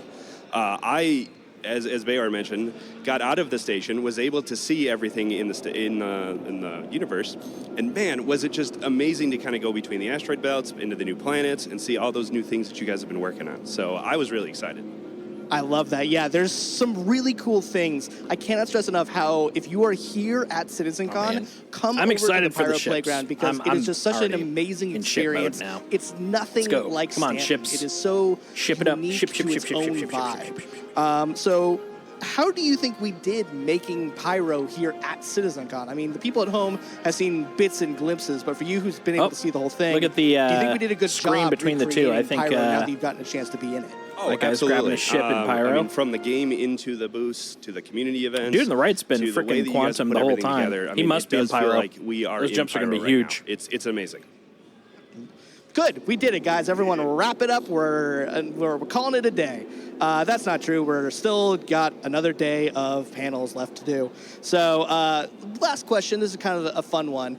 When Pyro makes it into live, where are you setting your spawn? Are you setting it to Stanton or are you setting it to Pyro? Oh, Pyro, hands down. Yeah. I mean, you heard it even here. if This you're going guy to go had back such to a great Stanton, experience with the Pyro Pyro's the Playground new toy. that he It's is the new going to set his hotness. spawn to Pyro. Nick and I want to thank you for coming new up here. Really hotness. appreciate it. I'm going to throw it back to Jared really quick I'm gonna be and based make out of sure that Pyro we for a while. are on our way back to the panels you guys are looking forward to so much. We'll see you back here on the floor soon. I'm curious if there's going to be a bigger cost for claiming in a different system from where your ship is. You're on, Jared. Let's go. Nice suitcase. You're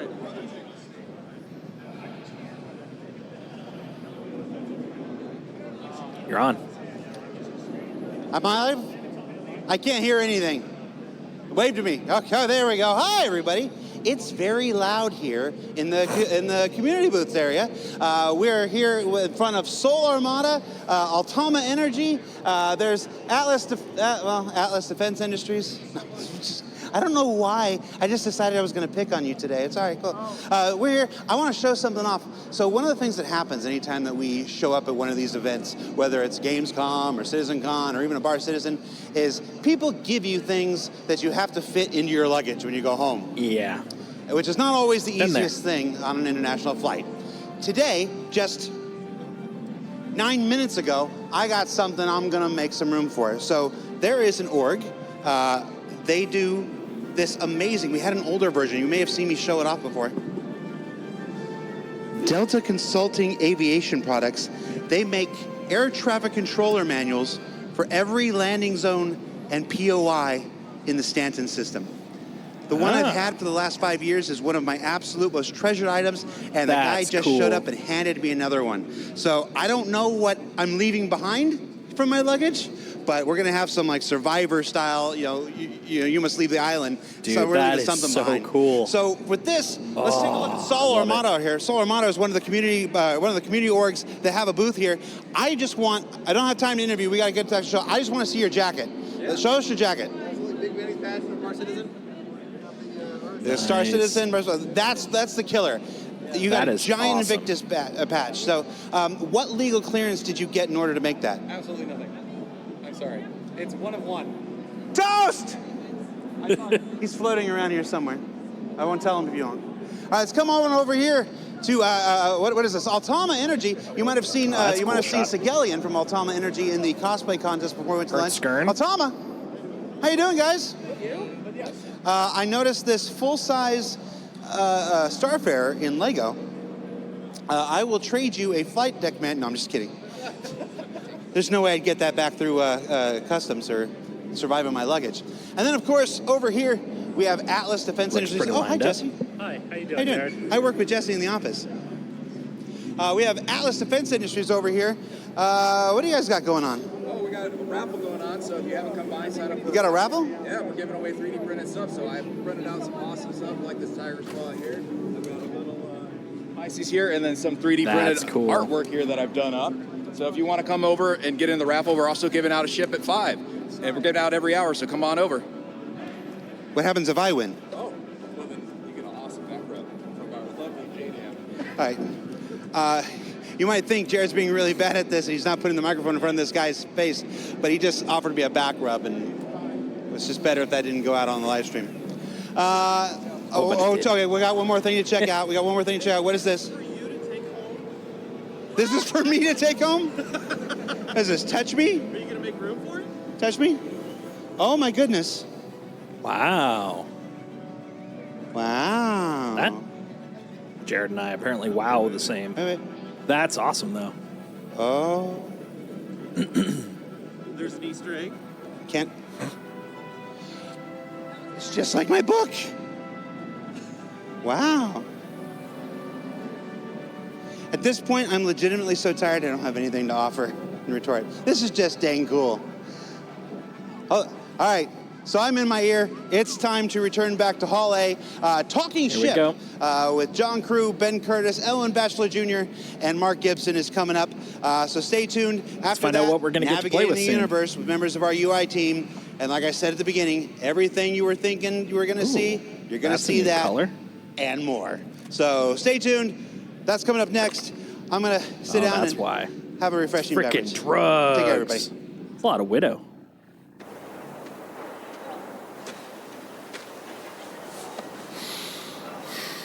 That's a lot of drugs.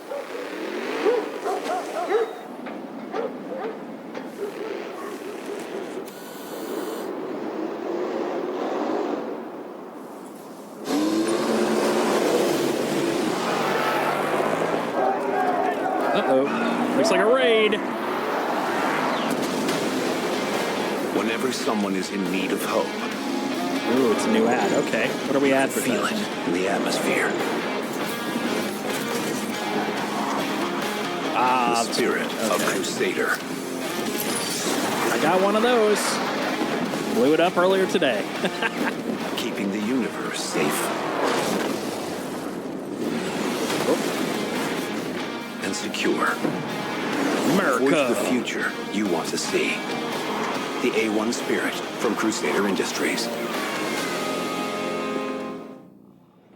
Great ad. Hey man, I'm just talking ship.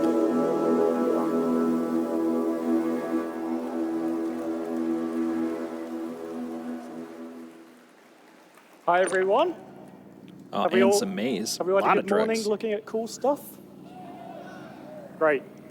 My name's John Crew. I'm the vehicle director here at Cloud Imperium Games. And my name is Ben Curtis. I am the vehicle art director at CIG. So we're going to spend the next 45 minutes talking ship. We're going to show you some cool stuff that you've hopefully seen, some cool stuff that you're not supposed to have seen, but you probably already have, and some cool stuff, again, you're not supposed to have seen, but what you've seen is wrong. So hopefully we can clear that up for you all. Okay. Right, so that was the A1 Spirit trailer. Pretty cool video. But we're now going to do a bit of a slightly deeper dive into the actual art and visuals of the ship.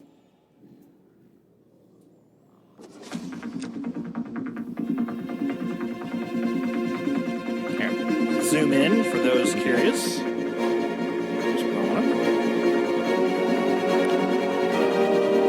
I like the bomb bays. That's pretty cool. As we move into the heart of the ship, this area is kind of like really dominated by those 10 sci-fi bombs.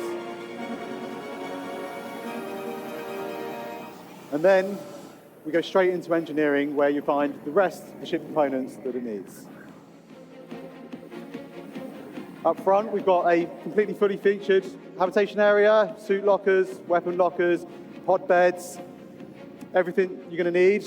And then right at the cockpit, we have a two-pilot cockpit, and I think the Crusader engineers have done a fantastic job of putting everything that the pilot needs right at their fingertips. I love that cockpit. It's, so, you know, it's in the cool heat looking. battle, Good feeling. Kind of might just eke out that advantage. Exterior-wise, it's classic Crusader. We've got our recessed weapons. We've got our rear-mounted remote turret. And then underneath is all business. We've got the missile racks, and we've got the big bomb bays. Beautiful. And I think overall, you know, Crusader have done it again. They've done a amazing job of packaging something that's like super feature rich and something stylish, sleek, looks fast, but still super aggressive. And then here is one last look. Oh, or not. Okay, that was one last look of the interior. That's a cool shot. We go there. Someone cut it in half. So we had a really cool cutaway that you half saw. I'm sure we can show you that again later. If you like what you saw there, that is available now on that link and a QR code there that hopefully takes you to the right place. So that is available in Alpha 321, which went live Thursday. I've honestly lost track of time. Yeah, time has very little meaning anymore. So yeah, that's the current. Let's talk about something a bit further in the past. Okay. So we have a timeline here from the today all the way through to today in game. Okay. And throughout that time period, here we go. have this is going to be the Zeus our 2. manufacturers in law, starting with RSI in the very We've near heard all the future, rumors coming. going all the way through to Mirai, which is Here it comes. this year in game. And over that, we have some very old ships, ships that people think are quite old. We have the Hornet, we have the Aurora, and we have the Gladius. However, as you can see, there is quite a gap from the current day to these old ships. So let's talk about one that is a bit older than that. Yep. Here it comes. So, the RSI Zeus. So in 2130, in 2130, RSI made some major kind of advancements in quantum technology. They developed, or they released, the first ship that was kind of available to the mass market that had quantum capability. This kind of mid-range explorer really put RSI at the kind of forefront of ship development. Now, it was a really good thing, it really kind of boosted them as a company, but it wasn't kind of all good. The original RSI Zeus had some major issues with its hull integrity. Oh, I'm sure. That being said, there's always kind of been this demand for RSI to release the Zeus. It's kind of had this cult following that's grown up over the years. Mm-hmm. I'm kind of very happy to announce today that RSI have kind of taken that challenge on board. They've developed a whole new vehicle that is designed to ferry a whole new generation of travelers across our universe.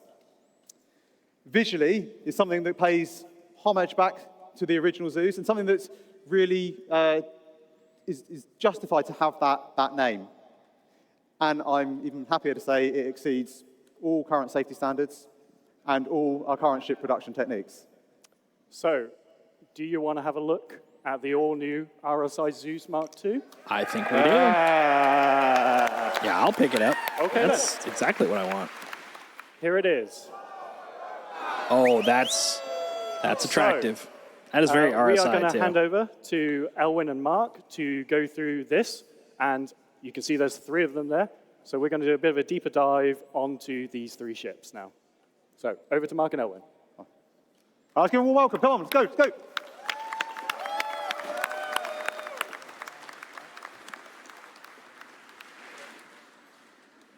Hi there, everyone. My name's Mark Gibson. I'm the lead vehicle content designer at Cloud Imperium Games.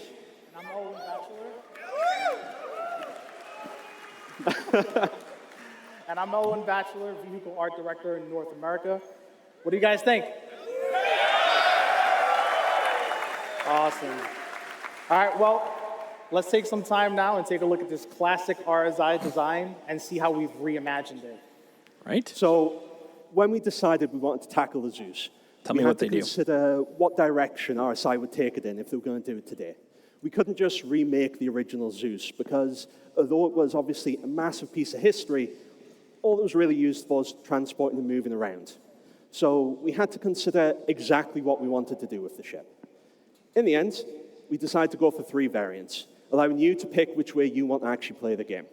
So what we're going to do is talk about those variants that we decided on in the end and go into a bit more detail with them. First of all, we have the ES.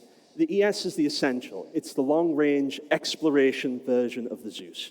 Okay. It's designed to let you go out for a long time and explore the universe. Next up, we have the Mark. The Mark is the bounty hunter version. This is there for you so you can actually go out, find your targets, and bring them back. It's also been purposely outfitted so that you have all the tools that you need to disable, capture, and bring them home. Finally, the last version we're going to talk about is the CL, the Clipper.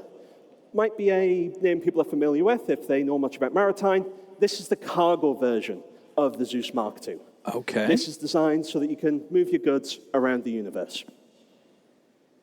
Of the 3 variants, the Zeus Essential is the one that harkens back the most to the original design. Makes sense. With the original white on black paint job and the vertical stabilizer. It does look pretty cool. We also work to maintain the silhouette of the Kind of reminds me of Space Shuttle colors, modern day RSI design, which the Zeus with had. Tons of technical detail and layered panels.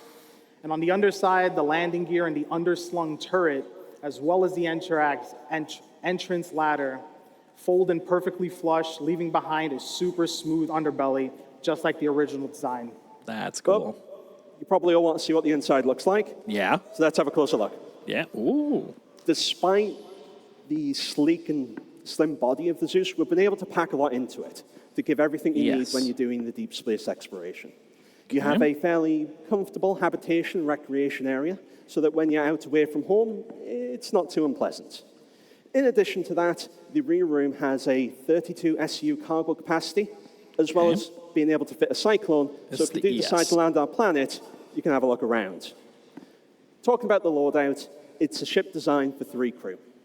It comes with 4 size 2 shield generators, 2 size 2 power plants, 2 size 2 coolers, and 2 size 4 pilot-controlled weapons.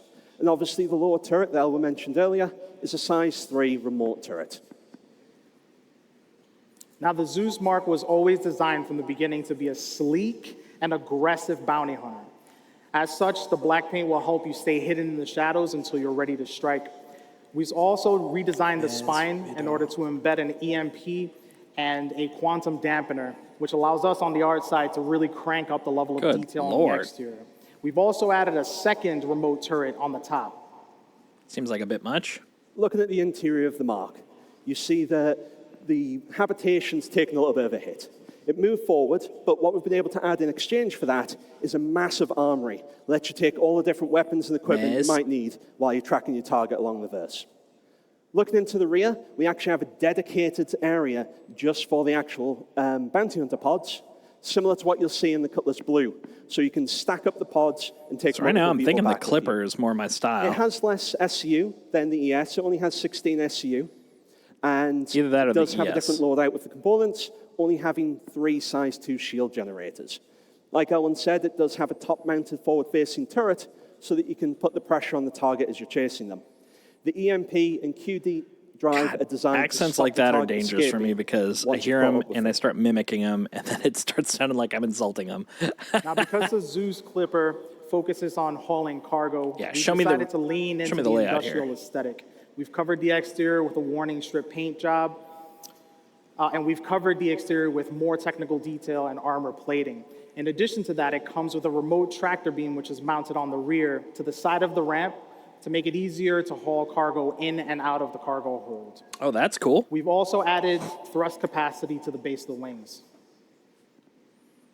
As you can see, there is an absolutely massive rear to it compared to the others. The habitation areas have been massively pushed so that you don't get much space, but we can get way more cargo in. It actually has 4 times the cargo capacity of the S, coming in at 128 SUs of cargo. This one also features 3 size 2 shield generators, and like Al mentioned, it has a size 3 tractor beam to make it much easier to get those cargo containers in and out as you're actually playing. What do you think? I like it.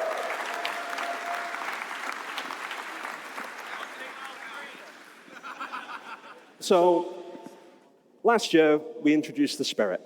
And anyone that may be playing on there live for the last couple of days might have seen a new ship adding to the verse, the A1.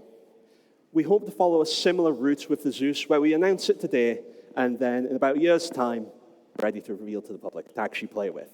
Okay. But this isn't just a concept. We're not just going to show you some images. The Zeus is actually in active white box development right now. Ooh. Do you just want to have a look? Yeah. Shall we? Active white box. Okay. Why not?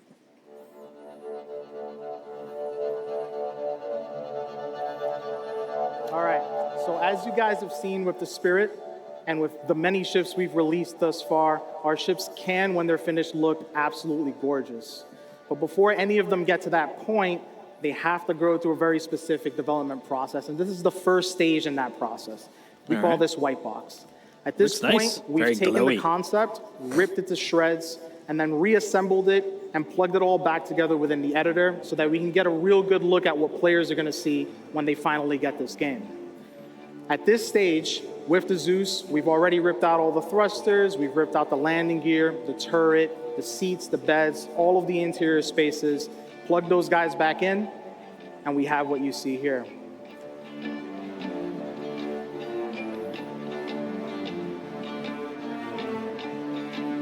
So again, the beginning of the process. At this point, we're able to jump in, start throwing in cargo, interacting with doors, getting in and out of beds, maybe in and out of toilets, and just getting an overall sense of what it feels like to interact with the vehicle. And it is very common that in this stage, we will make some adjustments from the original plan. As an example, on this ship, we've just made the decision to expand the center corridor, add a little bit more space to the rooms. And as a result, that's going to make it much smoother experience for players to traverse the interior of the ship, as well as for AI to traverse the interior of the ship. We've also expanded the main airlock that leads to the enter-exit ladder. And up here in the cockpit, we've separated the co-pilot seats a tad bit just to allow players to get in and out a little easier. So with white box, not the prettiest stage in the process, but it is essential that we nail this because it means we'll be able to deliver a beautiful ship that is also extremely fun to play.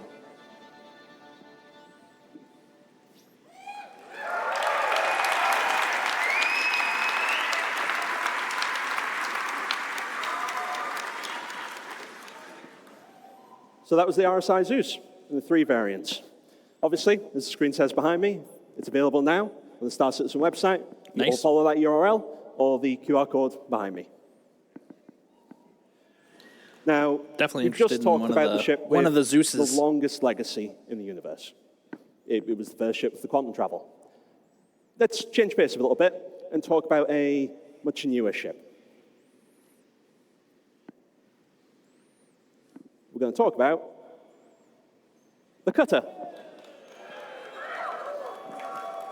Good little ship. So, obviously, last year, IEE we unveiled the cutter, and you guys seem to love it. It's a nice ship. Interesting information about it. It was actually the single most popular straight-to-flight ready ship we've ever released. You guys really, really liked it. In addition to that, it's actually the best-selling Drake ship to date. Really? But what people didn't know, and we kept a very good guarded secret that no one managed to figure out, no one, it was always meant to be a family of 3. Now, what everyone is already familiar with is the base. That's the version that's out in the universe right now that you're already enjoying. What we're going to do today, though, is we're going to talk about the next variant in the family, the Scout. I thought that thing had already All right, let's just take a minute announced. and sort of enjoy the incredible work that the art team has done pushing this guy out.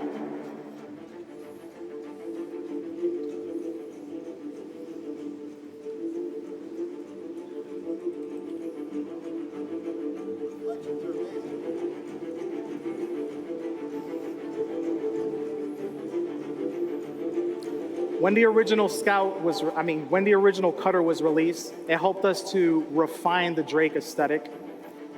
And now with the variants, we'll be able to add a unique identity to each version.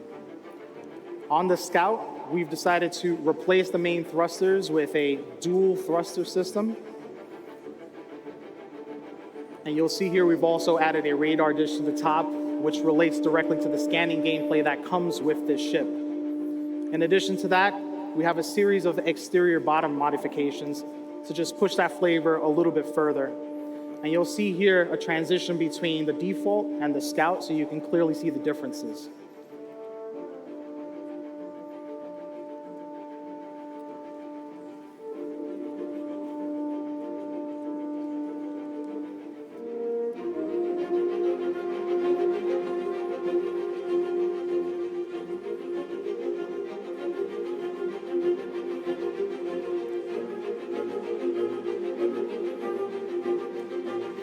On the interior, we've expanded the rear section of the ship in order to include a dedicated standing scanning station, which will show up here in a second. Along with that, we've also increased the space in the rear to house the larger components that are necessary to support that gameplay. Now, expanding the rear did encroach into the habitation, but we were able to rearrange the components in that room so that nothing was lost in the transition. And on the cockpit, it's the same cockpit that you all know and love from the original cutter.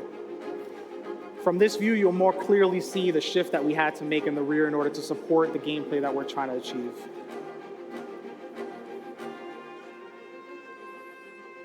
We're really proud of what the team has done with this ship, and we hope you like the Scout as much as we do. It looks good. I don't know about the gameplay loop, primarily just because of the fact that we haven't seen a lot of that stuff yet. But we just introduced the Scout. What I'm intrigued. The main difference is between the base? It is a variant after all. So the first big difference is the radar. It has a size 2 radar, and to supply that, it comes with a size 2 power plant and a size 2 cooler. Yeah, it looks like it's got a little chonk in the middle, as well like as me. the dedicated scan terminal. Maybe I got a radar in me. Earlier. Obviously, as you saw, habitation got a little bit cozier. This is all power plant and right here. Unfortunately, it has lost 2 SU. I got a size 2 power plant, my size 1 body. Capacity instead of the 3. Now, what we also want to do is talk a little bit more about the future of scanning, if people are interested in hearing about that. Yeah, why not? So what is the future of scanning? Yeah, that's a good we'll question. Touch on it lightly. At the moment, there are 2 main ways for you to interact with the scanning gameplay loops. The first one's obviously the scan, and the second one's the ping system. Both of these are going to be merged into a single system known as a scan wave. When you send a scan wave out, if you get any successful pings, what will happen is it will immediately populate your HUD with an AR marker, giving you information about what you've been able to scan, as well as starting to give you far more interesting information than you get now, rather than just the name of the ship. The underlying system will work on the signature system, similar to what it does today. And there are 2 main scans. There is the quick scan. The quick scan is just a low version of it. It has a very small impact on your own signal output. So if you want to stay a little bit more covert and potentially not be seen looking at something you shouldn't, you can use that one instead. The main benefits are small increase to your actual passive detection range, as well as being able to detect things that maybe are a little fainter than you should be able to see. This has a decent amount of cutting through interference, but not phenomenal. The other version is the charge scan. The charge scan is the big scan. Now, this will actually allow you to detect things up to quantum boost range, which is way, way further than the current passive detection range. And not only that, but it'll actually drop a marker allowing you to jump straight to that location for whatever it is that you found.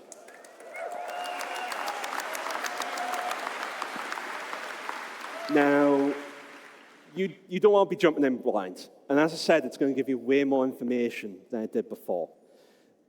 Some examples, but not limited to this, are things like whatever it is it charging a quantum drive?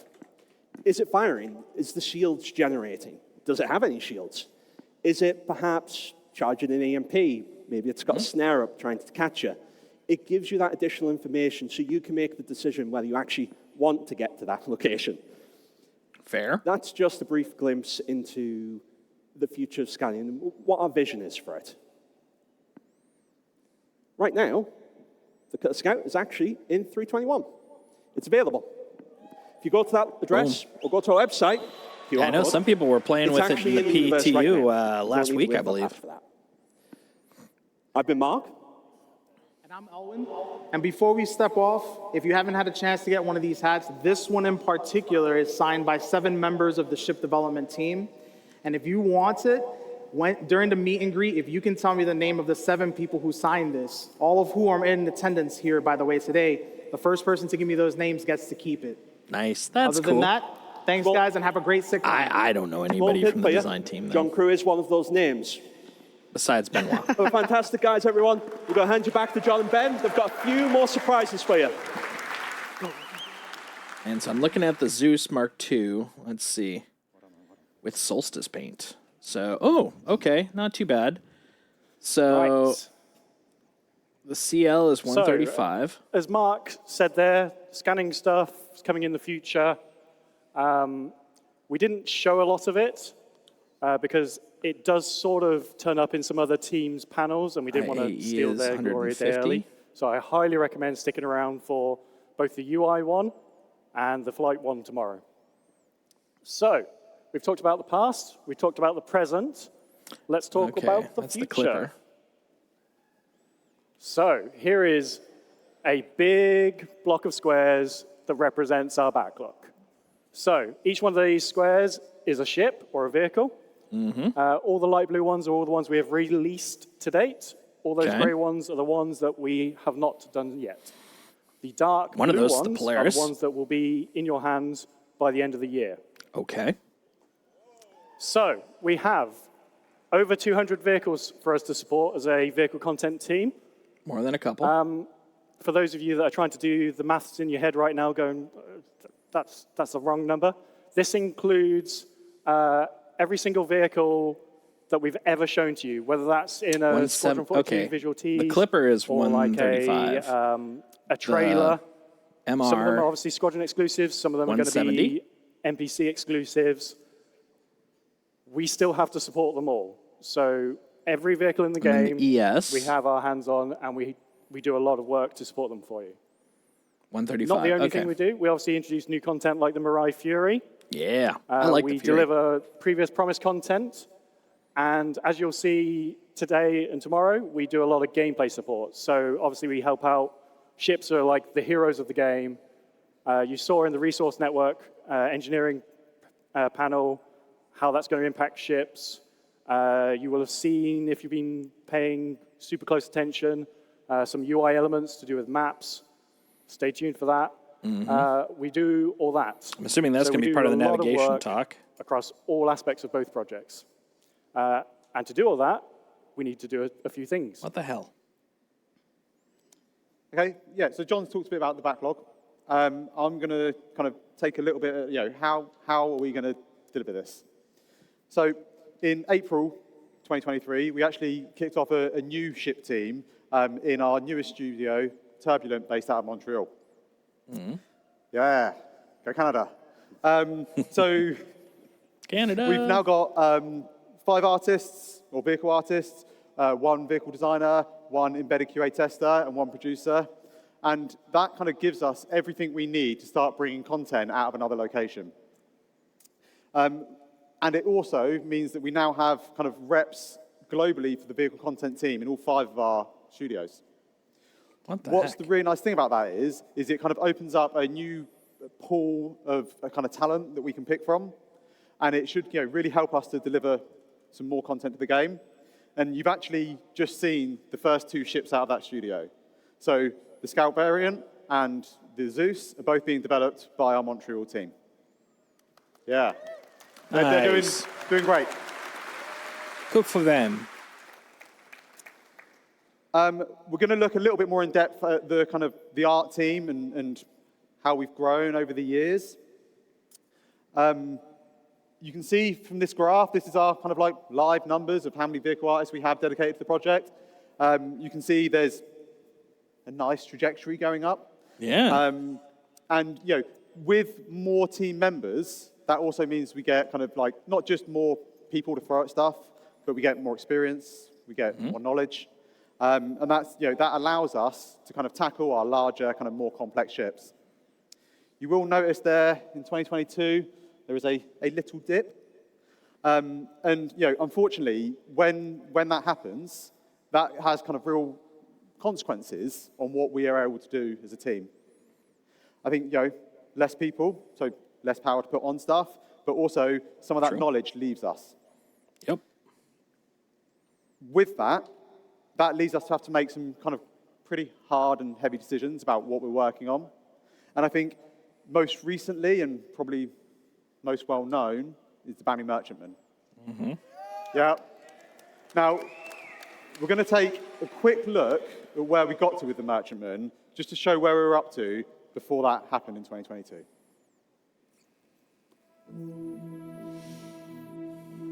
I'm looking forward to seeing this thing in action. I may not have one, but I'm looking forward to seeing it. Oh, wow. That looks less alien than I was expecting, honestly. Kind of gives me an orca vibe. Look at that thing. It's like an orca whale.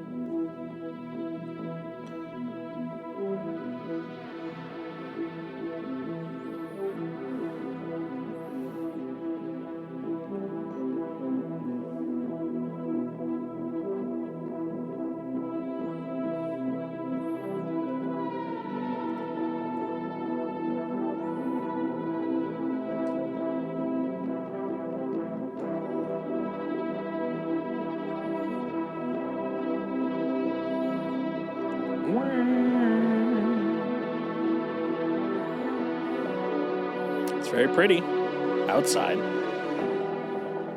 There we go. Let's see what it looks like in there. Oh, that looks alien. I like it. Ooh, what a cool, like, glass texture, too.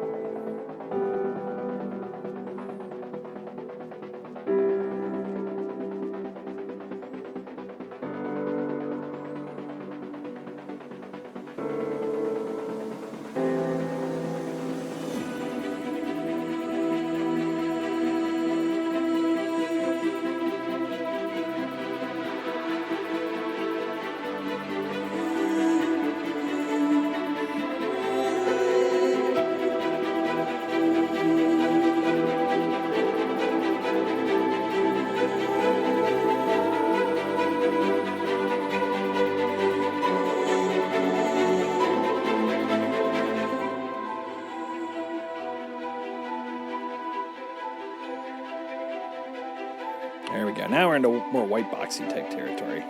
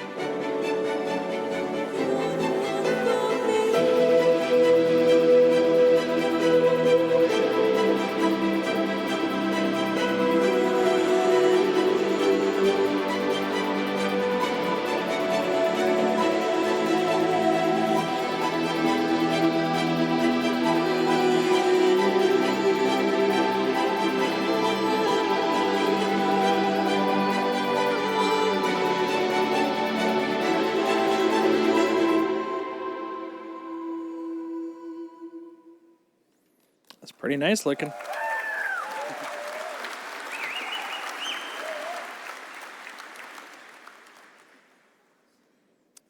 So that video shows where we got up to with the Merchantman. You can see we'd finished white box. We were kind of into grey box. Some areas were further than others. And I think one of the best things about working at a company like Cloud Imperium Games is that we're able to be pretty honest and pretty open with our development. One of the biggest questions we get is, what's up with the Merchantman? Where is it? Why did it stop? And the Merchantman brought a lot of unique challenges to us. It was a completely new art style, something that's very, very different from what we normally do with our human manufacturers.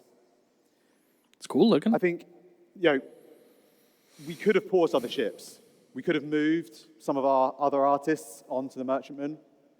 But with the kind of exodus of our kind of senior team in 2022, we didn't just lose people. We lost a lot of the knowledge that went into building out that white box and really kind of delivering that that's art rough. style. What we decided to do at the time is rather than try and rush something out and just get something out to get it done, we looked at where we were, and for us, the most important thing was growing our team back up. We wanted to invest in our team and use our seniors and our kind of managers to help get us up to the point where we can tackle multiple large and capital ships at one time. I think the graph previously kind of showed that we've got the head numbers now, and now it's about onboarding our new staff members. It's about skilling them up and getting them to the point. And I would absolutely love to be stood here on stage and going, yeah, look at the Merchantman, it's amazing, like, it's, it's done. But we're not at that point just yet. We do see all the comments. I do see all the notes about it. And, I absolutely want to get this ship out and done. I just wanted to be open and honest as to where we are up to with the development. Yeah. To add to that, it is probably the most question I get asked at any event, and I really want to get it done, get it out for you guys, but we don't want to give you a half-baked thing. We want to give you a really great product that we can all be proud of, and it's delivered alongside gameplay. So, let's talk about something else quickly. So, Squadron 42 vehicles. Hell yeah. How many of you have an Idris of some kind? Everyone's getting excited about that. So, we plan to deliver the Idris alongside the Squadron, and that doesn't mean just the M. We're going to deliver the M, the P, and the K kit all together in one delivery. Nice. Javelin owners, I'm afraid you're going to have to wait a bit longer after that, is obviously the bigger ship players can own. And we have recently looked at what is left to deliver on it. We've got plans. There will be modularity with it. And yeah, that will come after Squadron releases. And those of you who also have the Vandal Scythe, Glaive, Blade, after Squadron releases, you will also get the updated models as well for that. That's cool. Right. Next. Okay. No kind of ship panel at a CitizenCon event is kind of done without looking at what's coming up next. Previously, we used to do these kind of like silhouettes, but we kind of always felt they were a little bit predictable. We ended up just making most of them anyway. So last year, we changed things up. We asked what manufacturer do we want to see make our next large mining ship. And you're going to see more about that at IEE next month. But again, this year, we decided just to mix things up a little bit with how we wanted to deliver this. So you're about to see in a minute a video. It shows some ships you might recognize. Hopefully, it will show you some that you don't recognize. But feel free to get on Spectrum afterwards, take a look, give us a guess at what you think they might be, because we'd love to hear your input. And I will just add to that as well. We aim to deliver everything you see in this video and more in the next 12 months. Good Lord. All right, let's see it.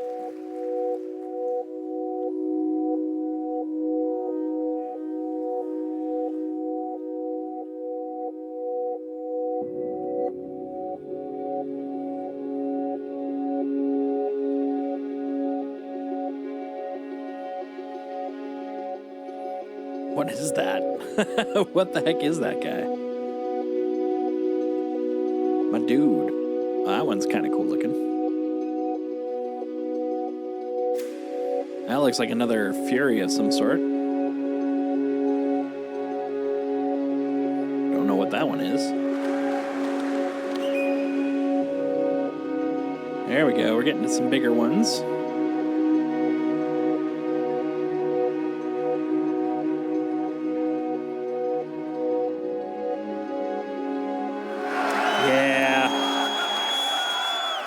There we go. Last one.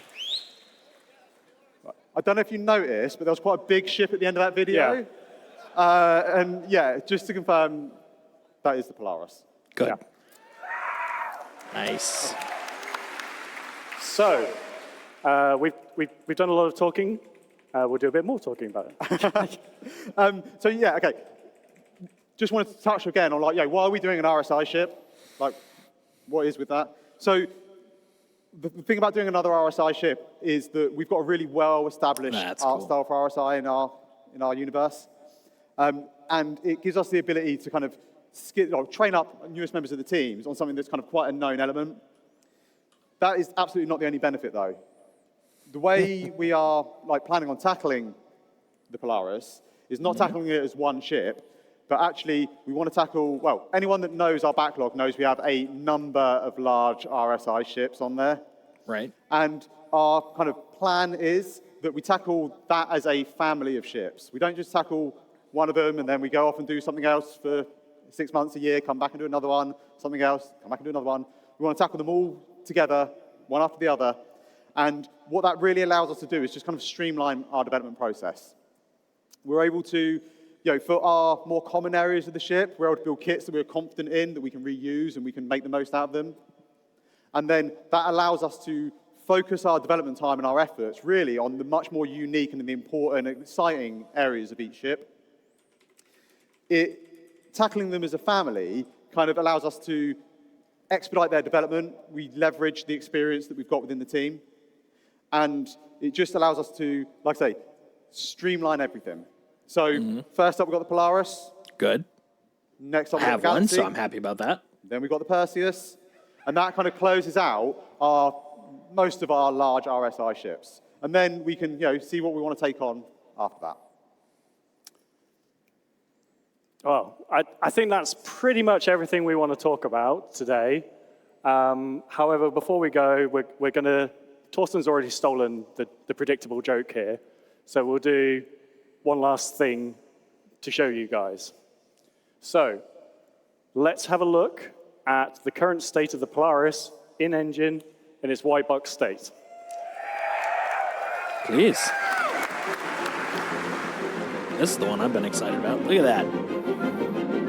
Yeah, it's going to be fun to fly.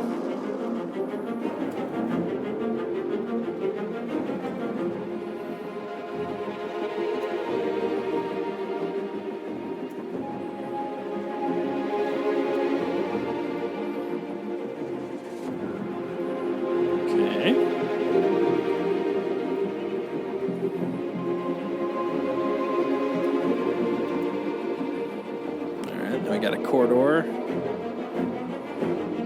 with a bunch of rooms. Okay, that looks like a mess hall, living quarters, something like that. Yeah, there we go. The deck.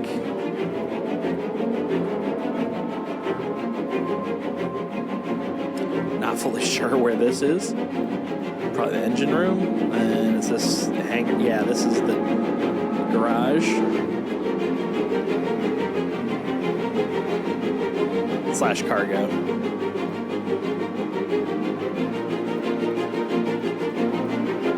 Nice. Yeah, that's going to be a fun one to have. You could do parties on it.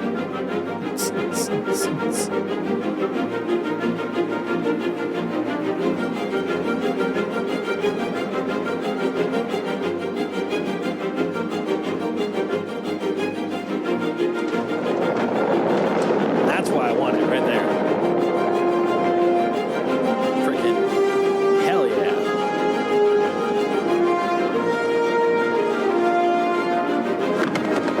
To house all my ships. defense ships.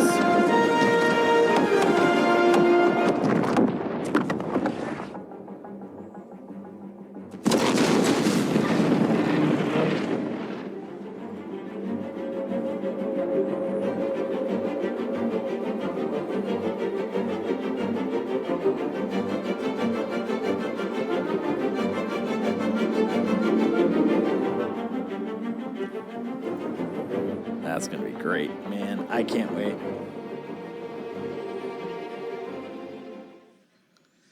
Whoa! Did you guys see that? That was amazing! Give it up for the ship team, everybody. That was amazing. We're back on the show floor at CitizenCon 2953 to show you more awesome things you guys might be missing if you're not here at the convention center. Come follow me a little bit. We're going to go on a little bit of a journey down just a leisurely Sunday road drive. And when I drive, I take my favorite vehicle for driving, the Drake Dragonfly. That's right. It is back from 2018 with a fresh new pyro paint job that you can see in the digital goodies pack if you purchase it now from the Robert Space Industries pledge store. Check it out now. JRDF did an amazing job of making the Dragonfly look super pyro themed. Look here, we have the pyro amalgamated label, I guess you would call it. I don't know what you would call it. I'm not a car guy. I'm not a Drake guy. We have like some very cool details, designs. I'm gonna try and hop on it. Let's see how badly this goes. Like a glove.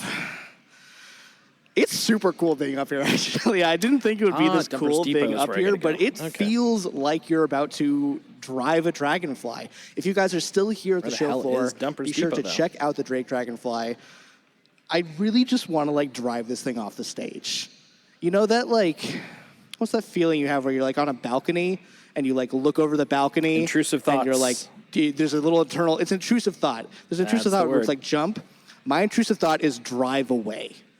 And I want to drive away on the Drake Dragonfly right now. This is so cool. We have photographers taking photos. If you guys are interested in looking at your photos afterwards, JRDF will be making those photos available to everybody. I'm sure we'll tweet it out. Galactica, get on it. You know, that's your job. Anyways, I'll cut it back over to Jared. I'll see you guys back here soon. Have fun. Fight for the mic. Fight for the mic. Just fight for the mic. Just grab the mic when you have to ask. All right, so we are here with members of the vehicle team. I want to say at the start of the show, I made it very clear that marketing did not make any of those videos. Developers made any of those videos. I can't help but notice that Polaris took out that Idris really quick. Are you trying to start about 50 different arguments on Reddit? Oh, yeah. We love for the arguments. Love them. Polaris for life.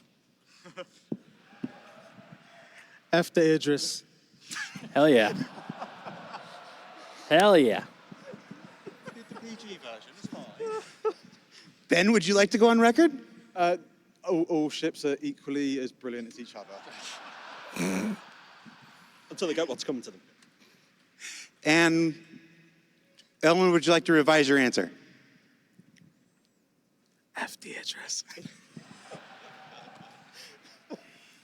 The views and opinions of Ellen Batchelor Jr. do not represent those of Cloud Imperium Games, Robert Space Industries, or its subsidiaries.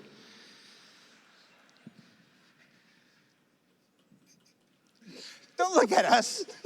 Ben Parr's off the side. It's like just whatever.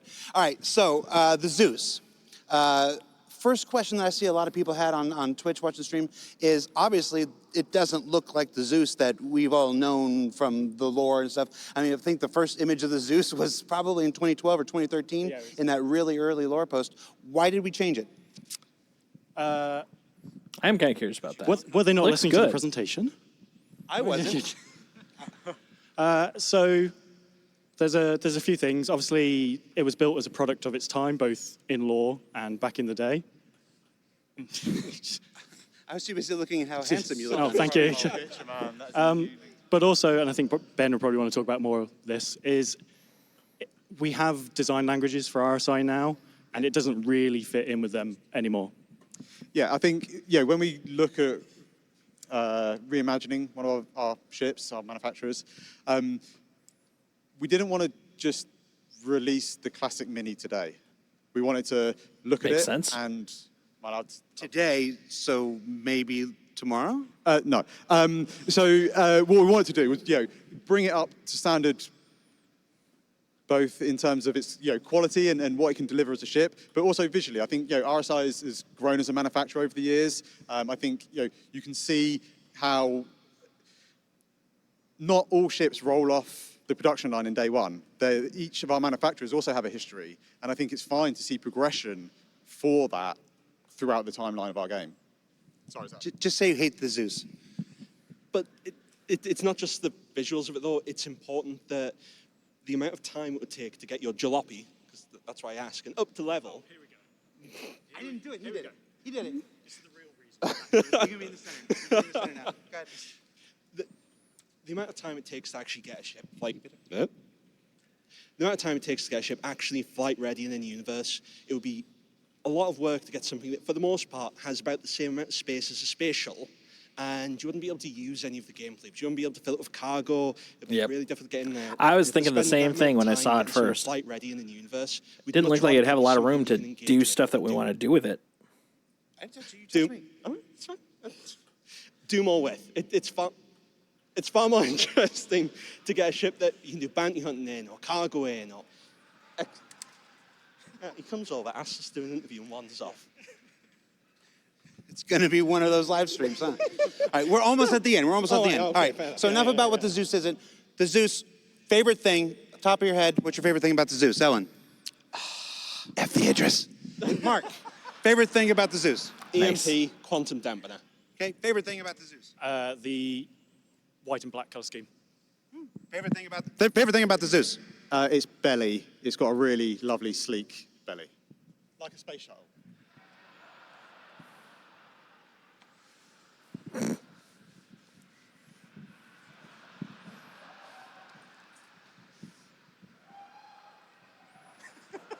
Sleek belly. Facts. I just had this image of a Zeus wearing Spanx.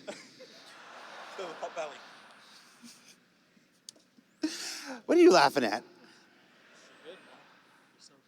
All right, so we also talked about the Cutter Scout. Is this the last variant of the Cutter we're going to see? When we first introduced the Cutter, we said it was a platform ripe for future variants. Is this the last Cutter variant that's on the thing, or can you maybe tease something for the future? Absolutely not. There was obviously that mysteriously third blurred image. So the Montreal team, did both of them as basically their first onboarding task into the vehicle pipeline. Both of them are done now. So you will see the third one soon, TM. You just have a done spaceship and you're not putting it out there. Strange, isn't it? Funny that. That entire talk about the pipeline was BS. You've got a done spaceship. Put it out, John Crew. No, we've just really streamlined it. It's about the belly. All right. We're working with diminishing returns here, so we're going to wrap this up. We're going to go back to Dan.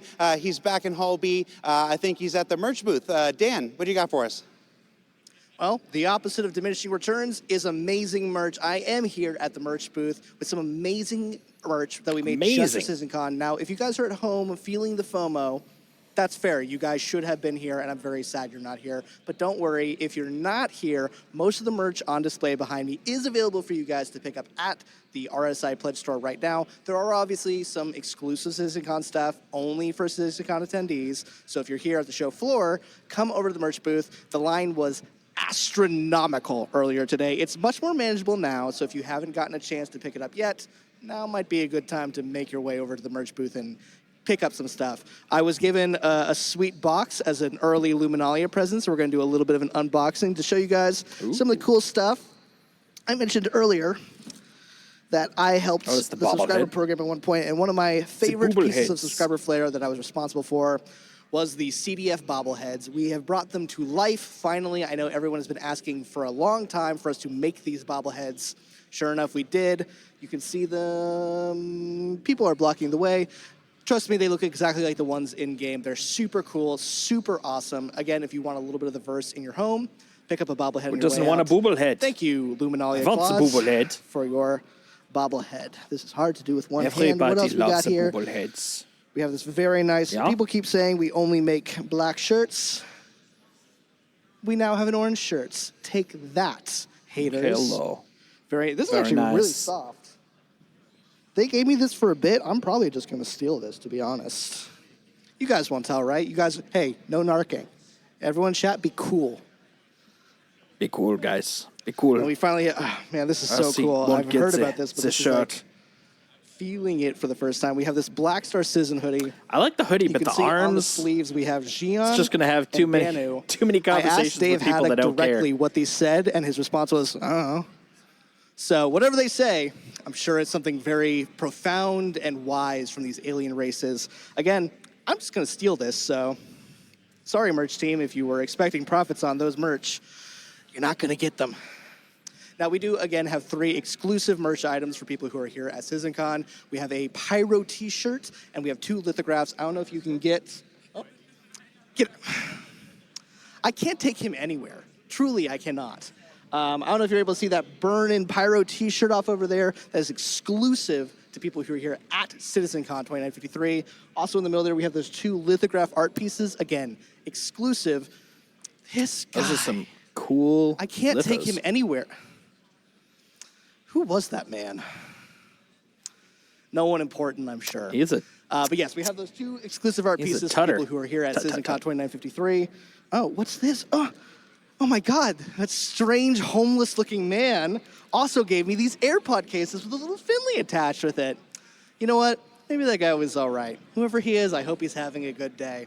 But I actually do need new AirPod cases, so again, like everything else, I'm just going to keep this. I think that wraps it up for me, so I'm He's going a to thief. throw it back to the main convention floor. A taker of things. There's going to be a lot more stuff here at CitizenCon. You guys will see it either later today or tomorrow. See you guys then. I think we have one more, 8 minutes, I believe, until the last panel of the day.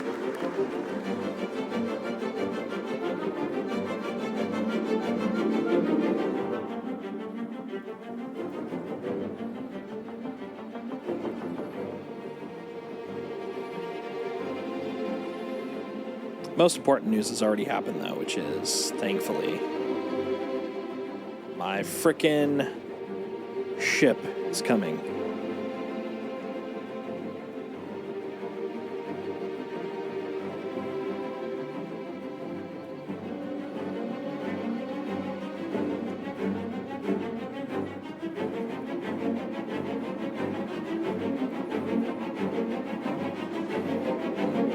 Look at those guys. Whoa! Yeah, you just got blasted in the eyes, lady. Eye blasts. Is it in the crater? No, it's off to the crater to the right. This crater. What crater, you might ask? Well, it is this crater.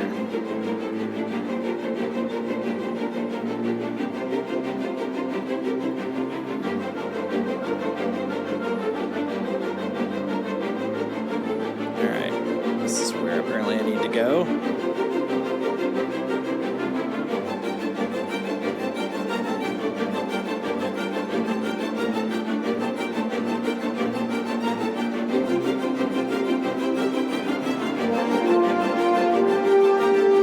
There. And that little guy.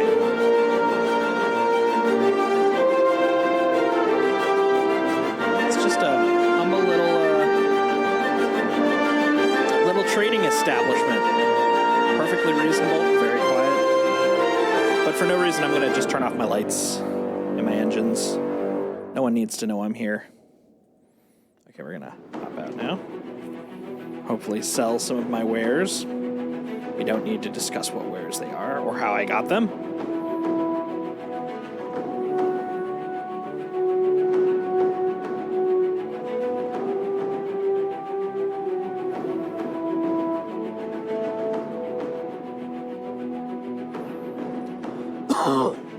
Excuse me.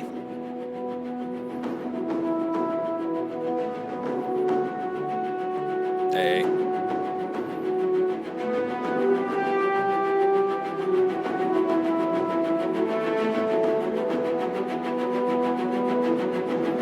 Those are some interesting colored boxes. We don't need to talk about those.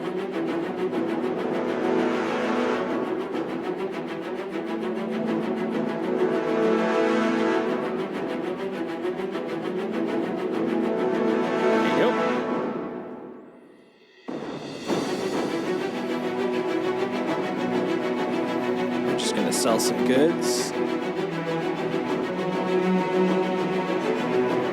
at this unmarked, peaceful little establishment. Hopefully.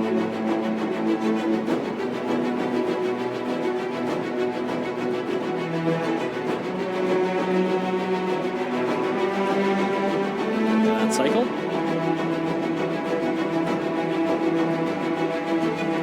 Come on, man. There we go. Hey, dude, come on. There we go. That's what I need. Just your friendly local commodity shop. What? Why won't you buy any of my stuff? I got what you need, man. What the hell? Why cannot sell?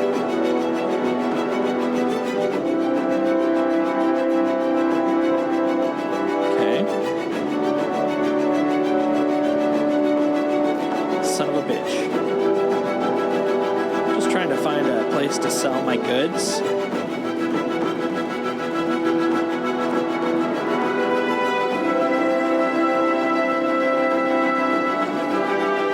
How about over here?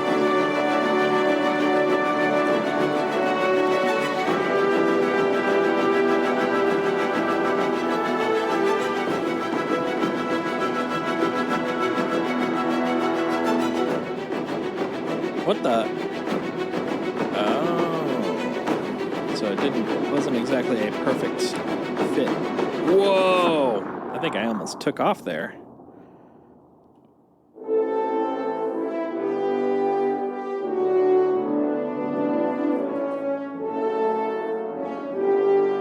Saw that blue hyperspace there for a moment. That's cool. I didn't even know you can get, I mean, no reason you couldn't, but fist to face.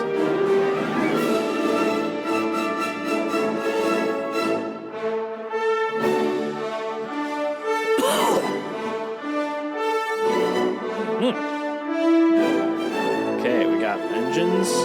We're taking the frick off. And now we're looking for another spot. Let's see. Where else could I sell? Come on, man. Someone's got to want my goods.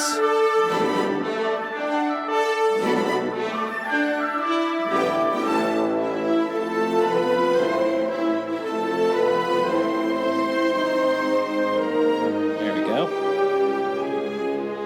Jumptown always seems to want stuff, right?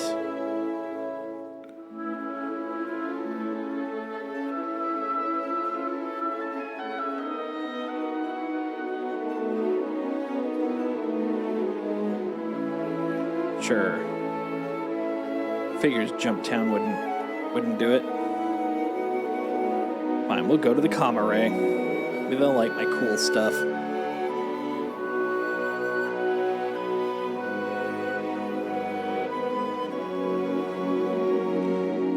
You know who wants my cool shit? The Comma Ray. Comma Ray always wants my cool shit.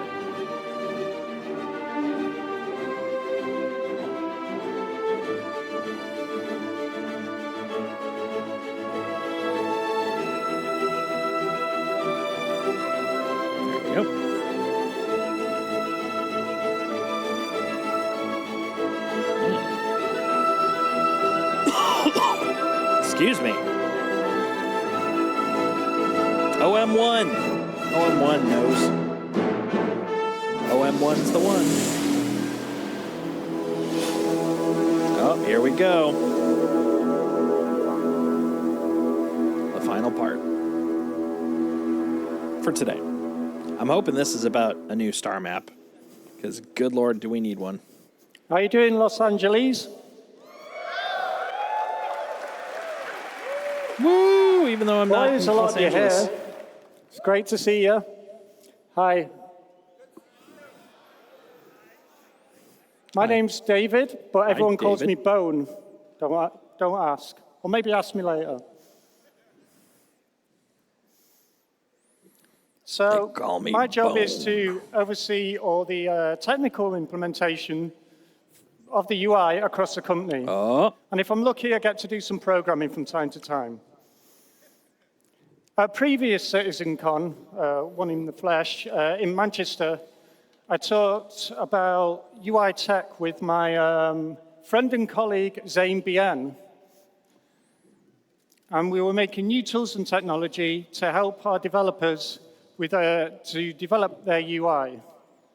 So that was a few years ago now. And now I'm really Building privileged blocks, right? to share with you how this technology is being utilized by our talented designers to help improve your experience in the verse. So, along with some of my UI friends that are hidden out the back there, we'd like to show you some of these improvements which are going to help you, the players, navigate the Star Citizen universe. Please, do. That would be grand. Space is big. Facts. So, why are we doing this? Well, Star Citizen is big, really big. There's so many unique places, massive planets, moons, space stations, rest stops, you know, there's just loads of places to explore. We have a huge range of spaceships of all shapes and sizes, and there's an enormous amount of things to do and see and people to meet, and all this can be shared with friends online. Yep.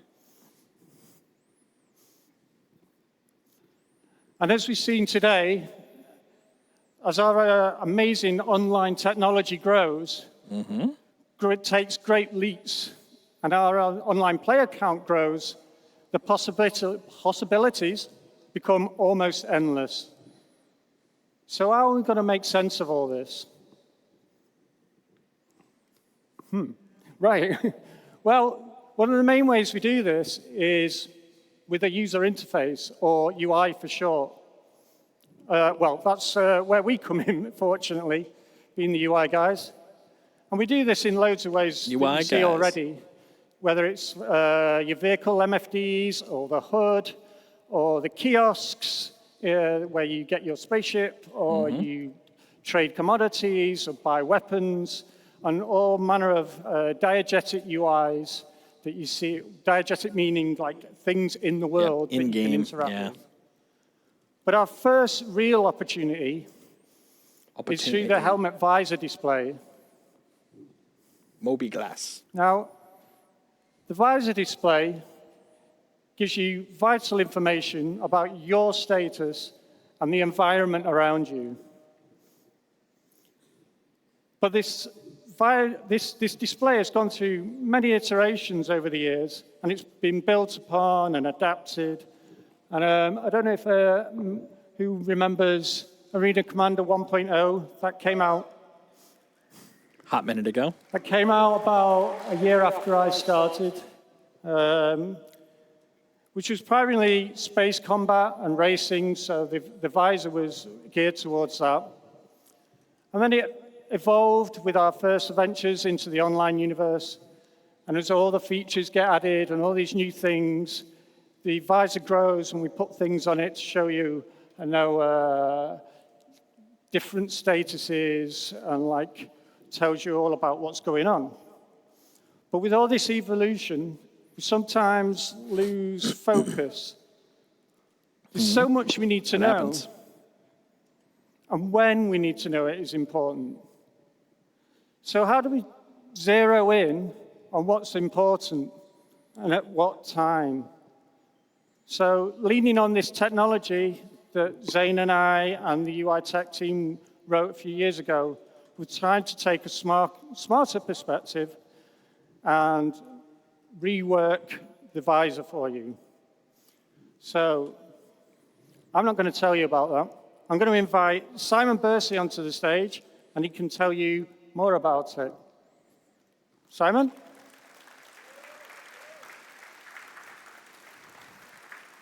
You on this? Hey, everybody. Okay, so Star Citizen, as you know, is a big project which has evolved over its lifetime. It is. Early on in the project, we added the visor, which is the display you see on your helmet when you're walking around the universe in first person.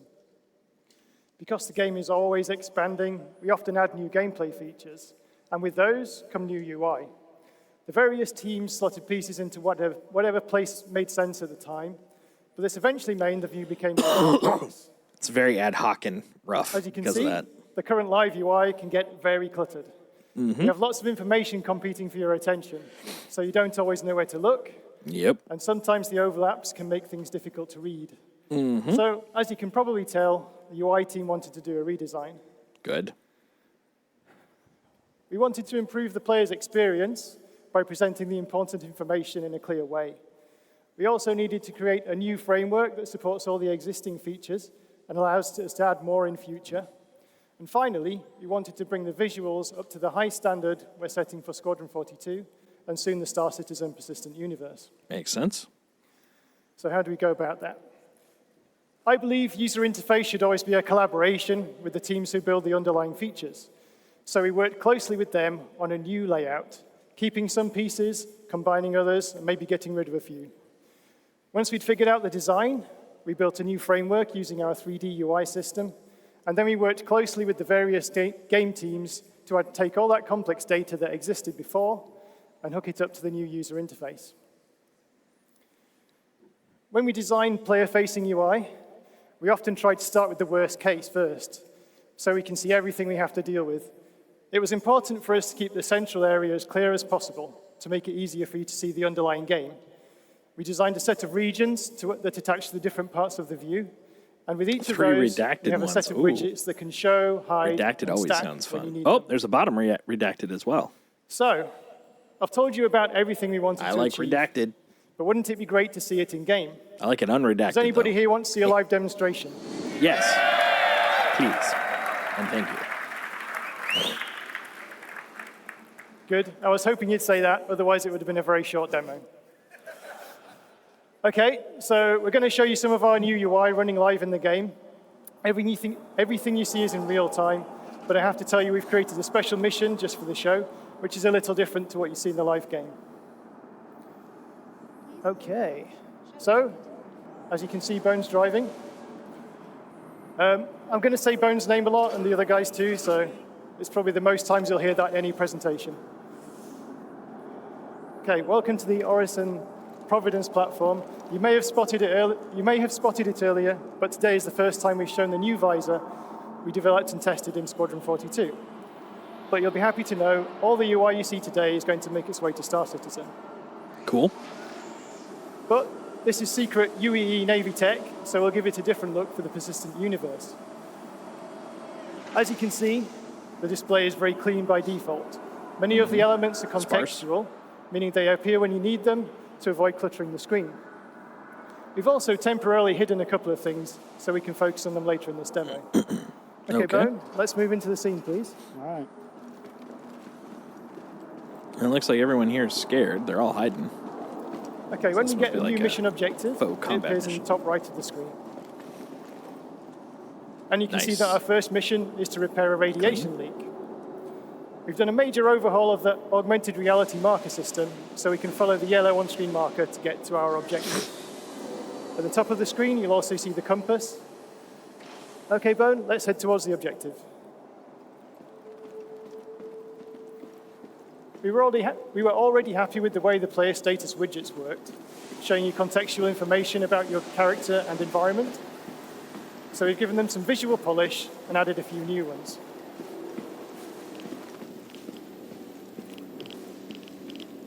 The environmental radiation here is quite high, and over time, it will wear down our suit and damage the player. Looks like we can see the source of the radiation there. This is cool. I think somebody's damaged a pipe, so how are we going to fix it? If we were in space, we could use a salvage and repair ship. Luckily, UEE have some advanced portable tech. Bone, please equip the military multi-tool. Is this the handgun? Oh, nope, just the classic multi-tool. Okay. The military multi-tool from Squadron 42 has various modes, one of which gives us the ability to salvage and repair while on foot. Okay, Bone, Nice. let's use the multi-tool to repair that pipe.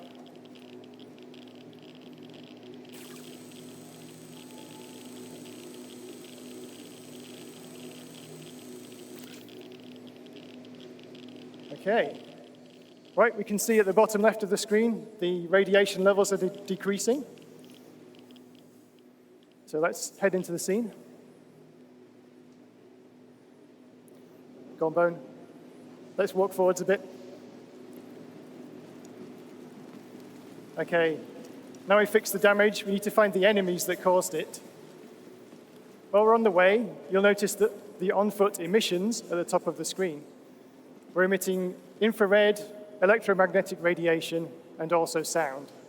If any of these go higher than the background levels, it will be easier for the enemies to detect us. Let's take a look at the bad guys, Bone. As part of the emissions and radar tech, we also have the ability to scan while we're on foot. If we tap the button, we can do a quick scan to reveal everything, to reveal info about anything that's in our view currently. Okay, Bone, let's do a quick scan. This highlights whatever's in our line of sight.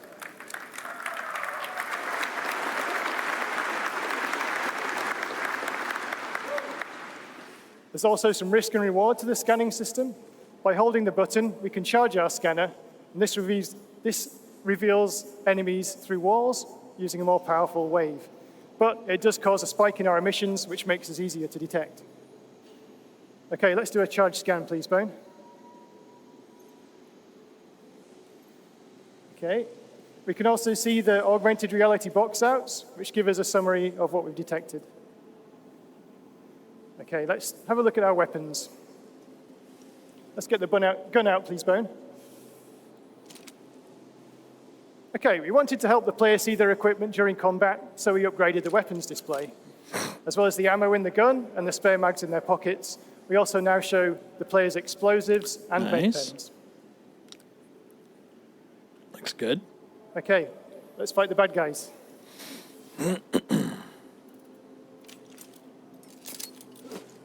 Still have yet to ever use a freaking grenade. There you can see our new explosives marker, designed to help you spot deadly grenades, mines, and missiles more easily. One day, man.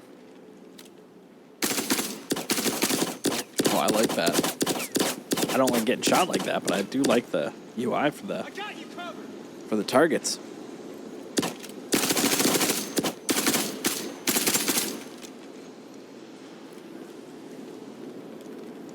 You do it? Okay. Well done, Bone.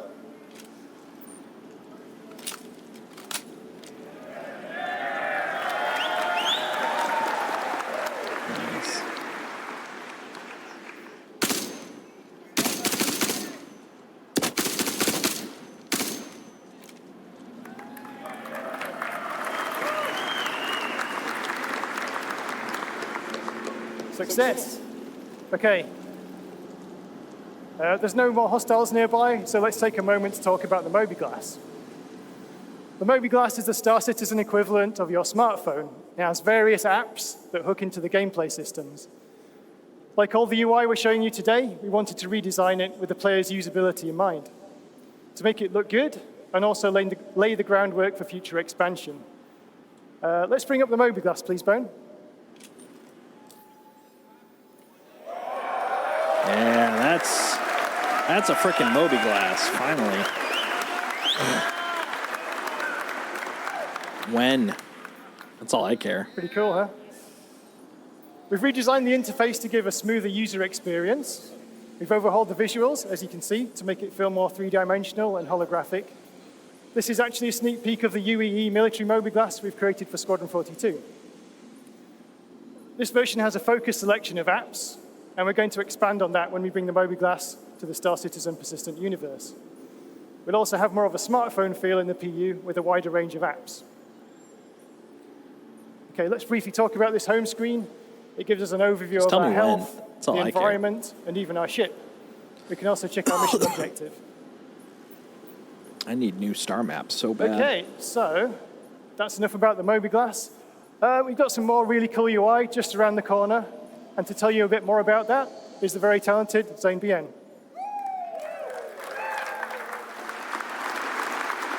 That is beautiful, though.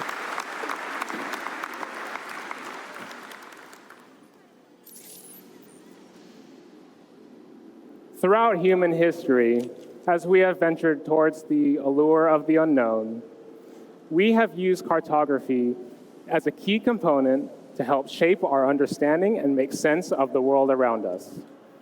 Without these systems in place to catalog our experiences and to chart our journeys, we are forever lost amidst our own environment, and we are just running around aimlessly.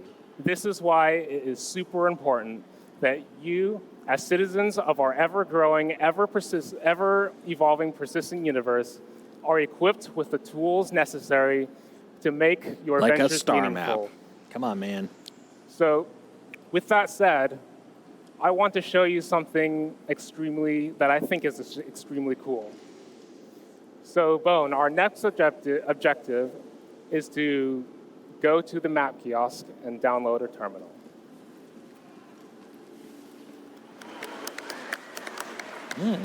That looks cool. Let's go ahead and activate it.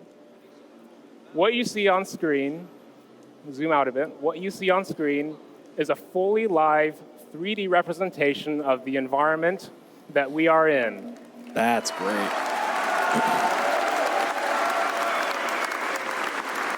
Now, when do we get it? You can see callouts of the various default points of interest. Come on, man. You can pan the map around, you can rotate it, and you can even cycle the floors that you're on to isolate the visuals of the floor that you're on. So our current objective, it's much more interesting if we can actually take this on the go. So let's download it to our data bank.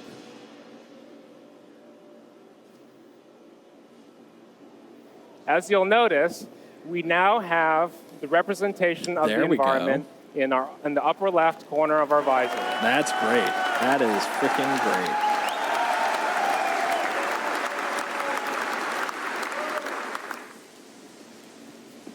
Now, the thing that's really interesting to note at this point is not all environments will have such a convenient kiosk available. You may encounter pizza. rundown settlements, or you might come across a cave that no one else has ever set foot on before. Or are we going to be able to spelunk it, discover it ourselves? Your radar will incrementally update your map, and it will incrementally reveal your environment and save that to your data bank. So you kind of reveal it incrementally. Little fog of war. I'm down with that. So this map, Thank you. What we see in the upper left corner of our visor is not really just a map. What it really is actually data. It's our radar. And we can see contacts on our radar as we scan.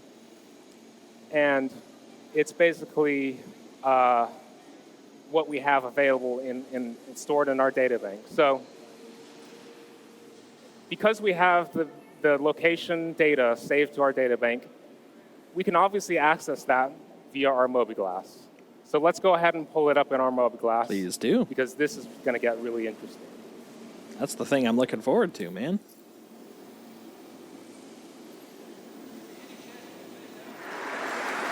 Yeah, look at that. That is what I'm talking about.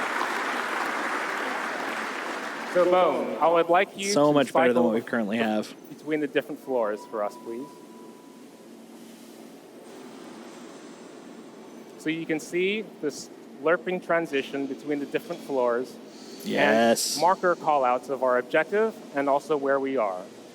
So much cleaner. I would like to talk a little bit about the tech behind this. What you're seeing is not a pre-baked asset.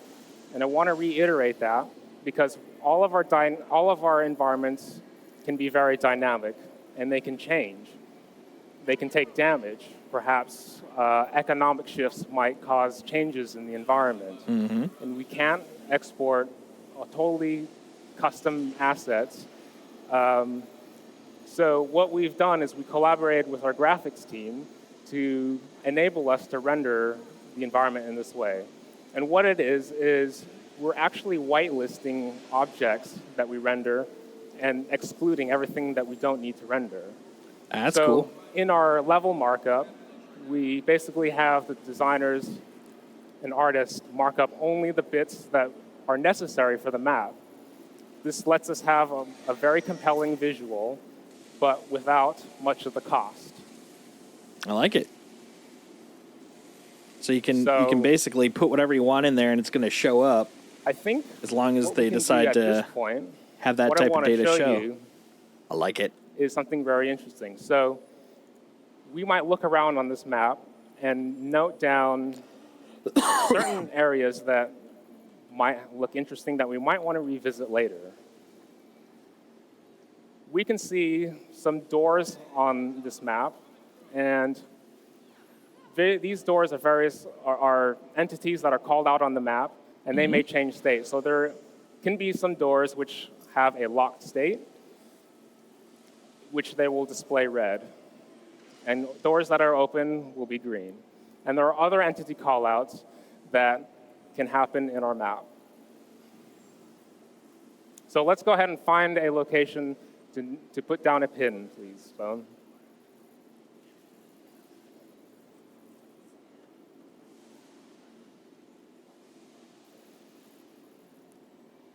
Maybe that one. Maybe that door looks interesting. Best door ever. Press T. So, I like what this. we can do Custom markers? is set Hell a yeah. marker, and we can customize. We can customize the details of that marker. Now, what you'll Now, if I notice could as share a well marker, is as that would we be the set best. markers, there's metadata that is encoded into each of these markers on Hell top yeah. of the customized name that we can specify. So we can mark as many markers as we want in this map. And these That are sorely all misses from so saved many to our games. data bank. And we can eventually share these markers. There you and go. we can sell these markers on the market. Oh, so that's the thing brilliant. about this, we can't really talk about markers Sell without pirate going- markers. without mentioning data running. There we go. Yep. Data running is something I've been waiting for a while. So you might specialize in exploration, whereas perhaps a miner might specialize in the equipment, and they make investments in their equipment. So you, as an explorer, might be in the business of going around and exploring and finding locations that are very valuable to other professions. And the role of these markers are very important in coming up with the data and Oh, he's losing himself. So it's very important. We can basically. So this whole when you con is name your run by markers, the devs you can doing all the make talks. it as, so it gets into make like it the obvious, awkwardness or of you can leave devs it a trying to mystery. So explain things. You'll have when you sell it on the market, you could get rated for how accurate the data is. True. So the other thing is we have a mission objective. I like this. I like this. And it would be very nice to be able to route to that mission objective. How do we get there? That is another purpose of the map. It's a deep basically question. How did we navigating get there? And letting us know the way towards that objective, towards a destination. So let's go ahead and plot a route to this objective.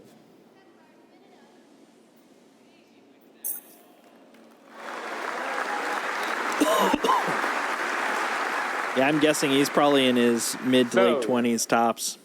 We can see a line being drawn from where we are up the stairs to our destination and where we want to go. So you will no longer be lost amidst all of our super complex environments. That's and handy. what's worth mentioning at this point? It's been one of my biggest and gripes, what's really especially as a cool new person, is a new user experience. This It's under the really hood hard is to navigate actually around in this thing. utilizing another piece of tech, AI pathfinding. And so what that allows us to do is leverage other existing tech to basically, it does all the heavy lifting, we just make it look pretty. So because of that, there are certain cases where the path might be blocked. It might have a locked door, or there might be a fire that is I heard in our fires way. are bad. You The don't AI want those. pathfinding will account for that. They were showing some of the fire it stuff will earlier handle today. elevators, and that looks absolutely and it gorgeous. will handle fires, locked doors. Oh, and it will just absolutely. handle everything. So Like that almost is an all of this is going to be example of way better for sort the of a user piece of tech experience. that we've leveraged. Of course, under that's the hood by definition to one help of us the achieve best things this about UI. goal. Better UI makes it very easy to understand and learn how to play. Yeah, I hope they get it in for beta. One last thing we can do at the moment is we want to ensure that there are no more hostiles in our way as we make our way to our objective. Mhm. So what we can do is we can send out a ping. Yeah, I saw the ping there, the tab for You ping. Send out a ping, please. Ping. Oh, look, there's some people. So the scanning will also be represented in the map in the same fashion as it is when you're in FPS. That's so cool. We know that there's no more hostiles. Let's go ahead and make our way That's to our really objective. cool. They're right around As that you can corner see there. in the upper left corner, we now have the route line represented, our destination, and the distance it takes to get there. There they are. There's As the two we dudes. traverse this path, the path automatically updates, and if you deviate from that path, it will recalculate the route you need to get to your destination. That's cool. Yeah, they did a good job with this. I mean, that part's been in lots of other games, but it's been sorely needed in this one. So there's our buddy. He's flying in. So we'll make our way up to the Carrack here. To the right. I got one of those. It's one of my favorite ships. You'll also It's Space notice RV. the pin that we've laid down, as well as our marker objective called out on the map. It's good to have a Space RV. And as you'll notice, as we head up the stairs, the floor will dynamically change as you head up the stairs. If we can get past this first bit. Steps we are don't hard. trip up. So as we make our way ballsy into the Carrack, step up. it's not just environments or caves or cities. We can represent the ship on our interior map. Very cool. And That it's is totally awesome. seamless as you transition between the two. So let's go ahead and pull up our mobiGlass again and get I a love that. wider 'Cause view. that's a dynamic of environment. our That's a ship that literally could be flying around, and you just literally added it to the map. Oh, so good. So we are now on the technical deck, but we can also see the other floors. If you traverse the floors, Yeah, I think I saw a then, preview of this where it'll Just like to kind of, demonstrate. yeah, you can slide up and down the floors. Here's our cartography which is really deck. freaking cool. down one. It also is smart enough that if you rotate it, So it seems to you change will the have direction of the noticed from text. the previous presentation that this was very similar looking, right? Mm-hmm. It's utilizing our tech.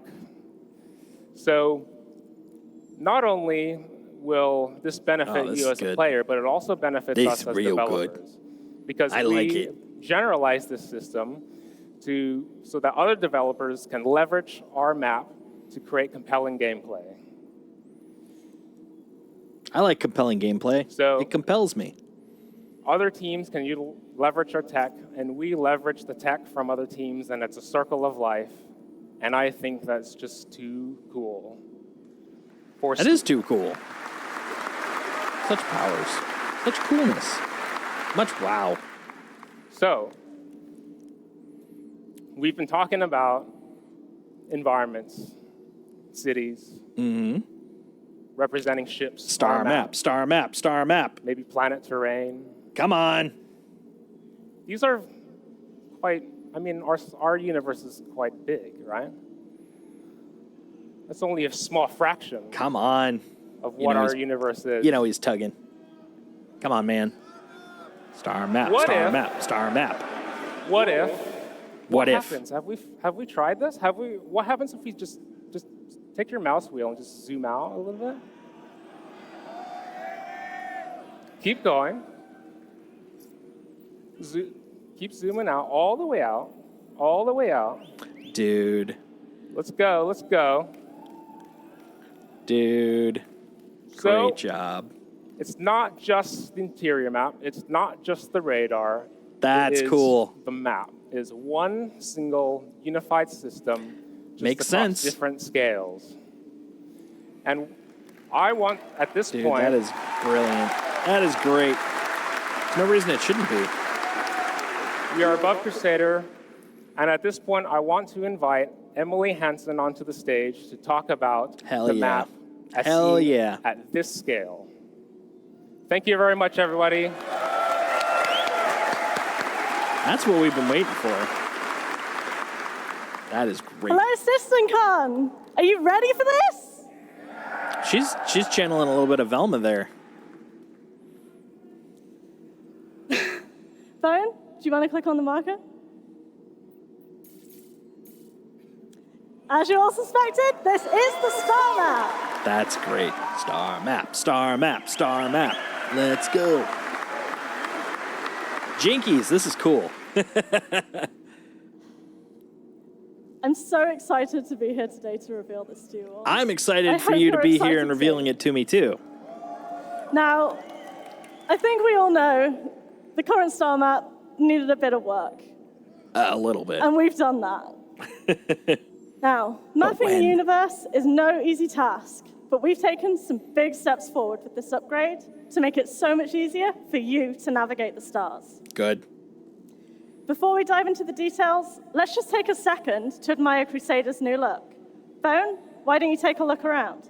Here in comparison, if I bring this up, Much like the interior map, the star map is holographic. here's the current star and map. this lets us add some cool interference effects. and Way details better to our looking.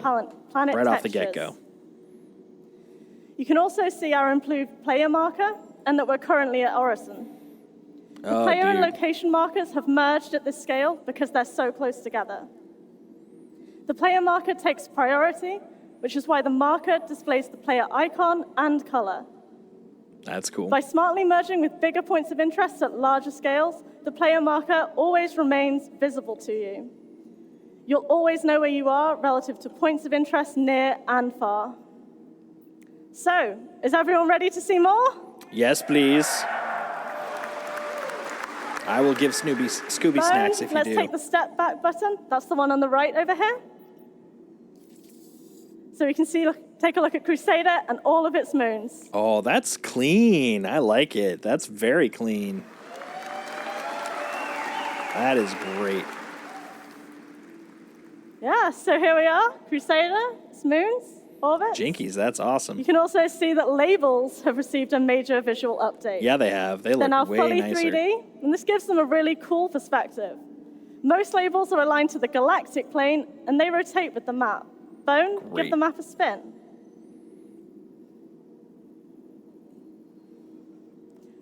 Bone, can you tilt past the horizon, please? Cool. Dude. When we do this, the that's labels great. flip so you can always read them clearly. So clean.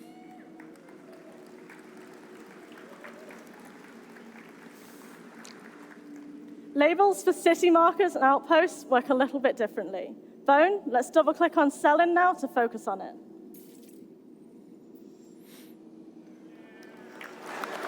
That's great. Oh, that's so clean. So clean in comparison. Surface labels face the camera and appear when they're in the central part of the planet, reducing on-screen clutter. Bone, want to show this in action? Oh, that's great. That is freaking great.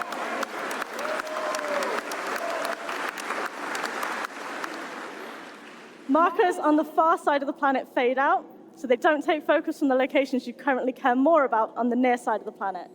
Bone, can you double-click on one of the points of interest? I was just at private property. Terra Mills Hydro Farm. As we selected this marker, its label will stay visible at all angles. So far, we've showed you that you can use buttons and double-clicking to jump to objects you're interested in. But wouldn't it be nice if you could also freely zoom out and into locations? Shall we try it, Yes. Bone? Let's zoom out. We should. Let's until we try can see it. Crusader.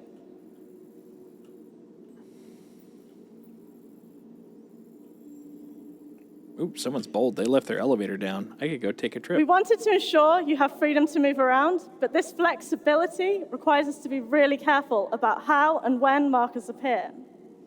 Markers need to disappear when they get too small, but also stay visible when they're still relevant to your view. This isn't simple because objects in a solar system are vastly different sizes. Think about the size of a star versus a planet. She definitely hangs versus out you, with the the player. mystery gang. You're kind of small compared to a star, Someone's running around with a big right? old nasty truck. Our solution is a technique we call cosmetic scaling. This allows us to draw a marker at its real size when we are close to it and artificially increase its size as we zoom out until we reach the point where it collapses into larger points of interest in the hierarchy. You can see this in action here. There's no way Crusader and its moons are this size at this scale in reality. They've been scaled up massively so you can see them. Bone, let's zoom out a bit more so we can see the moons disappear. Oh, yep. Then they become just dots, and then the moons disappear altogether. Oh, this is good. You can also start to see Crusader's orbit line around the sun here. But before we go back before we move on to that, let's zoom back in so we can see everything. We're gonna get up to the we're gonna get up to the galaxy level. I think I have a feeling in this demo, since we're about to do pyro, we're gonna have to see pyro in there. That's cool. As well as zoom, you can also pan around the map unrestricted. Pan. Bone, feel free to have a quick look around. As we draw closer to a marker, the cursor automatically magnetizes to accent. it. This ensures you never lose track of what you're trying to view when you zoom in. No more zooming in on empty space. That's great, because my God, there's a lot of it. Bone, let's use this technique she's to buddies take a with closer look at Scoob. Yayla. Shag. Fred. Oh, what are those red X's? What is that? The magnetic cursor does not require us to click on I know it's a red markers. cargo space. What does that Zooming in. represent? I'm Bone, can you keep very zooming in? confused by that. Thank you. You can see that the surface markers appear without us needing to select Yayla itself. Imagine how much easier finding that outpost will be now.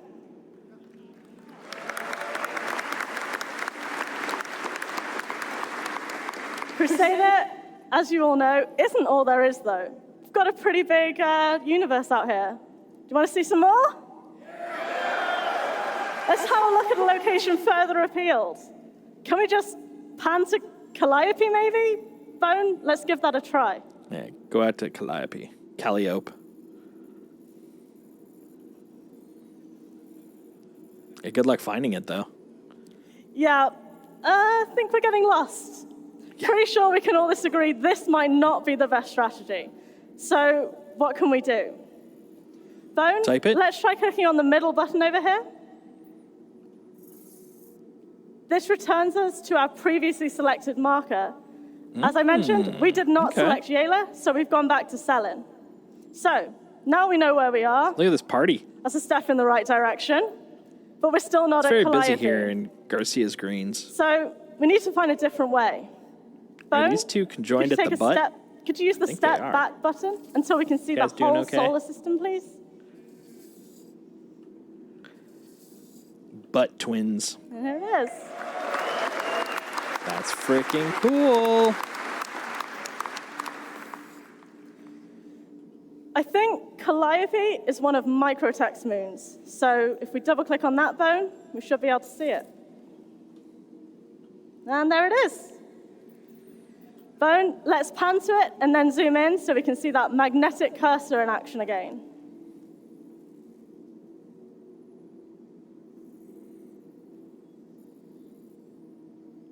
Can you zoom in, Bone? Thank you. It's so cool to see more of our moons and planets and how different they all look. That's cool. Oh my God, Okay, this is going to make things so much easier. This is great. But what if I hadn't already known where Calliope was? Surely there's a faster way. Surely. We've got you. We've provided a drop-down that lists the points of interest in the solar system. That's what I'm Bone, waiting for. I knew that was coming. I think that's the want to upper left expand it corner. now?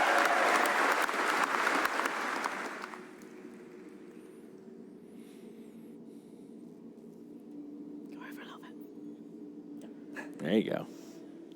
We're actively working on ways to improve the way this list is presented to you, to make it even easier to find what you're looking for. And yes, this will include search functionality. Yeah, I was going to say, you need some search in there. Still, that's like SCAD's better. SCAD's better. Bone, let's use this to go to aerial.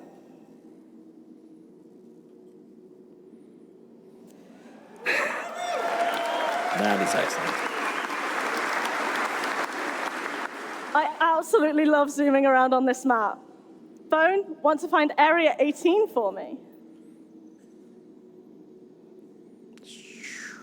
Wow. That's awesome. That's my home. Area I'm 18 from is Area currently 18. on the dark side of the planet, it seems. Of course, it's not just planets and moons. Bone, how about we take a look at Security Post Korea? It's quite a long way down, isn't it? This is where the upcoming search will really come in useful. I can imagine. Bone, want to zoom in a little and show off our holographic model of this station?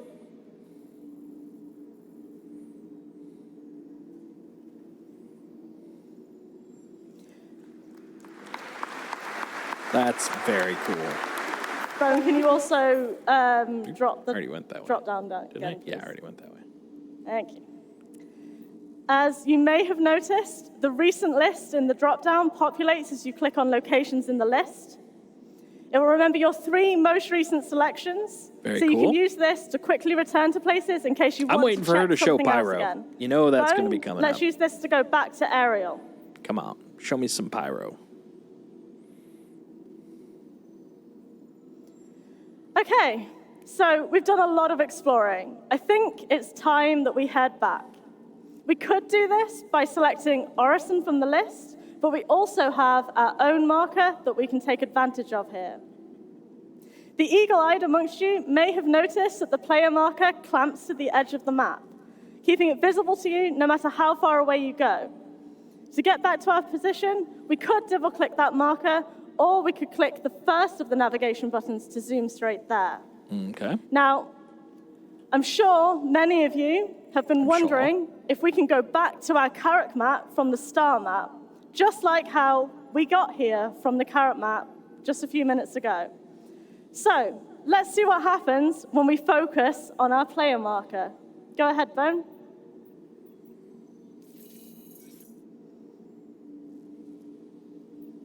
Very cool. They've definitely improved the UI tech for frickin' Star Map. It's like all we needed for a long-ass time. All right.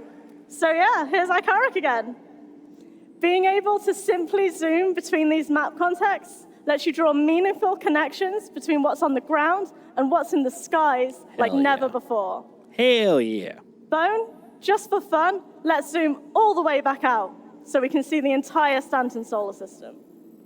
Oh, we're getting close. I think this is where we're going to wink into It's just so cool to watch the Pyro. verse open up before our eyes.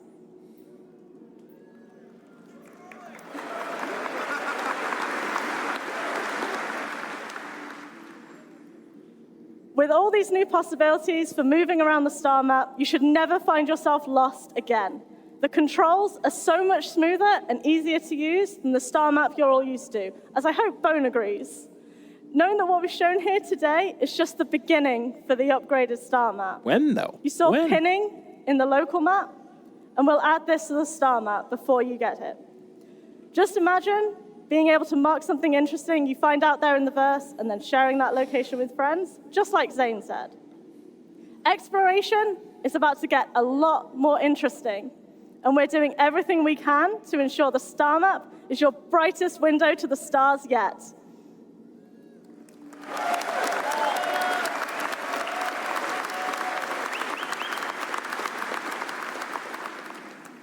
And now, let's welcome our intrepid demo driver, Bone, back to the stage. Thanks, Emily. Thanks a lot.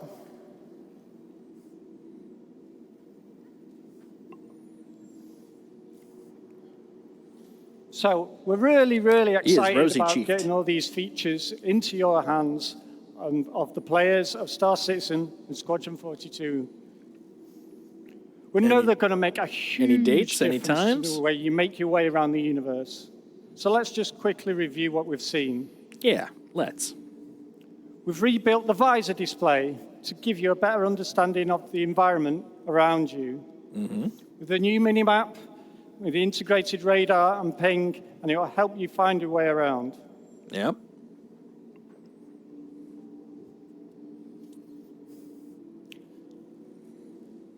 There's a new Mobi-Glass coming with its sleek That I'm new looking design. forward to.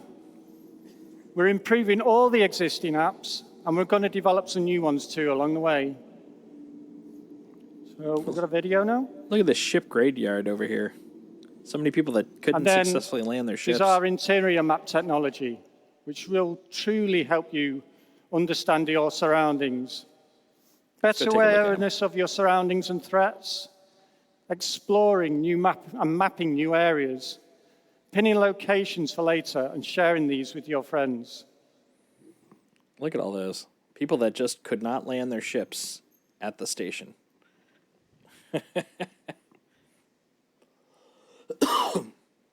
Or the Idris. That looks great. Yeah, right there is the station. Right there is a lot of unsuccessfully landed ships. That's funny. Burnt skern. Sometimes you gotta burnt the skern, you know? More of Horizon.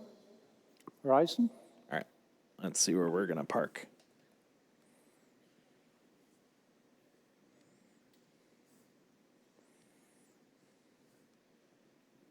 And of course, our entirely new integrated star map. With its new interface and, let's face it, a much needed refresh to the Yes. user experience. Oh my lord, yes, please. No more yes. getting lost. When though? A whole new perspective. Star map when? With Star all map these when? upcoming features, where will you explore today? Star map when? Thank you very much. Cheers. It was a great demo. That was awesome. I'm very excited about that. That's going to make such a huge difference in our gameplay. All right. Sorry. I was back there trying to figure out how to reprogram my Alexa to respond to Bone. Bone, add Cheerios to the grocery list. Bone, rescue the hostages. Never. Dave Haddock, if we don't have that in the narrative, I'm going to find you. Guys, that's it for day one of CitizenCon. What'd you think? Woo! That was a good run. Very good run.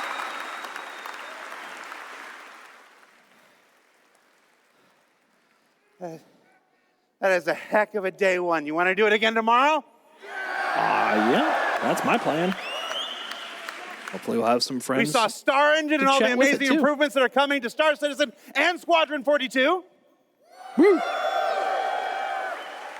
We saw the next step in the evolution of resource management and the birth of multi-crew gameplay. Heck yeah. Apparently saw I the did ship, bonk guys? it. One credit worth of repair. One And credit. of course, come on, the star map, the interior map, everything. Hell yeah. I often joke that we're just like you in many of the same ways. We want the same things. We need the same things. We have all collectively, all 1,300 of us working for Cloud Imperium Games, been like, when Star Map? When? To see it. So good.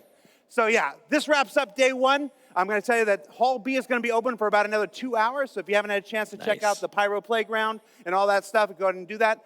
Tomorrow, be sure you come back. Squadron 42. We got character probably. advancement. That's Ian Leyland, Sean Tracy, Forrest Steffen, and Andre Perez. I really want to tell you what you're going to see, but you're not going to want to miss it. If you thought the opening to day one was hot, check out the opening to day two. We got Day life one in the was pretty first person. amazing. We got our FPS crew. They're going to show you how all of these things integrate into the FPS combat experience. We got taking flight with Yogi. Who doesn't love Yogi? I don't know, Yogi. It's another live demo where they're going to show you the space flight and atmospheric flight experience that's been developed with master modes and through Squadron 42. We got Living on the Edge and Destination Adventure, a 2-part look at all the new locations that are coming. Yeah, the Pyro Jared's system, always got the very Stanton high system, energy. And sometimes too much, but sometimes too much is just enough. Checking his cards. Something about Squadron 42.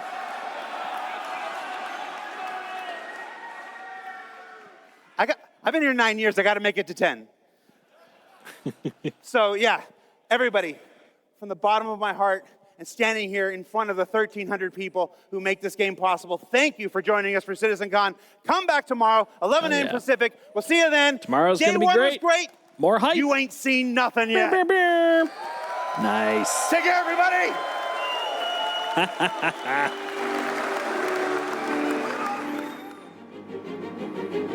Very cool. Very cool. Oh, man. I would say that is going to be another wonderful day tomorrow. But for today, we got some good bits. We got some really good bits, honestly. Let's see. Hold on. Let me go through the myriad of offs and ons. There we go. Hot damn. All right. Yeah. So, in regards to what you were mentioning, Pizza. So, most of the stuff in today is still pretty green. So the best ETA we can get for that is probably by this time next year. That's the best guess on that. Really, for the star map, my guess is it'll be when Squadron 42 comes out, and that is a very hot item right now, like when that's actually going to be coming out, because one nice thing about CIG, Cloud Imperium Games, is that they're very transparent about what they're working on. They wanted this whole dev process for Star Citizen, specifically for Squadron 42, because that's actually what was originally backed.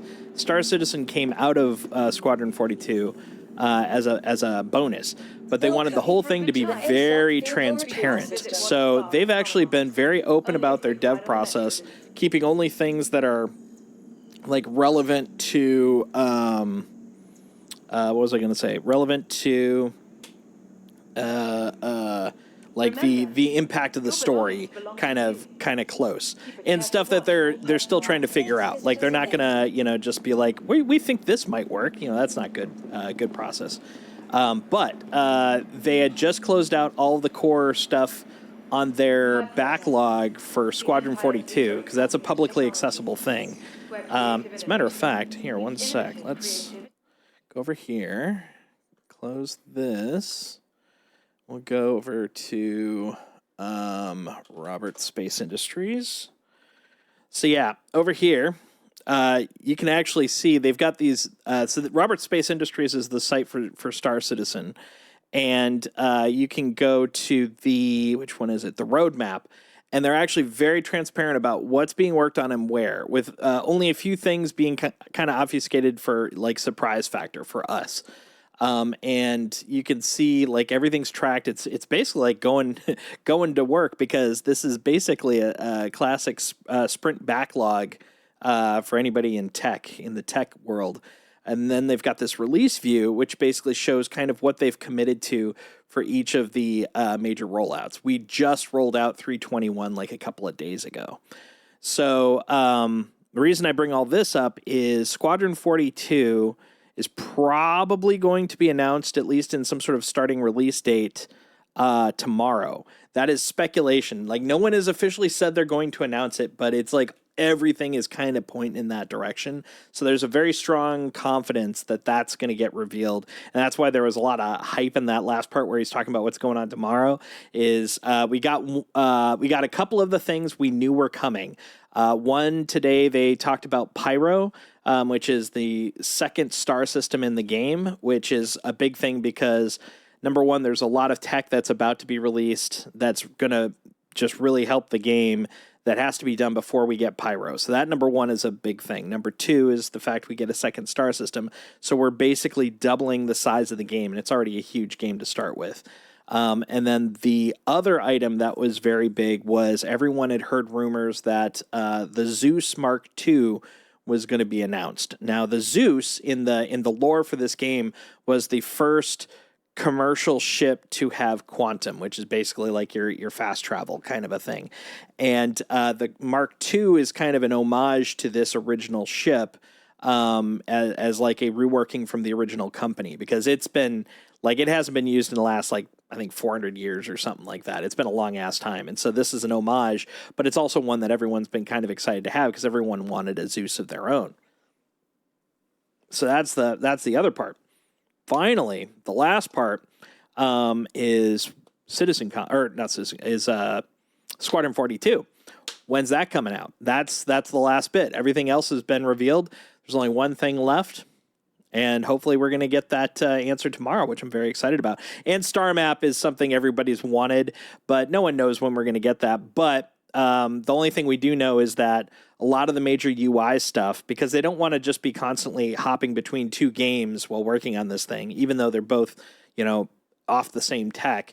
They were waiting for Star Map to be done for Squadron 42 because they could ship that. That'll be an actual shipped product. And then they're going to pull a lot of that UI work into Star Citizen. That's kind of the whole spiel there. As to where is CitizenCon, it's down in LA. I was actually originally planning to go, but after the layoffs, I was like, I don't think it's a smart move, so I returned my ticket. But otherwise, I'd be there right now, cheering it on. Woo! It rotates. Well, so this is also, since the pandemic, this is it's been 4 years since they've had an in-person one. This is also the first year that they've had a 2-day con. But usually it'll rotate between all the places that actually have a studio for Star Citizen. So they have one in LA. The main one's in Manchester. They've got one in Germany. They've now got one in, I think it's Quebec. They got one in Austin. I think they also have one in Singapore. And so those are like the core places it can potentially be. It's a bummer that this year I wasn't able to go considering it's in LA, but I mean, it's perfectly fine. We got a lot of good stuff, man. We got some deets. We got some good deets. And also we got some cool ships coming up. And I'm very, very excited about what information we did get on this run. Let's see.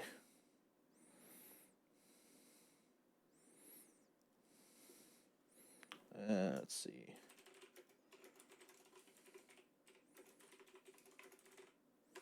All right.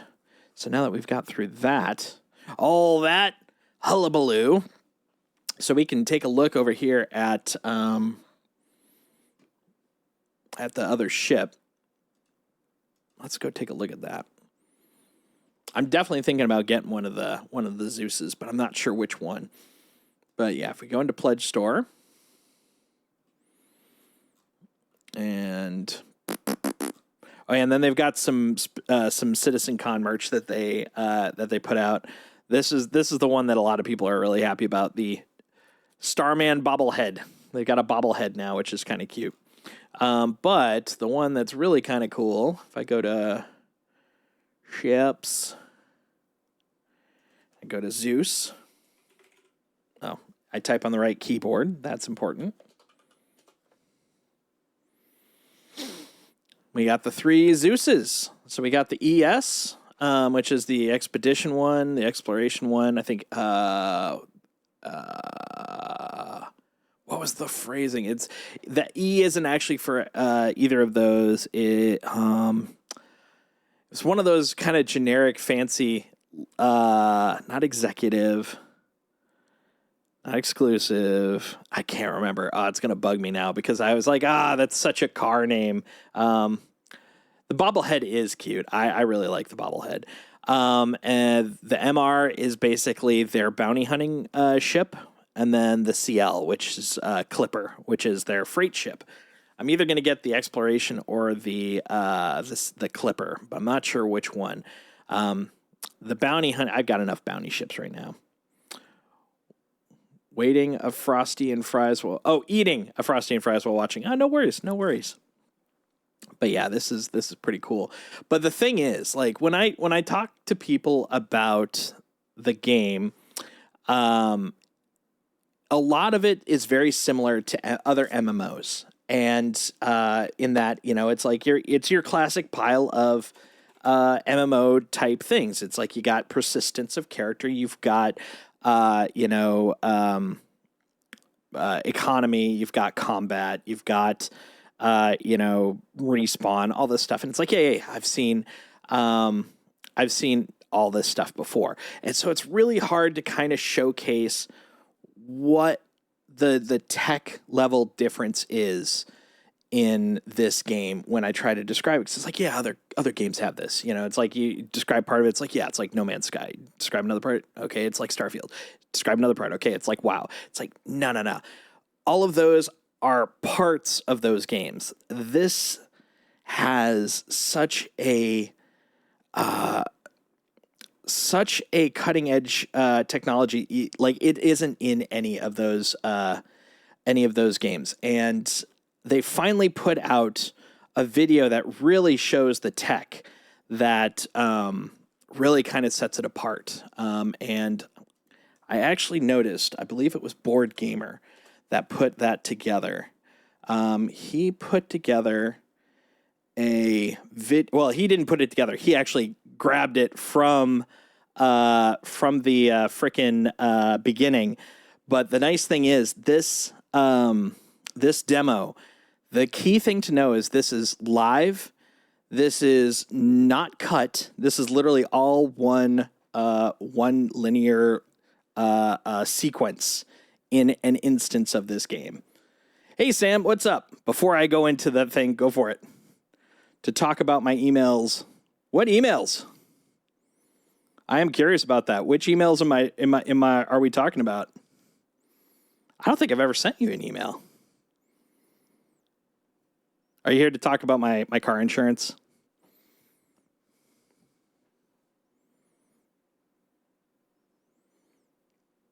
Inbox.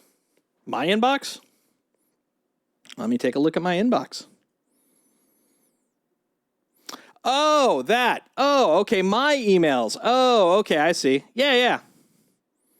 It's Gmail. They got space.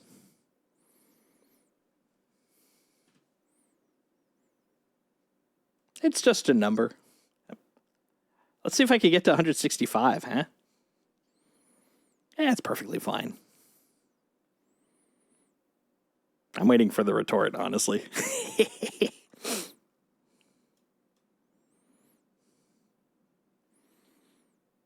I mean, it's just space. It's just words. They're all fine, right? Oh, I should probably kill that guy. Oh, that one's already done. Nice. Okay. But please continue. He's losing mine. That's awesome. Yeah. I've had a couple of people that have made comments that I was like, wait, what emails? What I didn't send you an email. And then 161,000. I'm like, I definitely didn't send you 161,000. I'm like, wait, that number sounds familiar. And I look up, that one. Yeah, it's perfectly fine. Hey, at least I don't have any double checking. Yeah, at least I don't have any porn up on these tabs. So, small victories. Works for me. Yeah, so check this out. This is positively amazing. So keep in mind when I start this. This is using the Star Engine tech. This is all live. None of it is pre-rendered. And it was all in a single sequence. So there was no stops, no starts. It's just one roll. And this is what the game runs on. And this is what makes me amazed by it every time I play it. Of course, it'd help if I unmute the browser. There we go. Let's try that again.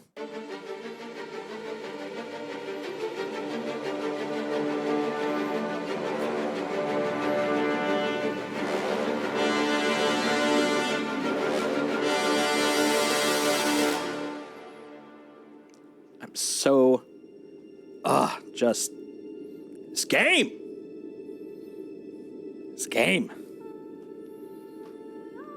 It's amazing! Entire solar systems. Well, right now, entirely one. But they're getting the second one pretty soon. And actually, this is using the tech on with both solar systems. This is actually using a lot of the stuff we're going to be seeing in the live version pretty soon here. So yeah, keep in mind, we're looking at a planet. This is how we land in-game. This is literally how we go to a planet in the game. It's freaking amazing. That's actually one of my favorite stations to go to.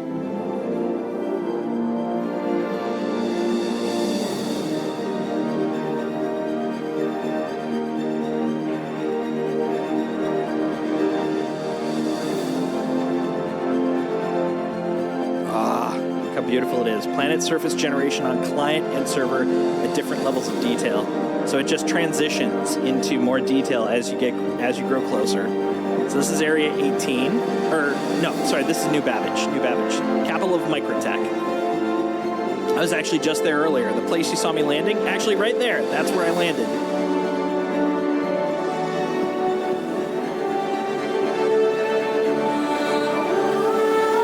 Unlike a lot of games where you load into the inside, you're literally, everything is active all the time. This is the only part I'd probably say is a little bit unrealistic, only because there's not enough NPCs standing on, like, countertops. That's the one thing they really need to work on is the passive, the idle NPCs. Oh my god, they got to work on that. Physicalized frozen ocean, that one I don't fully understand.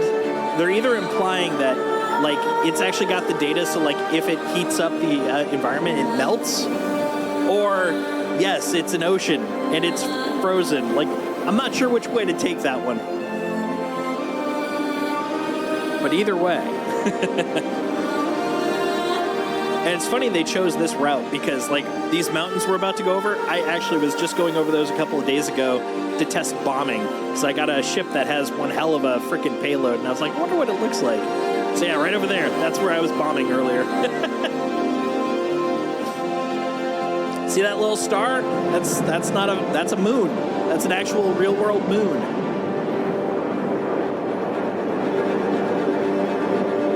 And this right here is kind of what makes this different from a lot of the ship-type games. This is an actual environment in the ship, actively being usable while you're flying in-game. So you're not, like, playing in, like, a whole other level as a ship person. You're literally in the world, in the ship. Like, I don't know of pretty much any other game at this point that has that integration. Like, it's got its own gravity and everything. It's crazy. This is my ad for Star Citizen, by the way.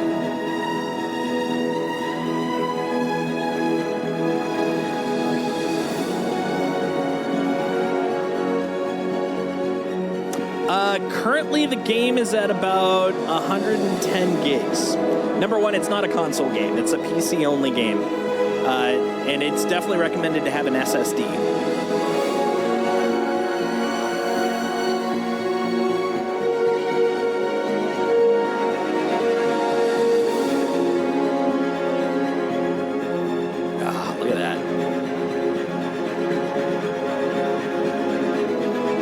These underground spots, like, literally exist.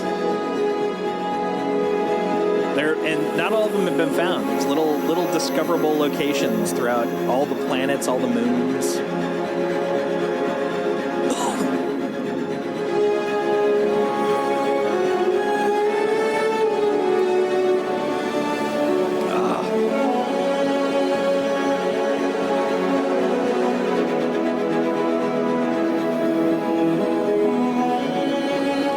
Absolutely gorgeous game. Ground fog fully integrated into the atmosphere. So see the low level fog, that light fog on the ground.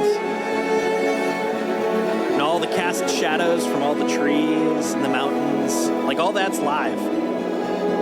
That's not baked in. Yeah, the sun shafts, those are just absolutely gorgeous. I've always been a sucker for God rays. That's what they call them in rendering. When you get those lights cast from the shadows.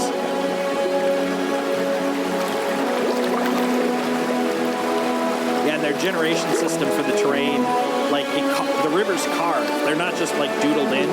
They actually are carved out.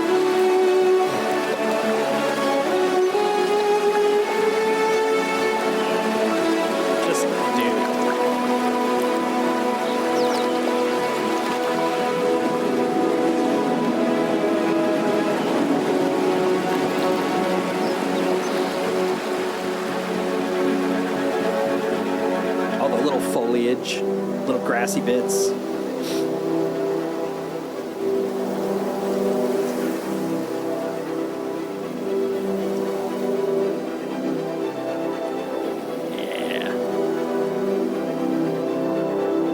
I have nothing to talk about on those because they're very tech nerdy things, and so it's like just to start on them, it'd be like, what the hell? And then I'd be like, all right, sit down, we got a conversation to have. Tessellation, really good when it comes to organic stuff. But trying to describe, like, number one, if you don't know tessellation, describing it by itself. Number two, if you do know tessellation, where the value comes in. It's a big conversation. But it's good. I'll tell you that. It's a plus. It's a positive. Look at that green grass. I've actually hung out, not in this meadow, but one of the nearby ones. Yeah, the wind is cool. It also kind of creeps me out. So this is all one planet. This is Microtech. This is just one planet so far. And we're going to be going to other ones very soon. But first, look, animals. Space cows. Nom, nom, nom. Eat your grass. Look at those boobs. So many udders. It's got space cow udders. Somewhere around 8, looks like. It is gorgeous. It is a just gorgeous game. And all of it's interactable. That's the thing I like about it. It's not just pretty for the sake of pretty. It's pretty and you can do the things that it claims you can do. I like it. You do get some amazing vistas though. Right here, this part right here totally reminds me of the Seattle area. Microtech does give me like West Coast vibes. It's like you got the rocky hills and like the fir trees and all that stuff. Even Microtech. Yeah, look at the frickin' volumetric clouds. Basically, the volumetric part is what gives it kind of like that thick body, so you have like you can see the light kind of casting through them and stuff.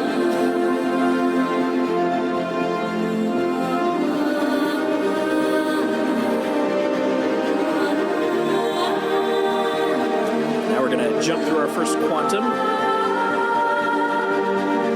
Hello, sun.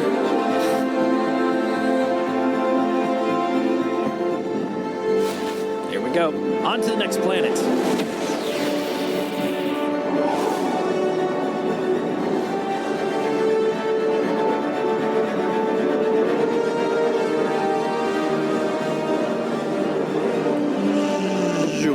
Oh, yalla.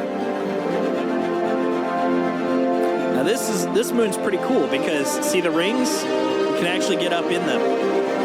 You can go hang out in the asteroids there, which can definitely mess with your ships if you're not a decent flyer. Oh god, it's just so cool! Ah! Yeah, actually, in those asteroids specifically, there's a place called Grimhex. It's like basically the outlaw town in all of Stanton. So if you're on the run, you have a place to go. But, you know, that's also where bounty hunters and killers also are. So, you know, mileage may vary.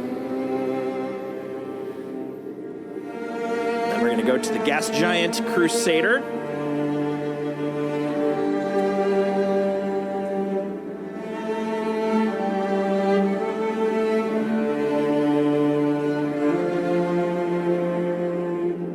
that's kind of one of the things I really do like about this game. And it's also a little bit annoying because it's really dark if you're on a planet that has no civilization and it's nighttime. But the day-night scale, or the day-night rotation is pretty freaking cool.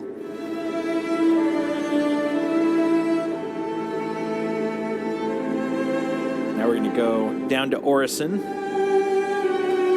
Yes, these are all dynamically generated clouds in this gas giant. Right here is the capital of Orison. It's a flying city. It's our Bespin. It's our cloud city.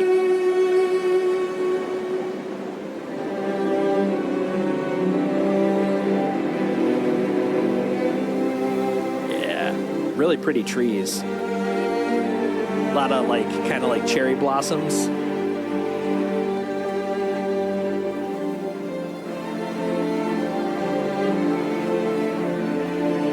Gorgeous area. Right there, those are the space whales. They basically are Purgle. Yeah, Orison is absolutely gorgeous. It's a beautiful place. It does have a day-night cycle. The whole thing rotates over time, and yeah, you could. The sunsets are absolutely gorgeous. Once this part's done, I'll hop into one of my ships, and I could chase down a sunset. You can see it. It's really cool. The Mercury Star Runner. That ship has a whole under architecture that's basically smuggling compartments. It's basically kind of like a Millennium Falcon. There we go. The Purgle. I mean, they're not Purgle, but they're Purgle. They actually do have an in-game name, but I genuinely could not remember what they're called. I just keep, ever since frickin' Rebels, they're just Purgle.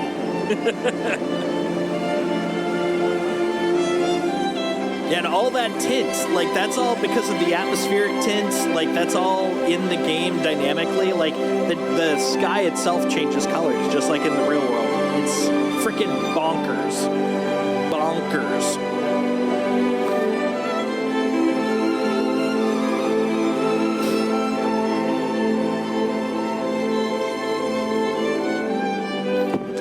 Another quantum, so we're going to another planet or moon, one of the two. Can't remember which one's next. Oh no, we're going to a jump gate. That's right, we're going over to Pyro now. So this is the part where we're getting into stuff that we're all hyped for, because this is stuff they've been working on for years, and they're literally within 6 months to a year for shipping it.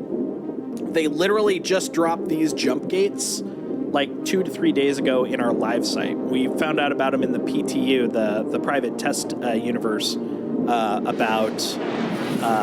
or persistent test universe about 2-3 weeks ago. So this is us lining up for a jump. Entering Pyro. Here's our first jump.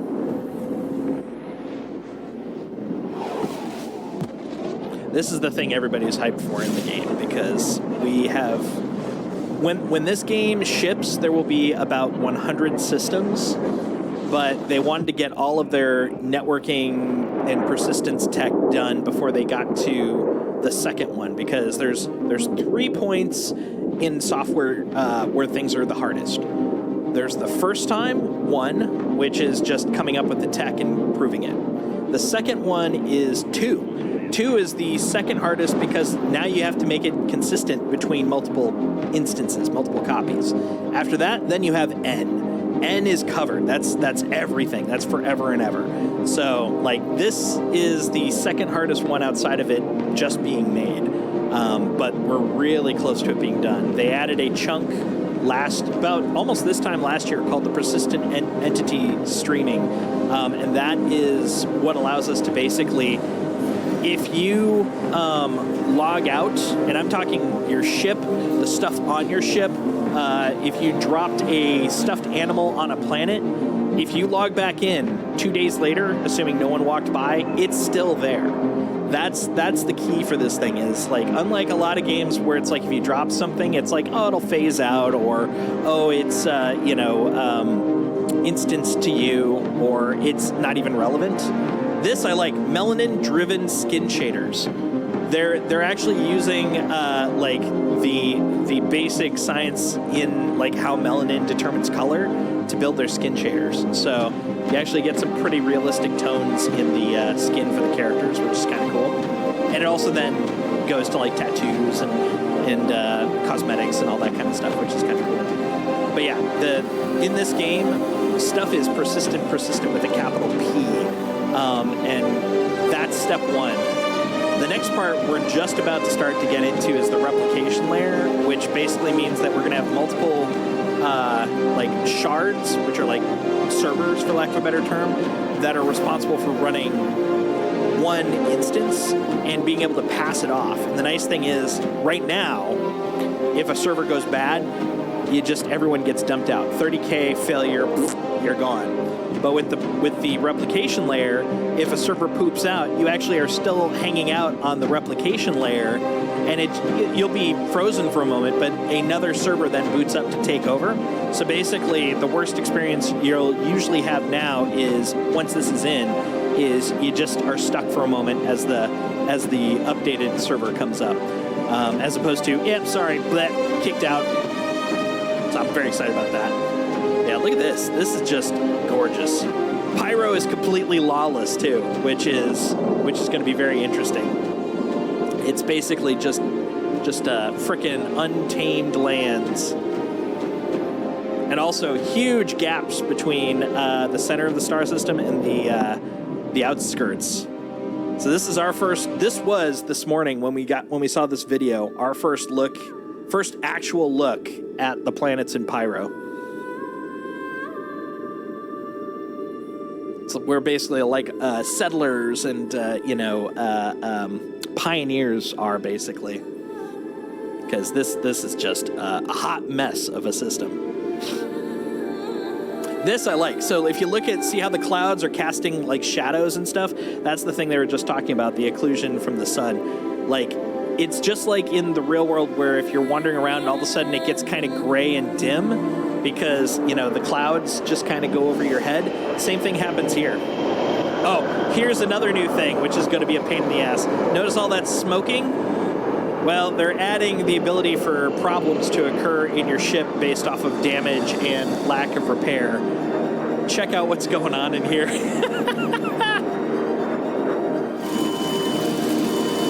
Yep, so fire control, environment control, all that stuff's going to be a part of the system. You'll have like fire suppressors, or worst comes to worst, close it off and just vent it into space. Like, hopefully no one's in there. There's ways to deal with it, but you're not going to like most of them.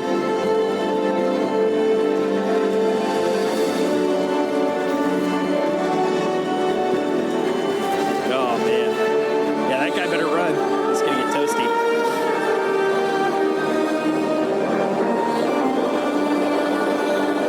Yeah, that thing's going down.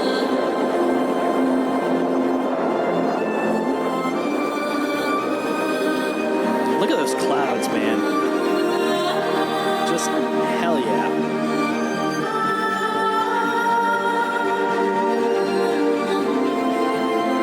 I know, that was the thing for me. I was just like, dude, is that guy on fire, or is he like sprinting through with a hazmat suit or something? What's going on there?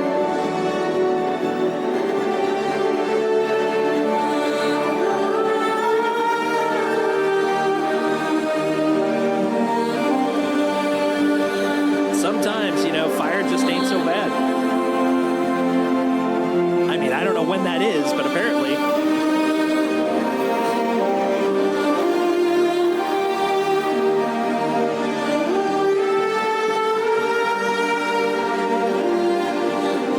This is where I really like it. So apparently Pyro 3, from what it's been described as, it was inspired by the Highlands of Scotland. And I really kind of dig the mossy, rocky vibe of this place, man.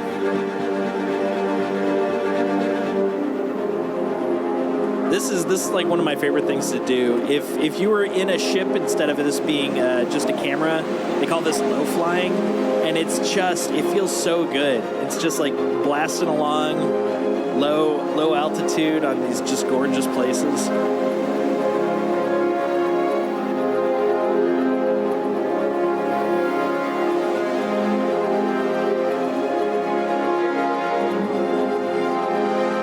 that. Oh, so good.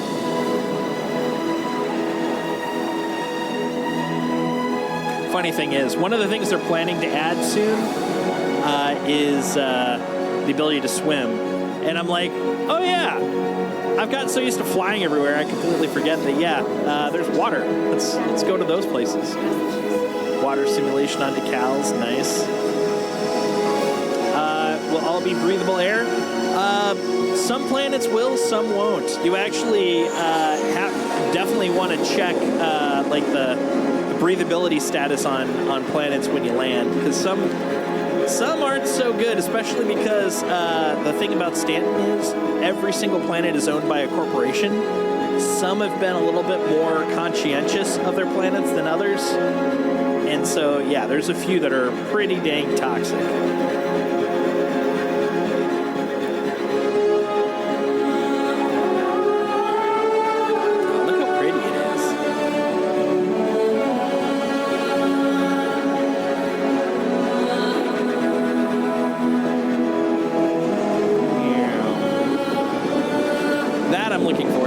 Something they're actually just finishing up now. It's the ability to, like, basically just create rifts in the waves as you're blasting by.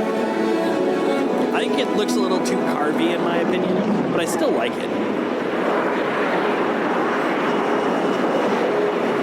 Like, look at that detail, dude. That is freaking awesome.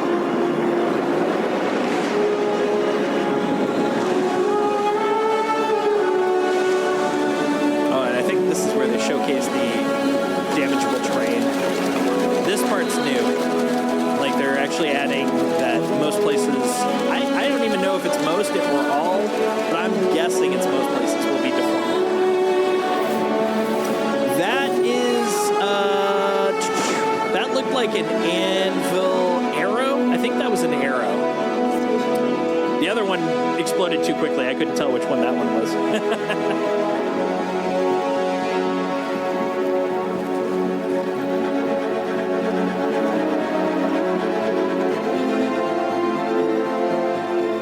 This one's kind of gross.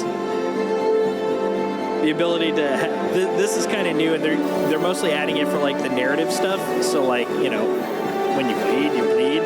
But the first time I saw it, I was like, dude, your nose is dripping.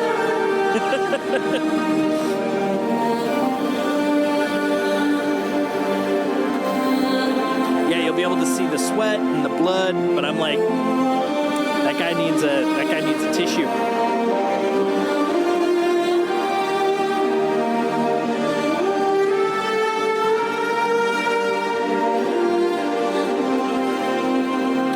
No, it's great. I like, in the MMO aspect, it's probably less needed because it's not like you are going to be like paying attention to that. You're running around beating yourself, self up for, cool loot and all that kind of stuff. But when it comes to Squadron 42, all the multiplayer or all the single player stuff, like they actually brought up the fact, and it makes sense. They brought up the fact that it's a lot like the fact you can sweat and the fact you can bleed is another facet of acting. The funny thing is they did have that at the tail end. Effectively, they had a cloth simulation, and they actually did an in-depth earlier today on that, and it looks bonkers good. But yeah, just apply that to a tissue paper, and yeah, you could totally little hanky, little Kleenex. Let me get a ship that I can. Actually, I'll play with my new guy, the F-8C Lightning. Just got this one not too long ago. Oh, except I gotta claim it. I don't want to claim it. Go away. Go away. Let's see. What can I get that is here or quick? Ugh. All I got is my A2. Well, the A2 is not too bad. Let's do that. Because the only other one I think I have here is the Vulture, probably. Oh, no, that's right. I even dropped that one off. Yeah, the only one I have here is the A2. I'm going to grab that. It's fine. I could still do some pretty cool flying with that guy. All right. But yeah, all of that you just saw was literally start the experience, off you go. None of it pre-rendered. None of it was a preview. None of it was cutscenes. That was all in game, and that's goddamn. That's what I love about it. It's so good. Hurr. Sorry, I may have just done something obscene on my chair, but it was worth it. So good. All right, let's get up there. Let's go to space. Let's go to space. Oh, Jesus. I remembered now. I made coffee forever ago. I have coffee. Guys, I have coffee. And it's so good. And it's still kind of warm, thanks to my lovely Star Citizen mug. Since I knew I was going to be streaming CitizenCon, it's like, well, I'm going to make coffee in my Star Citizen mug, because it only makes sense. And it made me go, her, because that's how it works. That's how science works. That's how Star Citizen works, baby. So yeah, this is my bomber. It's a big boy. Come on, open. Did it open? I just didn't pay attention. That'll happen. Open door. Open. What's your deal, buddy? There we go. It's doing some deep thoughts there. Actually, one second. Let's see how the speed on the server is, because there are points. So there's this thing on here called server FPS. And that's basically how often the server is updating. So it's like letting me know, hey, physics is happening. 3 to 4. Okay, so this machine is kind of old. This server is a little old. It's probably going to eventually die, and it's when it does, it'll say 30K. But that's all right, because when that happens, I just go to another server. But that's exactly kind of where the persistence, the replication layer is going to be really handy, because instead of just going, I got to start all over, it's like, no, I don't have to do that anymore. And that's the best way. Come on. Come on. Ooh, yeah, this one's got a delay. This may be... I think we're getting really close to the 40K on this, or the 30K on this one. Let me tell you. Let me tell you. So here's my girl. She's very pretty. She's got a sexy kind of black dress on. Look at that, with a little bit of grayish, shiny, silvery goodness. She's got a little bit of a cake dumpy, but that's all right. That's part of what I like about her.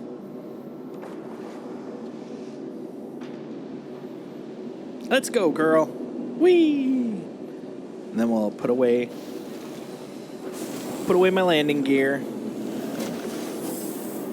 And as you can see, it's nighttime. So you got to see in the video when it was day. Here's ArcCorp at night. Whoop! Here's me blowing up. Yeah, that is definitely a dying server.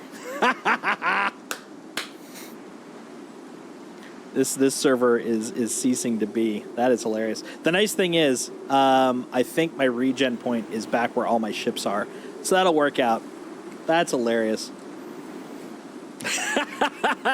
I was a little startled too. Yeah, there is one glitch that happens occasionally. It's called the desync glitch, and this is another case of why the network replication is going to be great. What basically is happening is when the server gets close to dead, it may show that the door is open, but in terms of like physics, in terms of what the server thinks the physical world is, it's like, yeah, no, dude, that thing's still closed. What are you doing? And it's like, well, it looks open to me. It's like, yeah, that's a whole other thing. That's a whole other thing. All right. Well, the most important thing I got to do is put on my suit. I got to keep my multi-tool. That's nice. Look, it's my naked self. This is me. This is naked me. Naked me. We'll put this on, All right. So there's a trick, though. There's a trick. Here's what we can do. Oh, wow. This is slow. Look at that. Okay. So what we're going to do is we're going to quit to the menu. And so the thing is, there's a certain amount of persistence. Like I could wait for like half an hour or something like that. And what'll happen is it'll disconnect me from that instance. But right now, because I just left, it'll send me back to the exact same instance I was in. So what we do is we decide we're not going to go for the best location. We're going to Europe. We're traveling to Europe. cheapest trip I've ever taken. Fortunately, the network isn't too bad, so that won't be too harsh. I just got to watch that server FPS to see where it's putting it. Like ideally, so I think if I remember, it can go all the way up to 30 FPS. Realistically, you don't really get that. You get between like 9 and 15. But like sometimes, yeah, like right now, this one is looking like it's at 3.8. So that's, we'll see. We'll see. But what matters first is getting in. There we go. Okay, where does that put us? Okay, yeah, I think we should be fine. All right, I got my cool stuff on.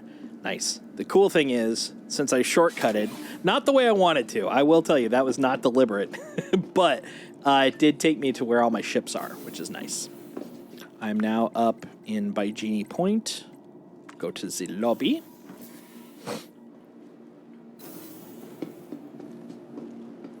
So this is basically Easy Hab. So all the space stations have Easy Hab. They're kind of like space apartments.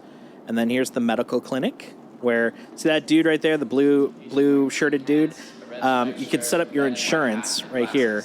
And all the insurance does is basically say, when you die, where do you regenerate? And so I set my insurance point to this station. So when I die, I come back here. And then if I'm injured, I go over here and I check in, and then it'll send me one of the rooms.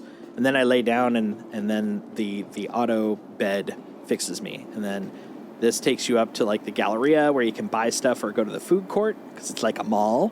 Or you could go up to the cargo center in this one, and that's where you get like cargo friendly stuff. Oh yeah, and over here is the station. Looks like it's nighttime on our side here too. So you can see on the other side, those are hangars. One of those is where I'll be coming out of. And then see that light bluish kind of glow? That's the planet. But there's not much to see because of the fact that, it's nighttime. All right, let's go. We're going to get the W8C because I think that will be a fun one to fly around. We're going to go to the moon because a moon, it's quicker to fly around than a planet. That's just how it works. We're going to retrieve my F8C. Your vehicle has been delivered to the So following location. I don't know if either you or Sam, well, I should say if Sam, because I know since you've got the tum-tum problems, you probably didn't play a lot of, flight sims and stuff. But if you played Wing Commander, the F8C, which just finally released in-game, is an homage to the final ship that you earn in Wing Commander. Because Chris Roberts, the guy that's created this, was the guy that created Wing Commander as well. Hence the reason he was able to get all the backing for it on Kickstarter. Because everyone's like, oh, Wing Commander guy, he's making a game? Done. All right, so we're going to hop in through the nose. We're like a booger. We're going in through the nose. There we go. Look at that. Such a clean ship.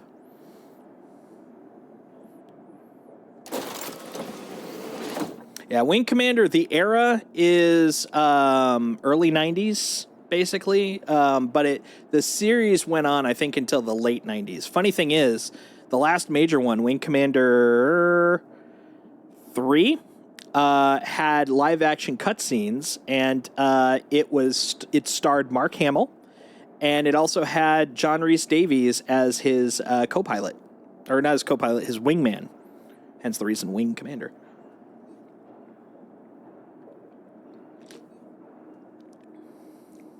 And it also had giant frickin' Muppet suits, because the Kilrathi, who are the bad guys, these big lion-looking dudes. Yeah, you could probably find the cutscenes online.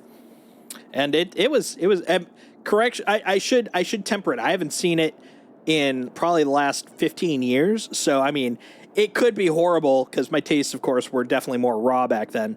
But I remember really liking it. Please proceed to assigned landing bay. All right. Flip on the UI. There we go. There's my HUD. My HUD. So here's my ship. So we're gonna take off. Now watch that front when I bring up the landing gear, because the nose also kind of collapses in. I really like that. It's so cool. So cool.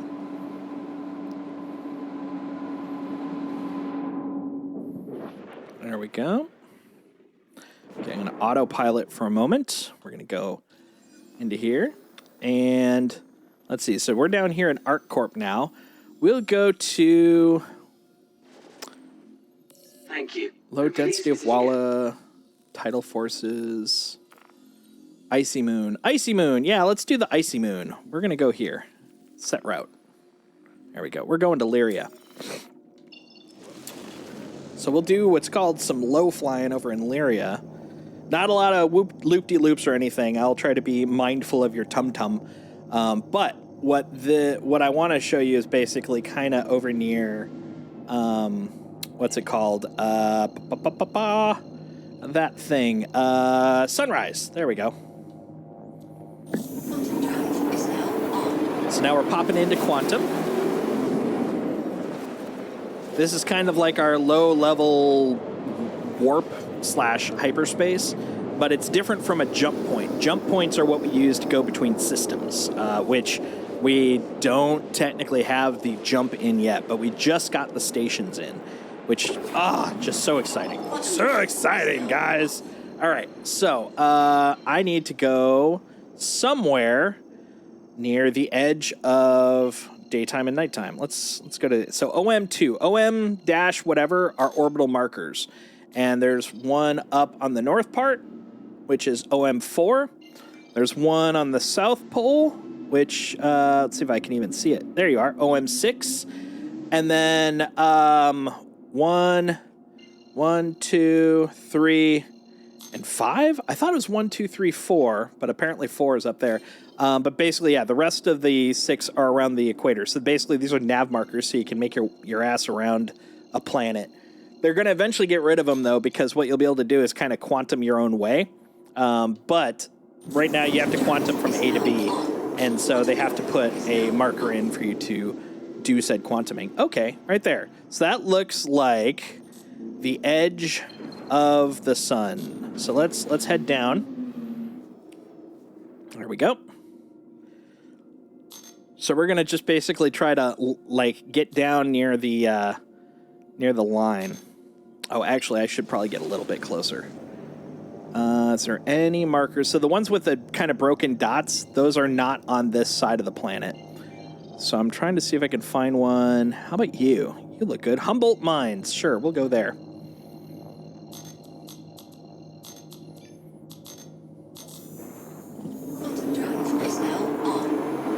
Why, hello there. Welcome to Humboldt Mines. Like in my head, I'm picturing like Pepperidge Farm, except, mines. It's like, we're just humble miners here at Humboldt Mines. There we go. Wait for it. Okay, doing a loop. There we go. All right, we're gonna head off this way. So I think, I think sunset was that way. And we'll speed it up. So one of the things is when it gets really foggy or really dark, you have this ping, so you can kind of make sure that you're following the horizon. Because, there's nothing worse than following what you think is the horizon, then finding out that there's a mountain between you and said thought horizon. Oh, yeah, there's some low clouds. It's a smoggy day. Yeah, let's speed up a little more. Dude, this thing can go fast. Holy cats.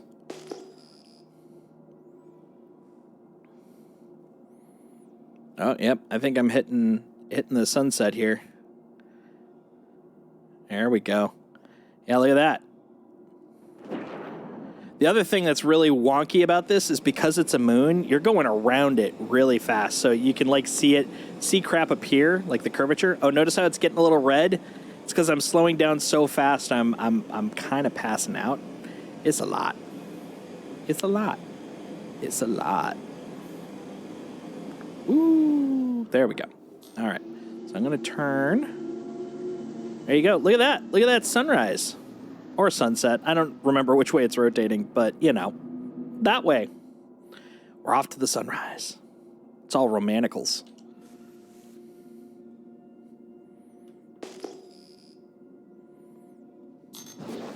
I may have picked a bad planet, though, now that I think about it, because since it's all icy, you just see these smooth bumps.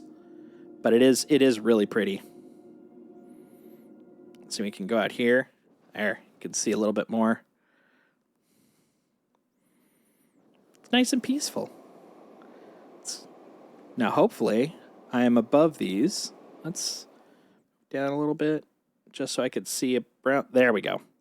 Okay, good. That way I have an attitude check, make sure I'm not going to ram anything. But yeah, this is what I like doing. It's just so peaceful. Just flying around. And since it's such a small little moon, I can beat the rotation. So yeah, I could literally fly around this thing without having to worry about being stuck at nighttime. But if you go to an actual planet, like, good luck trying to beat that thing on rotation. But yeah, it's so chill. Also, this is a military grade ship, so it's also very quiet, which is nice. So you'll notice, like, I'm gonna do a quick turn to the left here. There you go. So you'll notice that, like, there's to the right, there's like a greater than less than that's trying to chase towards the middle. That represents the vector of where my ship is currently going. But since I'm now going this way, it's slowly, like, because I went this way and then I turned this way, it's like, okay, but you're technically kind of going like this because that's the way physics works. And so you're slowly turning that vector. And once it lines up with the nose, that means now we're officially flying this way. Oh yeah, let's look over here. Hold on, let's slow down. Let's take a look. Take a look at the mountains. Look at these mountains. Let's go down and take a little gander. This is what enamored me the first time I was flying around in this game, was just like, look at the detail on these. Well, let's get in there. Yeah, look at all that. And it's all like accessible. Like you can go. Oh yeah, it took me a while, and that's someone that used to play these all the time. Oh man, but yeah, look at this. Isn't this just wild? Like, just look at all these places you could go. And one day, because one of the things that this is like easily somewhere between like 2 and 5 years out, you'll be able to actually build your own outposts. Oh yeah, absolutely. Oh, speaking of, hold on. Oh, number one, look at that. Look at that shot. I'm going to take a picture of that. Hold on. I got to turn off the /r display info or R display. There we go. 0. Does that hide it? That hides it. Yeah, because I'm taking a picture of that. Look at that. That is gorgeous. Okay. I got something to show you. This is great. This is super great. Let's see. Desktop. There we go. Hold on. We're going to go over here. Switch over. Oh, okay. Hold on. Oh, actually, no. This is YouTube. That's right. That's why. I was like, why can't I go to my Twitch channel? It's because I'm not on Twitch. There we go. My Twitch channel. It's because I'm not. Ah! I hate that. I hate the meta. Look at that. Now we're seeing me, and it just goes on forever, and it hurts. It hurts my brain. Oh, my God. But what I want to do, where's the video? Oh, right. I got to do it through this thing. Video producer. There we go. Let's see if I can find it. Here we go. So this is Briku's first attempt to fly, and it's great. You ready? You're gonna love it. Left and right, you'll see basically the angle of degree relative. You can see him up there on the left, Mirai Fury. So you can see like if you're shooting up towards 90 degrees or whatever. To the right, the GSAF right under there is relative G's. So that's how many G's you're pulling as you're moving. Whoa! Yep. That's the reason that we put the Carrack here. You should spawn on it. I was like trying to pull up and I could not pull up. I've been there. That still to my favorite. It's like one of my favorite experiences in this game. Was just the. While I'm here, I can also show you one other one. This one is my go-to. Like any of the people that watch my stream that follow Star Citizen, this is their go-to clip right here. Buy ship. Oh my God! This is actually one of the if you look in the channel points things. Buy ship is one of them. That's this guy. Oh, it's very windy. Buy ship. Buy ship. Hey. Keep in mind, that's the style of ship I was in just before I blew up last time. Ship! Stop! I'm coming for you, ship! Hey! One of my favorite clips.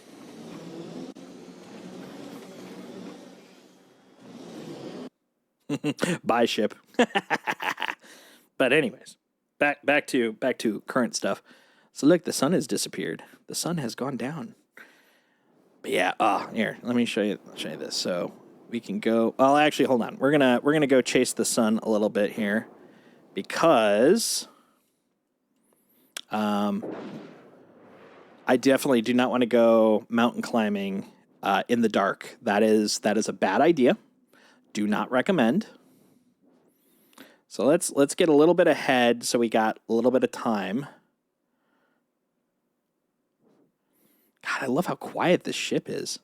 So many of my ships, I got a lot of big industrial ships, and so many of them are like all the time. But this guy, this is like a sleek freaking military beastie fighter. So it's like, oh yeah, no problem.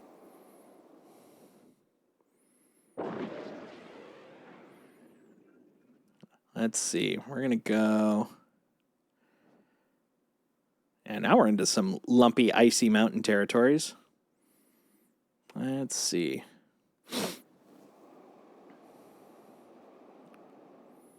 We'll go over here. Yeah. Then we'll have to slow down a little bit, because there is no way in hell I'm going to land at that speed. That is how you make pancakes.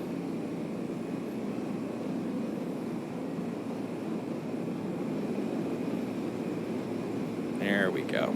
All right, so we're gonna bring out the landing gear and flip into a view where I can see. Let's go over here. So let's just get some scale here. Like, how freaking big are these mountains? Just to kind of give you an idea, because I mean they look kind of big, but they're ship big. Well, how big is ship big? Let's find out. Oh, let's we're going to see if we can land at an angle here. Careful. It's very rocky. Landing complete. Take off complete. What rock was that? Who left a rock? It wasn't me. I didn't do it.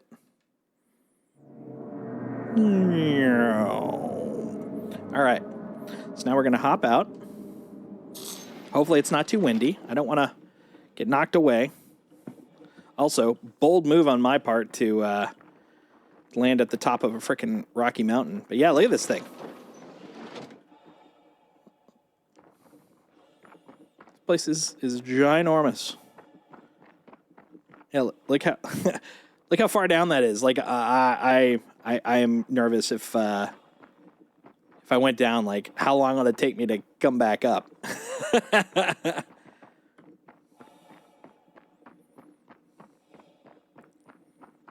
And here's my girl. Slippery there. And that's Anvil. That's the name of the company, Anvil Aerospace. They make the ship. Emergency panel. It's good to have emergency panels for emergencies. A canopy nose. Look at that thing. It's so pretty. I just love the attention to detail. Like they built it to be functional. Like all the parts in there have to have purpose. I mean, it's not like it's an actual. They haven't figured out like future physics to make it work, but everything there has to have engineering principle to exist. It's not just pretty for sake of pretty, which I really appreciate. That's like one of the big things I love about it. There we go. Come on, cockpit. Here we go. Turn on the engines again. Engines online.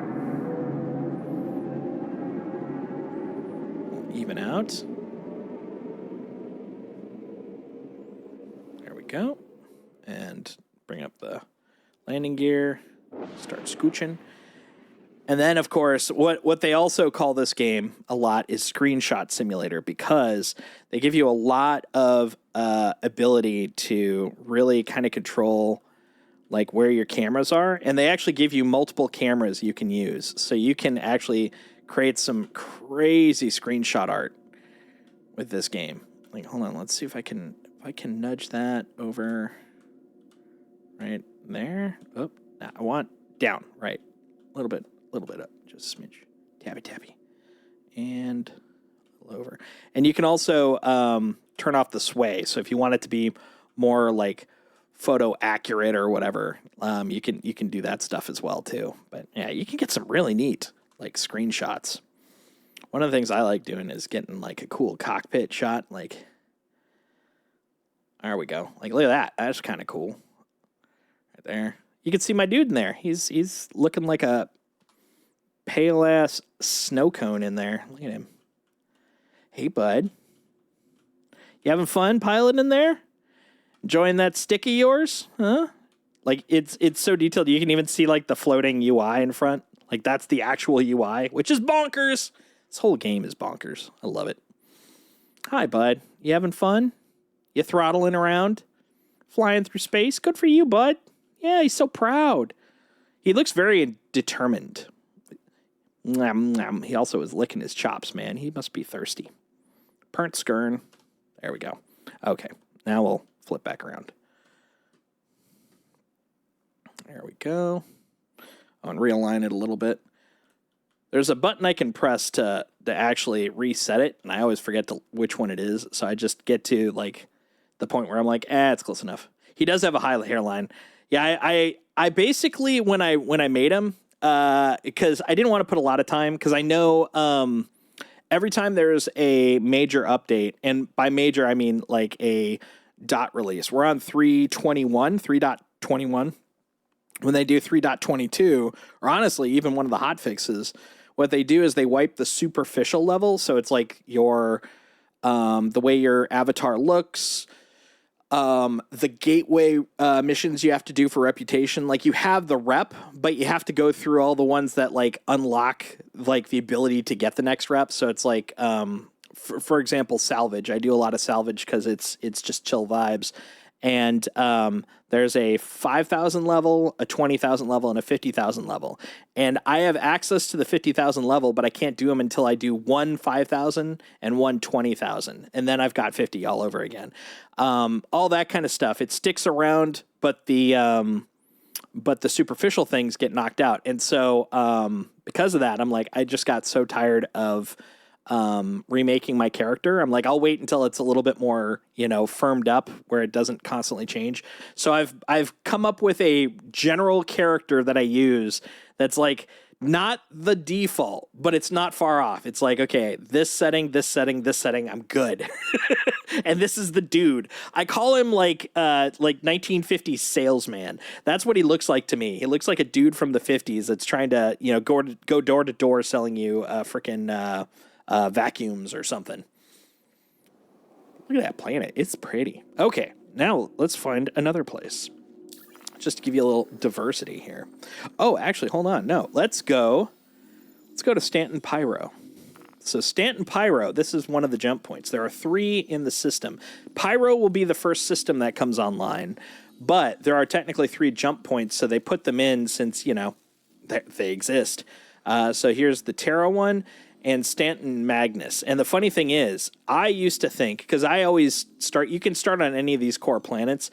I always used to start on ArcCorp, and I just always felt like Crusader was so far away. I'm like, I don't want to go to Crusader. It's all the way over there. It's on the other side of the system. Now, freaking Magnus has tempered that. I'm like, dude, at least it's not Magnus. From here to here is like 83 million kilometers. It's about a 10 to 15 minute flight. It's long.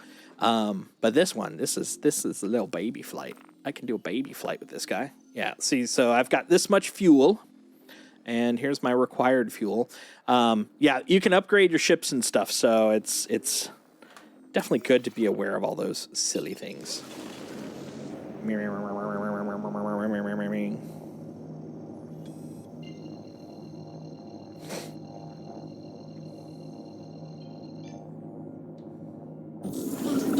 And we're off.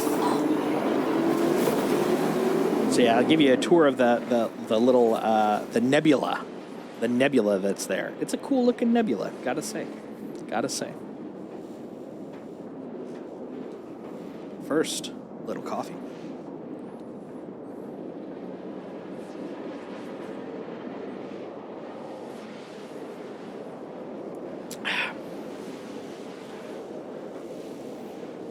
Yeah, so far all the stuff I'm showing is basically tech demo because there's a whole bunch of like then different little job roles and such. But I always feel like step one is just kind of showing off the the game itself just as a concept. Like it's pretty, it's got ships, and you can use those ships to go to pretty places. Then step two is okay. Now you can work. Now you can pick your job, go do your toll. Get stuff done. All that good stuff.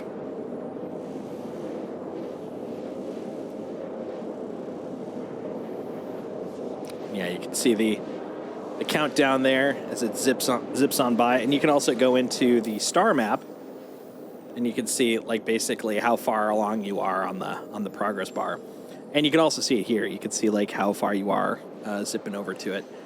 And also, as a note, now you can see what the current star map looks like. So this is basically what we have today versus what we were just showing off. And this has a lot of glitchy bits. Like number one, if you zoom in on any of these spots, like let's say I go to ArcCorp, like you double click on it, that'll zoom in. You can see that here's ArcCorp, here's the two moons. And then if I double click on a moon, you can go into here. But you can see like trying to figure out what you're clicking on is kind of hard. Also, when you try to set the route, it's not always guaranteed to work. It's not very consistent. And you can see it's very busy. Sometimes it's really hard to kind of find what you're looking for. So that's why everybody was cheering on when they're like, yeah, look how you don't get everything in one spot. And, da-da-da-da-da. There was a lot of really cool stuff that they're going to be putting into that new version. And then this is like the core. This is like the main page for your loop. So you can see like here's who you are. Here's how much cash you have. Here's have you busted the law. Here's your vehicle, which is funny because like neither of these actually work. I've never seen them actually set anything, even if I have a mission. And obviously I'm in a vehicle, but I ain't seeing nothing in it. Then vitals. So you can see like, okay, here's your hurt. And this is basically where you can kind of go, hey, can I breathe it? Because you're like, okay, well, what's the atmosphere like, etc. The other test you can do is take off your helmet, and if you die, well, then you know.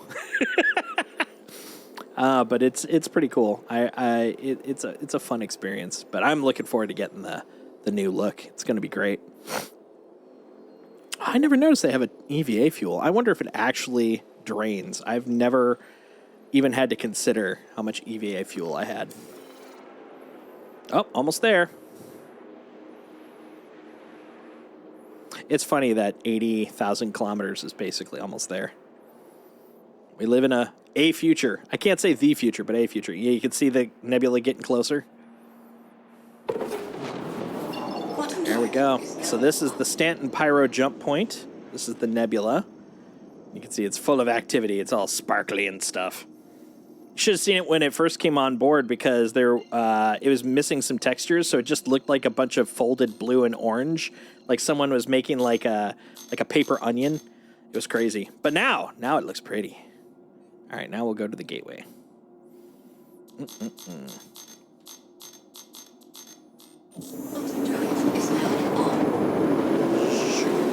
Quantum drive is now All right, and then we'll turn off the quantum drive because we don't need any of that garbage. And yeah, we'll speed up a little bit. Not too much. But yeah, this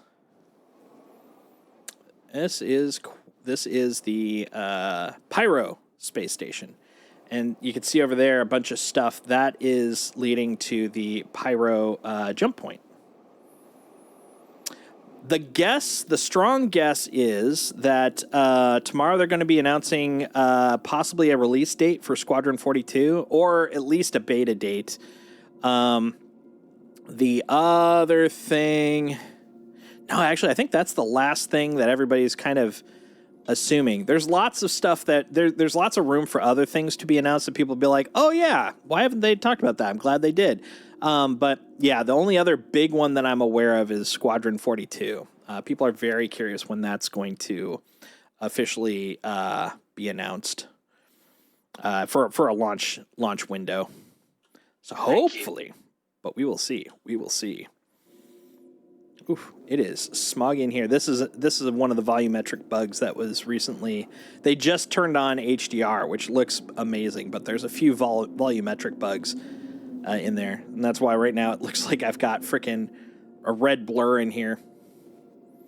But yeah, see that thing? That's the bounty drop-off spot. So once the full bounty mechanics are put in, you actually... Right now, you just kill him, and it's like, good, you fulfilled the bounty. It's dead or dead, no dead or alive type stuff. But once it's actually executed, they're going to have basically cryo beds, kind of like the Han Solo carbonite thing. So some of them, it's like you're going to get more if you actually, put them, freeze them, put them in, and then those like prongy looking spots are where you're going to land to drop off your bounties and stuff, which will be very cool. I'm looking forward to seeing that in action. Yeah, there's an FPS element in here that's a lot like Call of Duty, Destiny. Not fully Destiny. We don't have magic powers or anything like that, but like in terms of like the FPS factor, the classic aim down sight, shoot your gun type stuff. So that's how you do like your worldly stuff, and then you hop in your ship and you go flying. Now, admittedly, I love the flying.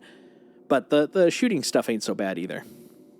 I love the fact that it's basically... The vibe I get from this... Oh. Have I been flying here upside down? That wouldn't be surprising.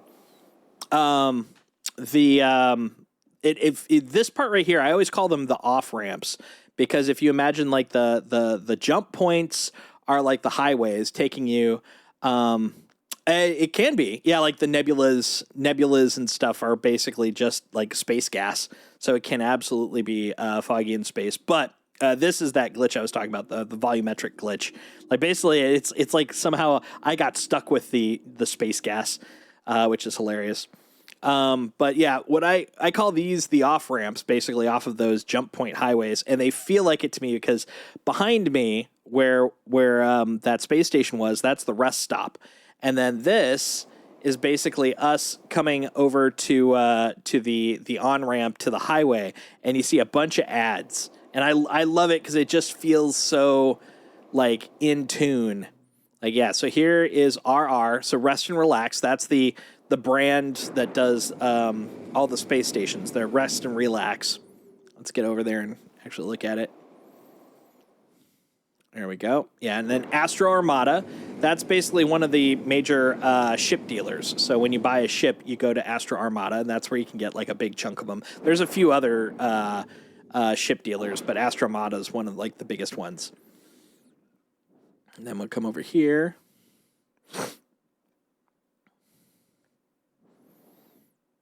You've got a lot to do, Stegman's. I think Stegman's are they like a gear company? I think so. Let's see. What does it say? Shirts, pants, jackets, hats, gloves, eyewear. Yeah. They're like a clothing outfitter. Kelto! Kelto is like convenience stores. This is like your 7-Eleven in space. Only they also are where you get your... Well, no, they are. They're like Rite Aid, actually, because they do prescriptions and everything, too. Your everyday convenience store since 2100. Mackin, I don't know that one. Torpedo Burrito, they're one of the food court places you can go. They're one of the few food court places that actually has the food in the food court, so you can get. They have a tilapia burrito and a masala burrito. They got a lot of burrito types, crazy amount of burritos. And then let's see what else we got here. Got Microtech. Microtech is the company that owns the planet Microtech. Shocking, I know. They're basically like the Apple, Google, Microsoft. They make all the like consumer tech. Let's see what that is. Macau. Oh, okay. That's the name of it. They're one of the high-end fashion brands. You can buy fancy fashion clothes. Since they reset right now, I don't do it. But once we get more permanent stuff, I'll probably buy more stuff. Moby Glass 2. That's the Moby Glass. So it's like a wristband that brings up that screen. So like this right here, this is Moby Glass, and you see how it comes off the glowing wrist bit. That's what they're advertising there, which right now doesn't really have any major technical difference. It's just a fancy wristband, so you can change the color of it, basically. At first, I was like, oh, that's cool. And then once it disappeared the first time, I'm like, never mind. I'll deal with it later. Because, yeah, since this is all alpha, it's like everything in this is kind of up for grabs. Like, anything you buy, you're not guaranteed to keep. So only stuff I give a crap about is ship stuff, because then I can do stuff while I'm playing. But everything else is going to go away, so I don't care. I'm like, whatever. Then Rest and Relax, Macau. Garcia's Greens, that's kind of like your Jamba Juice, effectively. It's plus, like salads and stuff. And then Whammers, Cave into your craving. I mean, it's exactly what you assume it is. Klesher rehabilitation facilities. So if you do crime, if you get a crime stat 3 or more, very Grand Theft Auto, if you die, you will wake up regenerated in prison at a Klesher facility, and then you either have to work it off or you have to break out and then go hack a security outpost to remove your crime stat. Typically, most people will just work it off.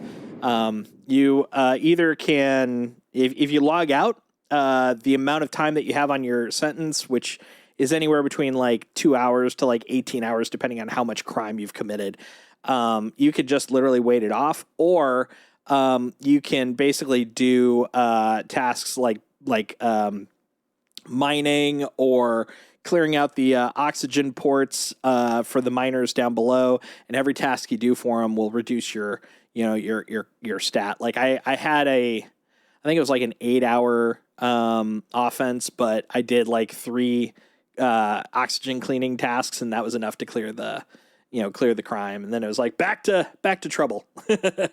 Let's see, Store All, that's for shipping. Torpedo Burrito, what's that one?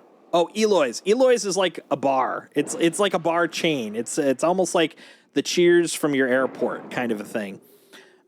Cruise Pulse, that's one of the drinks. Arc Corp, I don't know what they make, but they're another one that owns a planet. That's the planet I usually start at, Area 18 in Arc Corp. What do we got over here? Something Loke? M-Loke? Your local good time. Well, I like good times. A-Tech. Cubby Blast. Cubby Blast is a weapons store for blowing up stuff. And FLX2, don't know that one. But now we're getting into like the emergency notes, like fuel services not guaranteed past jump point, because the UEE, the United Earth Empire, yeah, that's right, we have an empire. Like I said, this is very, damn it, BattleTech. I was saying that earlier. This world reminds me a lot of BattleTech to a degree. So basically, we have the United Earth Empire. They basically run the known universe, but they're not impervious. They actually had the reason that companies own the planets here is the Empire was in dire straits at one point, and they sold the planets to the companies. So that's why this system's all company owned. But Pyro is completely lawless. It's not part of the UEE. And that's why they're like, hey, once you go through here, you're off in the boonies. We can't guarantee anything. Matter of fact, upper left corner, UEE advisory, exercise increased caution, because you're going to be effed, proper effed. Crusader Industries, upper right corner, they're a ship designer, lower left corner too. They're basically one of the other planets. They're the gas giant where Orison is. That's there. Avoid unknown ships, because you'll die. That's a good one. Exercise increased caution. HD is Hurston Dynamics. They own the planet Hurston, unsurprisingly. They are basically like everything horrible with capitalism. They are a family dynasty that exploit the workers. Matter of fact, the name of the city, the capital, is Lorville. And it comes from the fact that, I'm trying to remember what the L stood for, but it's like something occupied residence, LOR. That's where all the workers basically live. And it's scummy as hell. Like it's, like just really ditch, dirty, horrible place. And it's where most of the workers live because they're super exploited. So yeah, Lorville, horrible place. Great place to sell, horrible place to exist. And then Cubby Blast. And then we're now leaving for Pyro, or now entering Pyro. So then if we went through this one and then one more, right here would be the jump point. This would be where we actually take off for the new system, except new system is not in yet. They're actually going to apparently have that as a preview pretty soon. I put a link in the Star Citizen Discord, the Star Citizen channel on my Discord, kind of going over that because they just announced that today. I'm very excited about that. I will definitely be signing up for the preview. And then if you came in from the jump point, it's the other way around. And so instead of leaving for Pyro, it's now welcome to Stanton. Life is cool here. You should hang out. Yay for United Earth Empire. We're super cool. Not like those guys. Those guys suck. And then we fly in, and then it's got all these lovely little ads. And then once we get through all here, we then are greeted by the space station. Look at that station right over there. It's very spacey and stationy. I love it. I think it's just a really cool way to kind of enter. It feels like what you would expect in a pseudo real world experience because, like, this thing would be commercialed the hell up. Like this is where you're like, hey, while you're here, go visit da-da-da. Like, I've gone on enough road trips where, you start seeing the, while you're in town, go see the world's largest XYZ. And it's like, dude, I don't want to. Yeah, but you should, because it would help our economy. Oh, man. Yeah, look at this. This is so cool. And there's the bounty station once more. And then that circle there is the not the habitation, but basically the landing area / hold on, let me retro brake here so I don't ram anything. Hello. Let's see how close I am. Ooh, I'm about to pass out. Whoosh. There we go. Oh, that's why. Also, it doesn't help that was there. Okay. Woo! Did you see that red? That was definitely... I was getting a little pass-outy there. All right. Now we'll head back over here.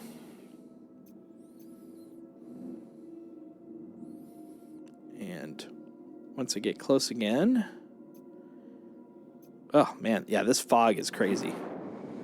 That is some Borkin fog, man. Borkin fog. Okay, now that I'm close enough. Yeah, up here? Yeah, up there. Okay. So, now what I can do is make a request for landing. Please proceed to assigned landing bay. And also put down my landing gear. And then somewhere, we should have a little down landing arrow. Gear deployed. Now, these are kind of new, and I'd heard rumor that they've had some problems with getting the little landing icon to show up. So this may be a little bit of a crapshoot. But when I first started playing, there was a problem similar. So I actually kind of got used to eyeballing where I'm supposed to land. Because the good news is, just look for, there it is. Look for a freaking hangar bay door that's open. And chances are it's the one you're supposed to go in. So there we go. Ugh. Look at all that fog. That is a crazy amount of fog inside there. But yeah, like I said, they just finally got this into the live servers like about Thursday. So literally 2-3 days ago. So yeah, there's definitely bugs in here. Is expected. There we go. And we land gently on the ground. A little kissy kiss. Landing complete. Ta-da! Landing complete. Landing complete. And we're just going to do a little kissy touchdown because this is not where I want to end, but this is where we'd land. And then I'd turn off my engines. There we go. But while I am here, what I am going to do, from my Moby Glass, go into here, go to Vehicle Maintenance. and then I can check to see if there's anything that needs repairing. I did hear that there was an issue with the gateway ones, because what I should see, because I did some quantum, is I should see that, hey, at the very least, my quantum fuel needs updating. My hydrogen definitely needs updating. And you can confirm this by, if you look, well, my engines are off. So see the red part right there where it says hide and qua in kind of lower right corner of the floating HUD? That's hydrogen and quantum. Hydrogen is my flying around power, and then quantum is my transporting between systems through, hyperspace-ish, space-ish power. So I'm going to flip back on the engines, and you'll notice that they are not empty. They do have a little bit lost. Now, it's not the end of the world. That's obviously more than enough to go back home, but I should be able to refuel here. That's one of the things that they will be definitely fixing. All right, so now we're going to tell them we're going. You are clear to launch. We're going to take off. Takeoff complete. All right, right there. And then gently. There we go. The scale on this is bonkers. Like, everything looks so small until you look at, like, how big, like, everything is. Like, you get a person next to a ship, and then you're like, okay, that ship is small compared to everything else. It's like this place is bonkers huge. Now, if I would have parked and put away the ship, when it came back, it would be pointing the other way. Or I could flip my view around, or I could flip the ship around, but I'm being a little lazy here. Because I can. All right, we're going to take off there. And while we're heading in that general direction, bring this up. And we will go back. Will we go to ArcCorp? Let's go to...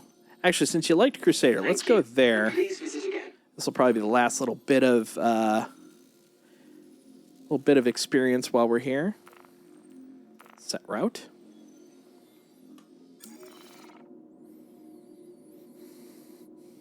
All right. And then I'll probably actually do some things.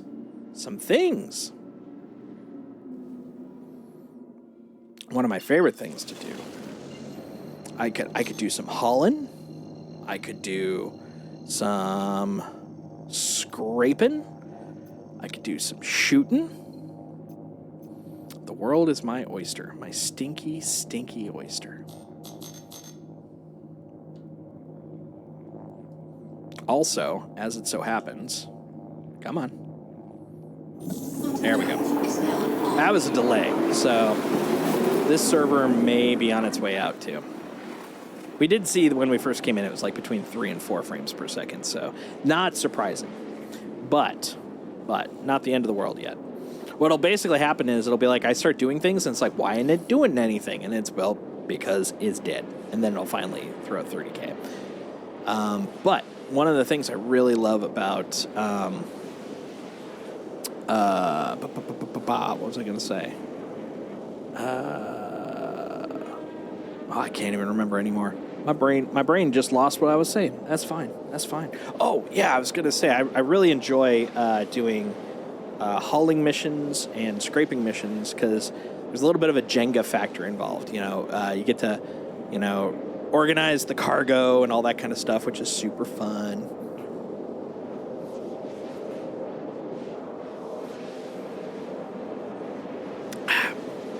I actually have the biggest cargo ship in the game. The problem is it also just came out, so it's a little bit buggy. That's the one thing about this being an alpha, and the fact it's literally in development. Because when you're working on a game, and it's also something that makes a lot of the developers, or not developers, the players mad, because they aren't familiar with how game development works behind the veil. Like most people, when they're witnessing what happens with development, it's, we're going to work on this, and then it's quiet, and then they're like, okay, we're about to ship it, and then we ship it. What actually happens is, step one, you make it basically work, and it's still buggy as hell, but you got the core functionality in. Then you start refining it to get rid of the bugs, and then that's when you ship it. All of that's still happening here, only without the wait until the final part for it to appear because it's transparent development. The problem is it definitely does not match people's expectations. So new tech comes out, namely like this new cargo ship, and it functionally works. Like you can take it out, you can fly it, but a lot of the cargo tech, because to make this ship work, because it's a whole new approach to how cargo works, the cargo parts are pretty freaking buggy right now, and the connecting this giant beast of a ship is pretty freaking buggy right now. But the ship flies, done. Like that's the minimum to get it in, and now they will refine on it. But because it's we're used to a product as opposed to something in development, it can cause some frustration with people, and I get that. They're not in the wrong for feeling frustrated, but they do need to understand that that's what they signed up for. Like every time you play this game, the very first thing it says before you can even log in, it brings up a window and says, this is an alpha. It's going to be really freaking buggy, and then they click it. But it's like a lot like a EULA where it's like, click this so I can play. Got it. So, it is what it is. And it's fine. But I think it's great. When I was working on video games before, this is basically how it was for me whenever I was playing the stuff internally. Is like, oh, cool, we got this new feature. Oh, here's a bug, here's a bug, here's a bug. The nice thing is they do have a really great issue tracking system. So, like, the moment you find a bug, go report it. And enough people back it, it instantly gets bubbled up in priority, which is great.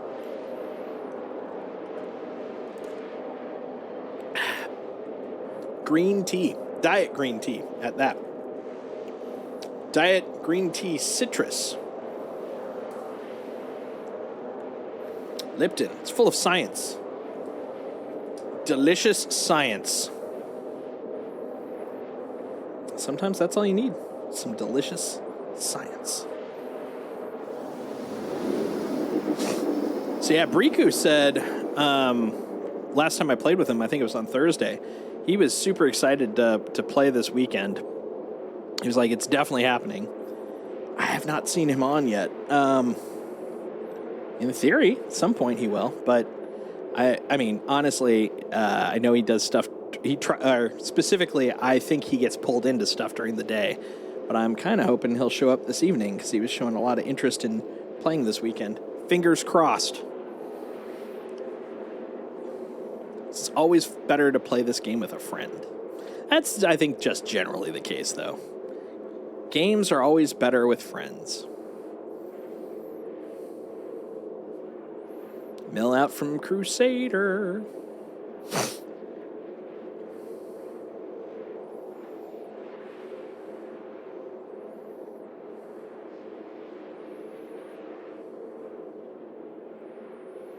Here we go.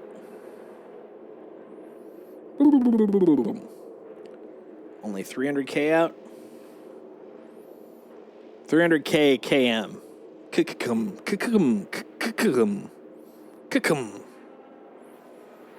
That's how you say K kilometers, right?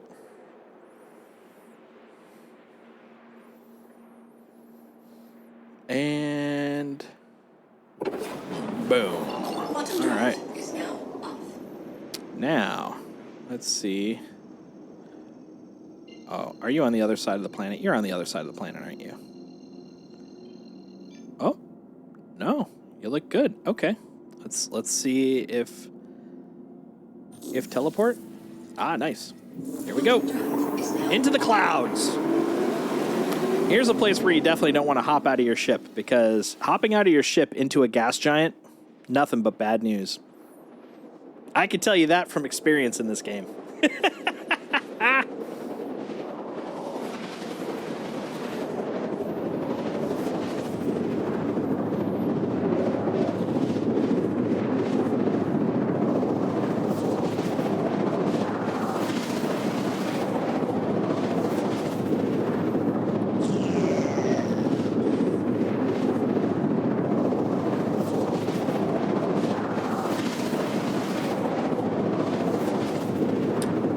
The other thing is, Crusader is the largest planet in the system. It's like trying to traverse around Jupiter, so it takes a while sometimes.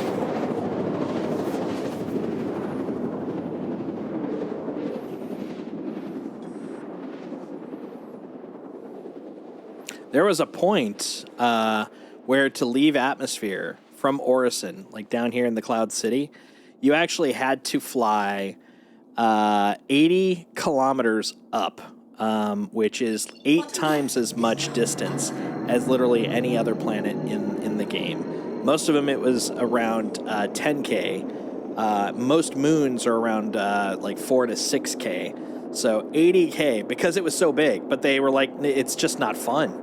Because you can't do anything until you leave, if you're trying to go in between planets. So people would literally avoid coming to Orison because of that. So they dropped it down. I think it's 16 now. So it's more, but it's not like Crazy Town more.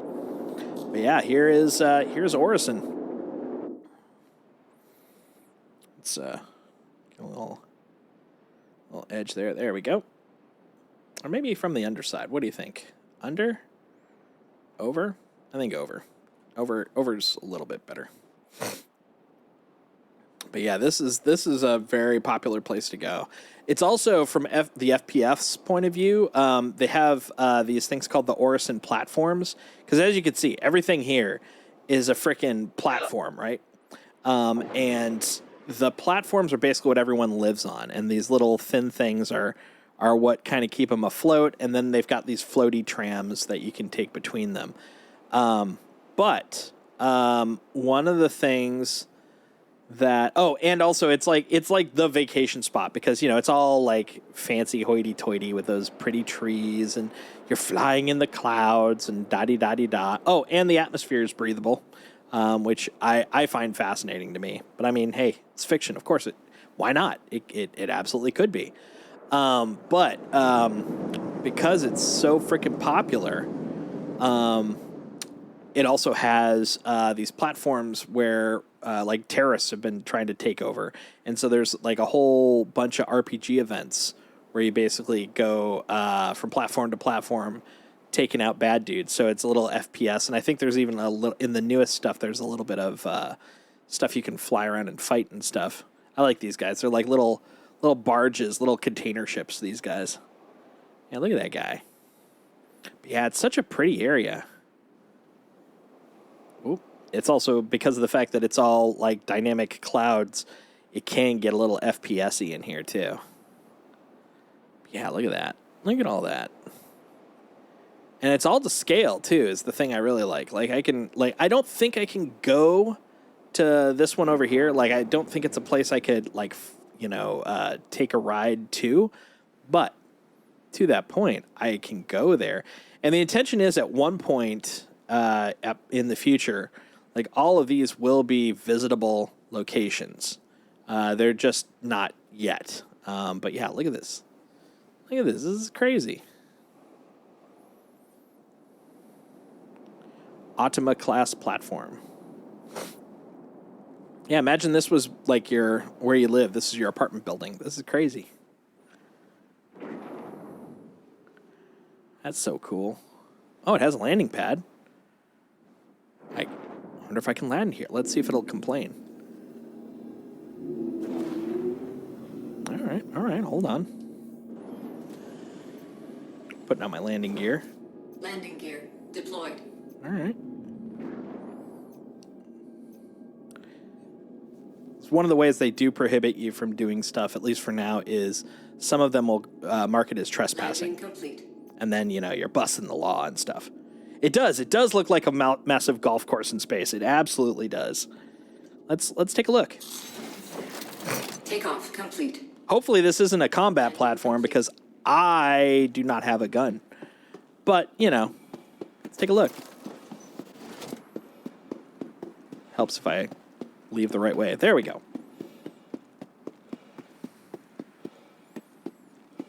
This is a space golf course. Crusader Industries. Elevator. Okay. Let's go downstairs, see what's down here. Watch, there's going to be dudes. They're going to fight me. But yeah, this is what I like. It's like, this may not be a core place yet, but I mean, it's still a place you can go. Like, look at that. Look at those trees. Aren't they pretty? Pretty trees.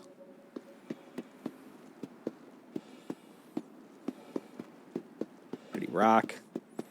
Weird looking orb. Giant tree.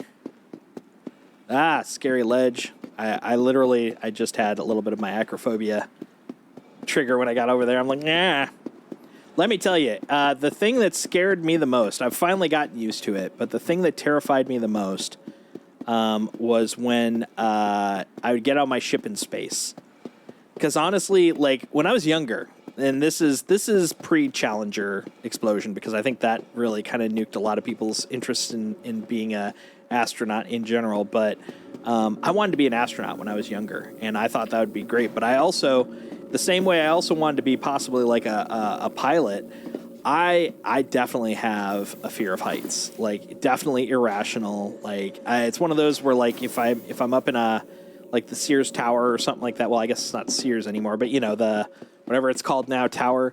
I could not walk to the ledge. Like maybe about 5 steps towards the short of the ledge, my legs start locking up, and whenever I would think about like possibly becoming an astronaut, like doing stuff in a ship in space sounds great, but the moment the concept of an EVA comes up, yeah, here's where it loses the realism, because it's like, oh look, it's just a room. we lost the realism there. But yeah, it just terrified the crap out of me. The concept of going out into space, like it just me versus the void, man, just creeps me out. But I could do that now in this game, which is pretty cool. But even then, like ledges over infinite abysses still cannot do. Blah. Just creeps me out. Creeps me out. All right, let's hop in the ship. We'll go look at some clouds. So yeah, they recently, like within the last like 8 months, they've been in the process of transitioning to a new rendering engine they call Gen 12, and it's using Vulkan, VULKN. And the nice thing about it is it's an open source engine as opposed to like DirectX 12, which is what they were using before. So it's more agnostic, very cool. But the real thing that's really handy about it is it has a great rendering engine for the clouds and stuff. But the one thing that I find really weird, and I don't know if you were watching when it came up when they were talking about it, but like the current rendering for clouds to me looks very noisy. It looks very pixelated. You can kind of see it out there where it's like it looks kind of like dust almost, like little pixely sandy bits. And I'm hoping that gets fixed, or if it's just a configuration thing that they improve the default config or something like that. But it still looks great. But like if I look right here. Like, look at that. It's kind of cool. You can see, like, the pink mist, the pink clouds kind of covering the sun. It's very cool looking. But if you look at it too long, you're like, oh, I can see the pixels. It's a weird noisy thing because it's doing it all dynamically. So it is basically noise. That's how you build clouds. It's just a bunch of noise. But I want it to smooth out. I want a little more anti-aliasing. But yeah, let's head up towards them clouds. We'll kick this into high speed. There we go. Autopilot. There we go.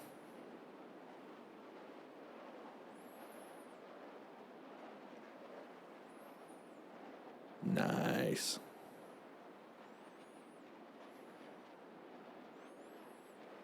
Let's see if we can get over towards the cloud cover. Oh, man. Yeah, the gas giant always kind of creeps me out because that fear of heights, because it's infinite, right? You'll eventually hit the center, and moreover, you'll be dead long before it, but it just still creeps the hell out of me, man. The infinity of it all, dude. At least when I'm in space and I get out, I'm just kind of floating there. But falling forever. That's like nightmare material, if you ask me. Nightmare material.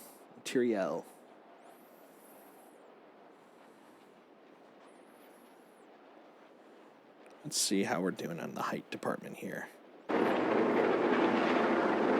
Yeah, so you can hear the noise. The turbulence, because that's not the ship, that's the wind. Like, it actually does deal with the wind shear, depending on how rough the winds are. And of course, gas giant, it's nothing but winds. I just find that fascinating. So yeah, you can see I'm 97,000 meters up, 98. So we're almost at 100 kilometers up, and we still haven't even reached the top of the clouds. Isn't that bonkers? That's bonkers. I'm just chasing the pink clouds. Almost sounded wrong, so wanted to clarify. Yeah. Good times were had by all. Good times were flown by all.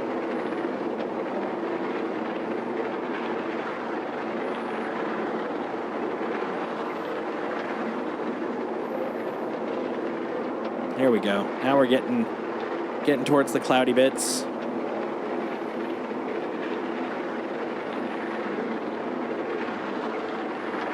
It's starting to thicken up as we get closer.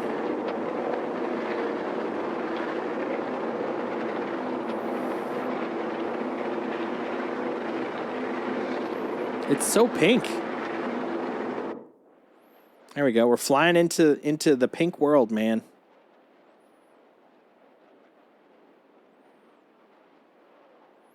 Yeah, you can see the noise on the edge. But I love it because it's dynamic. It's literally generated clouds. It's not a fixed texture like most games, or a fixed weird mesh. Like, this is literally weather on the fly. I love it. I love it. Oh, look at that. That's pretty. Get a pernt skern of that. You never know when a good pernt skern will, appear, so you got to be ready. Got to pernt that skern. Sometimes skerns need pernting.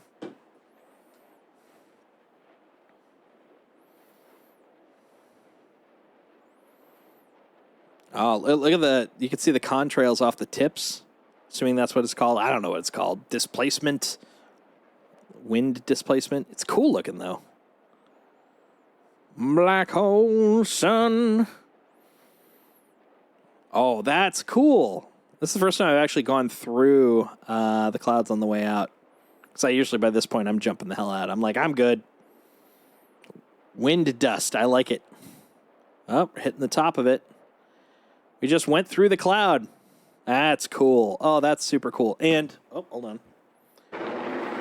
Yeah, you can see the water from it. All the condensation. That's so cool. Little drip drops. Now I'm out of it. No more condensation for me. God, I love it.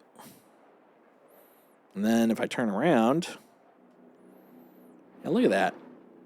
Just look at that. It's crazy, isn't it?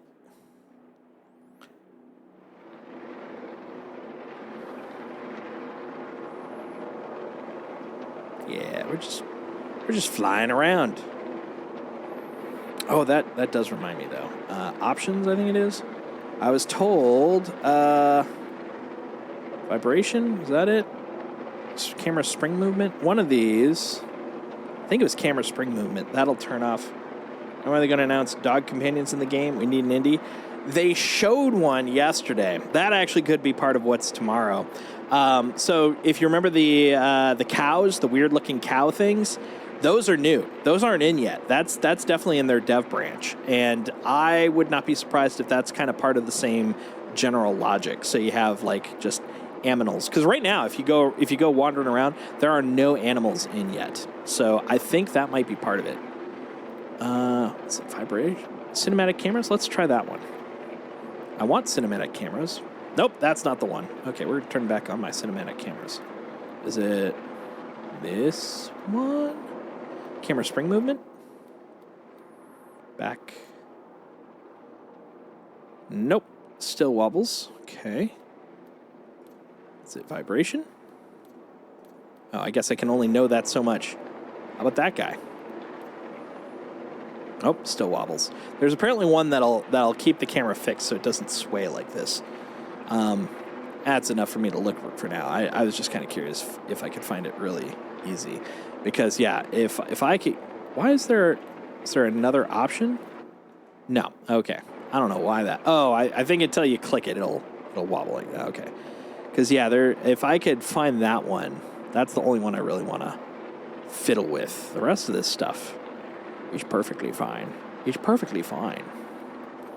Graphics. Look at all the fancy graphics. So I got my HDR. Experimental, but beautiful. That's what they call me. I'm experimental yet beautiful. God, so nice. Okay, enough of that. Let's get the hell out of here. We're above the clouds. We're ready to go. Go back and we'll get a ship and we'll go do some work. Do some work. Do a job. A J-O-B. Job. Job. Jub. All right. Here's the rub. Here's the deal. Here's the plan, the goal, the dream, the attempt. There are 3 core types of jobs in this game. There's more. There are 3 core types of jobs in this game that I am willing to do currently because they are things I enjoy. Because, right, you should enjoy what the hell you're doing. We're going to buy Genie. We're going back to my home. That's my home station. We're going to bring up the quantum. Oh, am I blocked? I hate it when it does that. See how it says obstructed? You would think it'd be like, hey, if you're blocked, we'll find the route. But it doesn't seem to do that as much anymore on the planets. Because that's what it's supposed to do. It's supposed to literally find the next orbital marker and take you there. So now I got to go find one of the markers of orbitalness. Oh, there's one. There's one. We'll go to this orbital marker. So the choices are I could do some hull scraping, which is like kind of like a little bit of scrap. I could do. Oh, actually, there's 2 for cargo. I could go do some prospective cargo, which is where I just go to a mining outpost, buy some of their cargo, and go take it back, which is also kind of fun. There's also UPS deliveries, which is literally me picking up boxes and dropping them off. It's basically like being an Amazon driver, dropping it on a whole other planet. It's kind of fun. Or bunkers. Or bounties. One of which is bunkers, which is like FPS shooty, or flying around and taking baddies out dogfighting. Which one of those sounds like the funnest to see? Because I like them all. But I want you to experience something that you think might be an enjoyable experience. Because that's how I roll.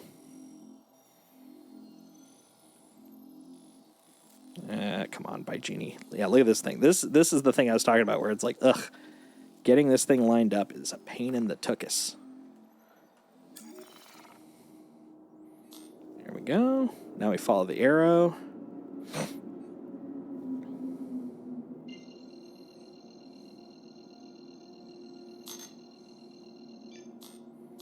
And we're off.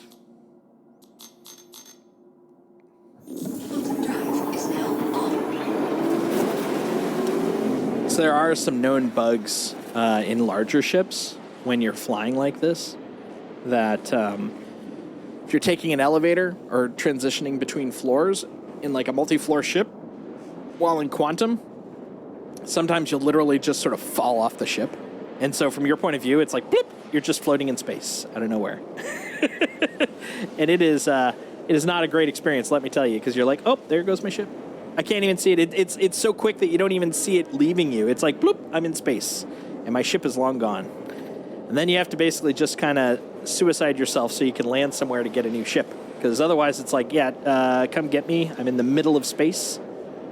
Especially on this guy, because look at the quantum route I'm taking here. I'm like basically going right next to the sun. And you would think, oh, that's right. What is this quantum snare event? I was going to check that. I'm gonna do that tomorrow because I don't know what it is, so I don't want to take quality time from people that are enjoying the stream. To figure that out. What was I going to do? I was going to do a thing. Oh, Sneezer boy. Oh, I remember what it was. There. Got to get some music going here. So it's very quiet otherwise.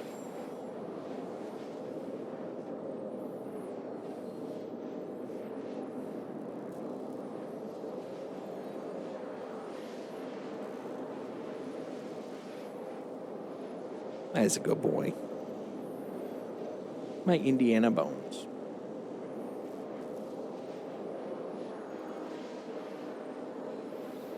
I have an Indiana bones to my side here. You know what? While we're waiting, why don't I bring him up?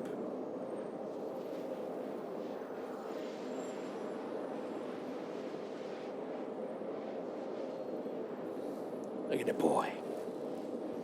Look at the boy. Look at him. Look at this happy little man.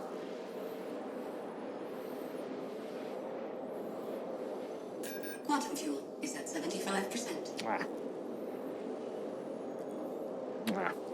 What's not to love about this dude? This is a great dude.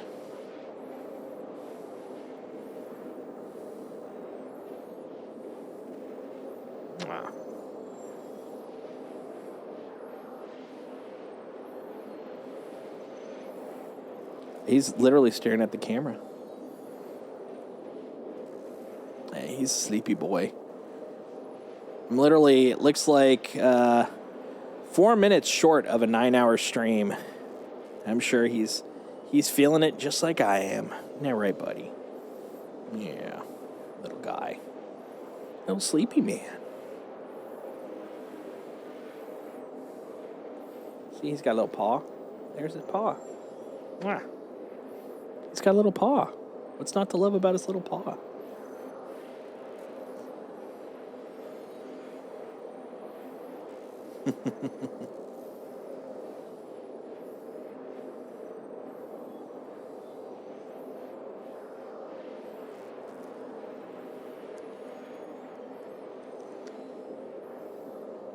This is what I love.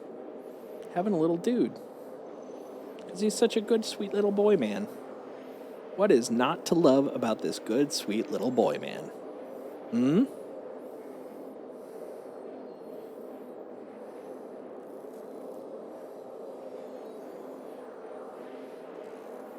Well, we're a little over 2/3 of the way there, bud.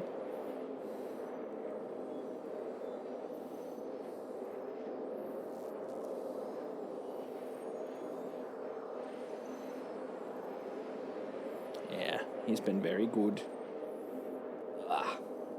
Very good all day.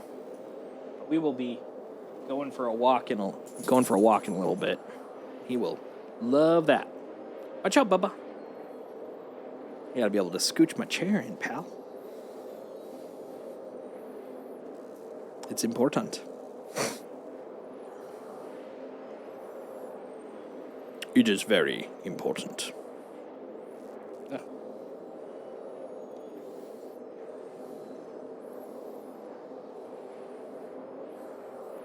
So if you're still there, Pizza, how is Darby today?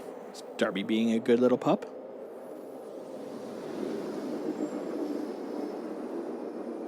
I hope so. Darbicus Puppicus.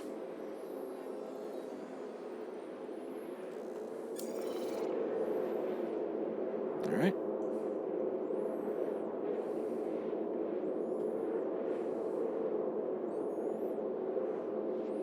He's currently in his cage right now. Aw. Is that his choice? Did he go in there, or is he getting punished? He's been a bad pup. Oh no! Fireworks! Boo! The heck sort of reason is there for fireworks in the neighborhood right now? It's not even a holiday or anything. He willingly chose it. Well, that's good. Jerks.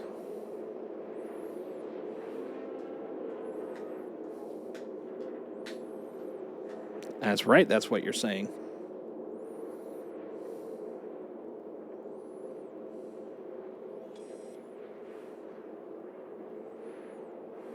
So I think what I'm going to do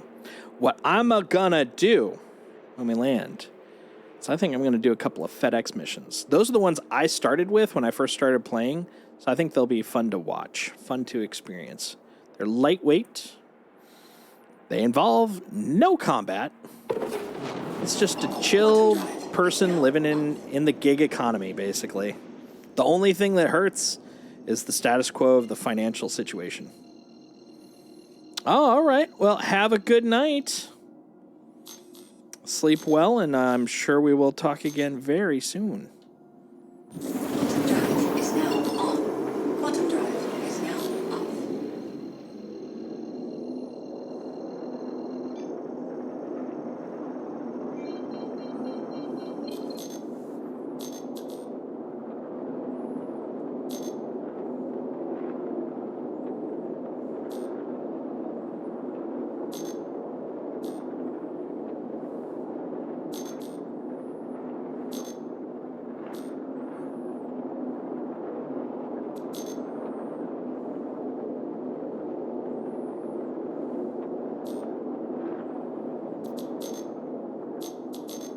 In that case, I think this, once I land, that might be it for me tonight as well.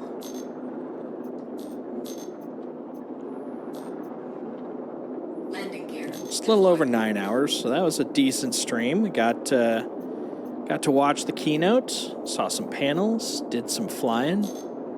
It's good times. Got to watch the cosplay contest. The cosplay contest was very brief, though. But honestly, I'm not surprised. It's not like there's a lot of, I don't know, a lot of room, per se, to build your cosplay characters in this. So there's, you know, it's all suits. Now, the suits, I think, are going to be diverse enough. You could do cosplay, but it's not like, you know, I don't know, as an example, what's it called? World of Warcraft. There's all sorts of different races and classes and outfits and da-di-da-di-da-di-da. A lot of diversity, and it probably brings a lot more people in for the cosplay community. I do hope that changes over time, though. One thing that definitely needs, though, is to get closer to ships so that more people are interested in playing it and trying it out. Because I think once that happens, we'll see it a lot more. Please proceed to assigned landing gear raised. Landing gear deployed. There's my spot right there. But yeah, I think it's going to be time to wrap it up for me. Once I land, once I get set up, or once I get put down, I guess. But it's been a lot of fun. Had a handful of people hop in and out.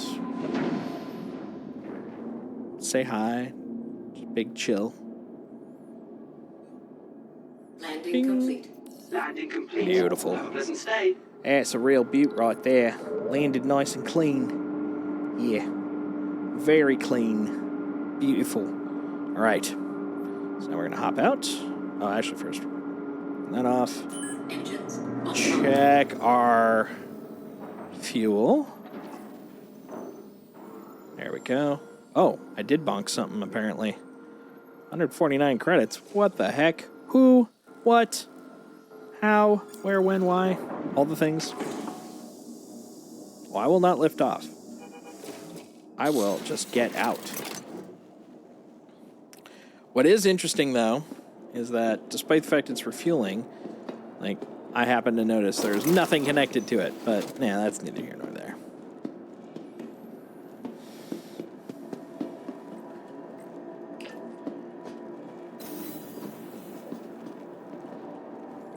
Alright, down to the lobby.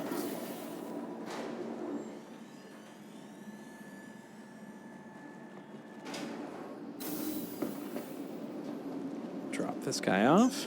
Welcome to the ASOP Vehicle Retrieval System. There we go. Oh yeah, and while I'm here, A2 destroyed. Interesting. Not the last time I checked, but okay. Your insurance claim has been sent. There we go. Please visit us again. Goodbye. Very interesting. But for now, that's fine. All right. So, yeah, a lot of fun.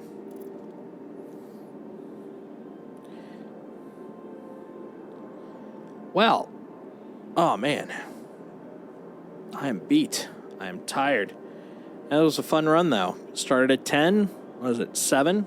9 hours? It's a lot of running around, a lot of flying. But you know what? This isn't the end. No. Tomorrow, same thing. 10 a.m. I will be hopping on. We will be enjoying day 2 of CitizenCon.